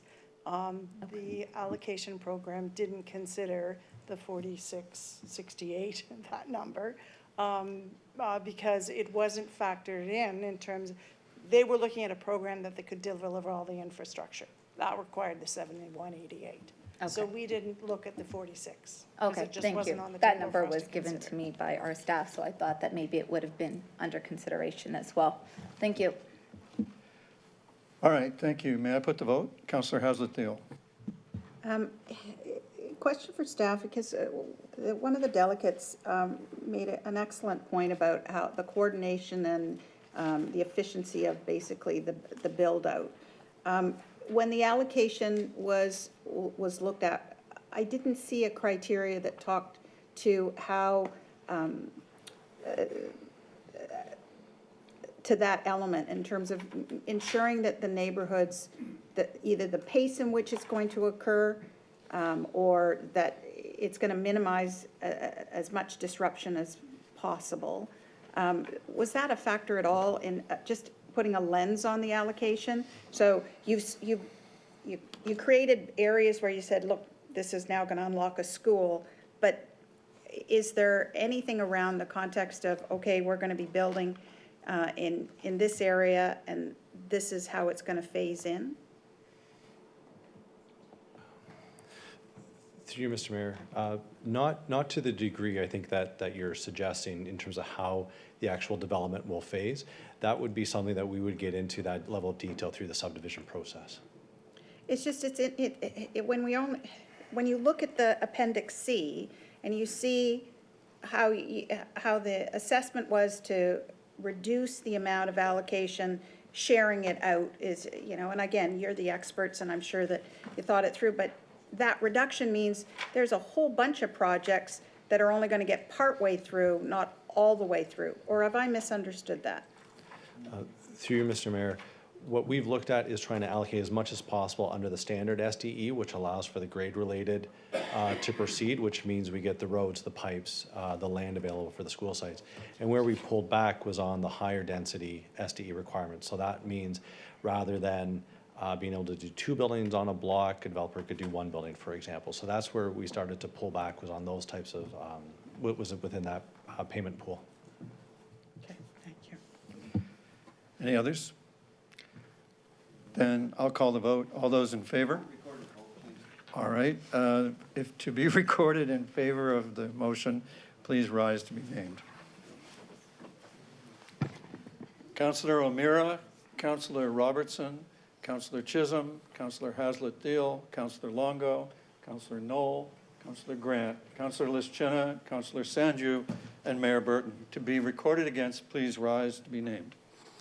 Councillor Dudek, Councillor Elgar, Councillor Adams, and Councillor Palmer. The motion carries. Thank you.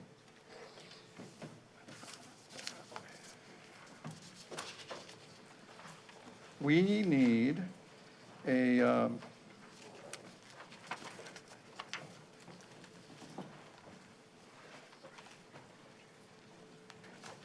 motion. Do you need this motion here? Okay. All right, we need a motion to rise and report to council.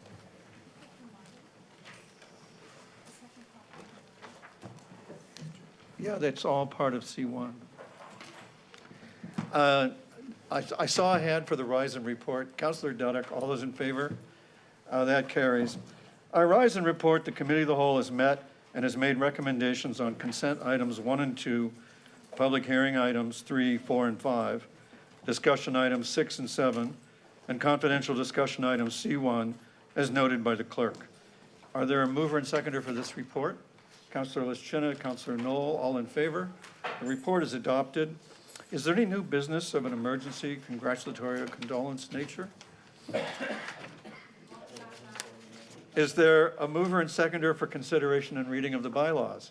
Councillor Grant and Councillor Longo, all those in favor? The bylaws are confirmed. That completes the work before us. Thank you very much for your contributions and your many fine questions. It's been terrific working with you, and we are adjourned.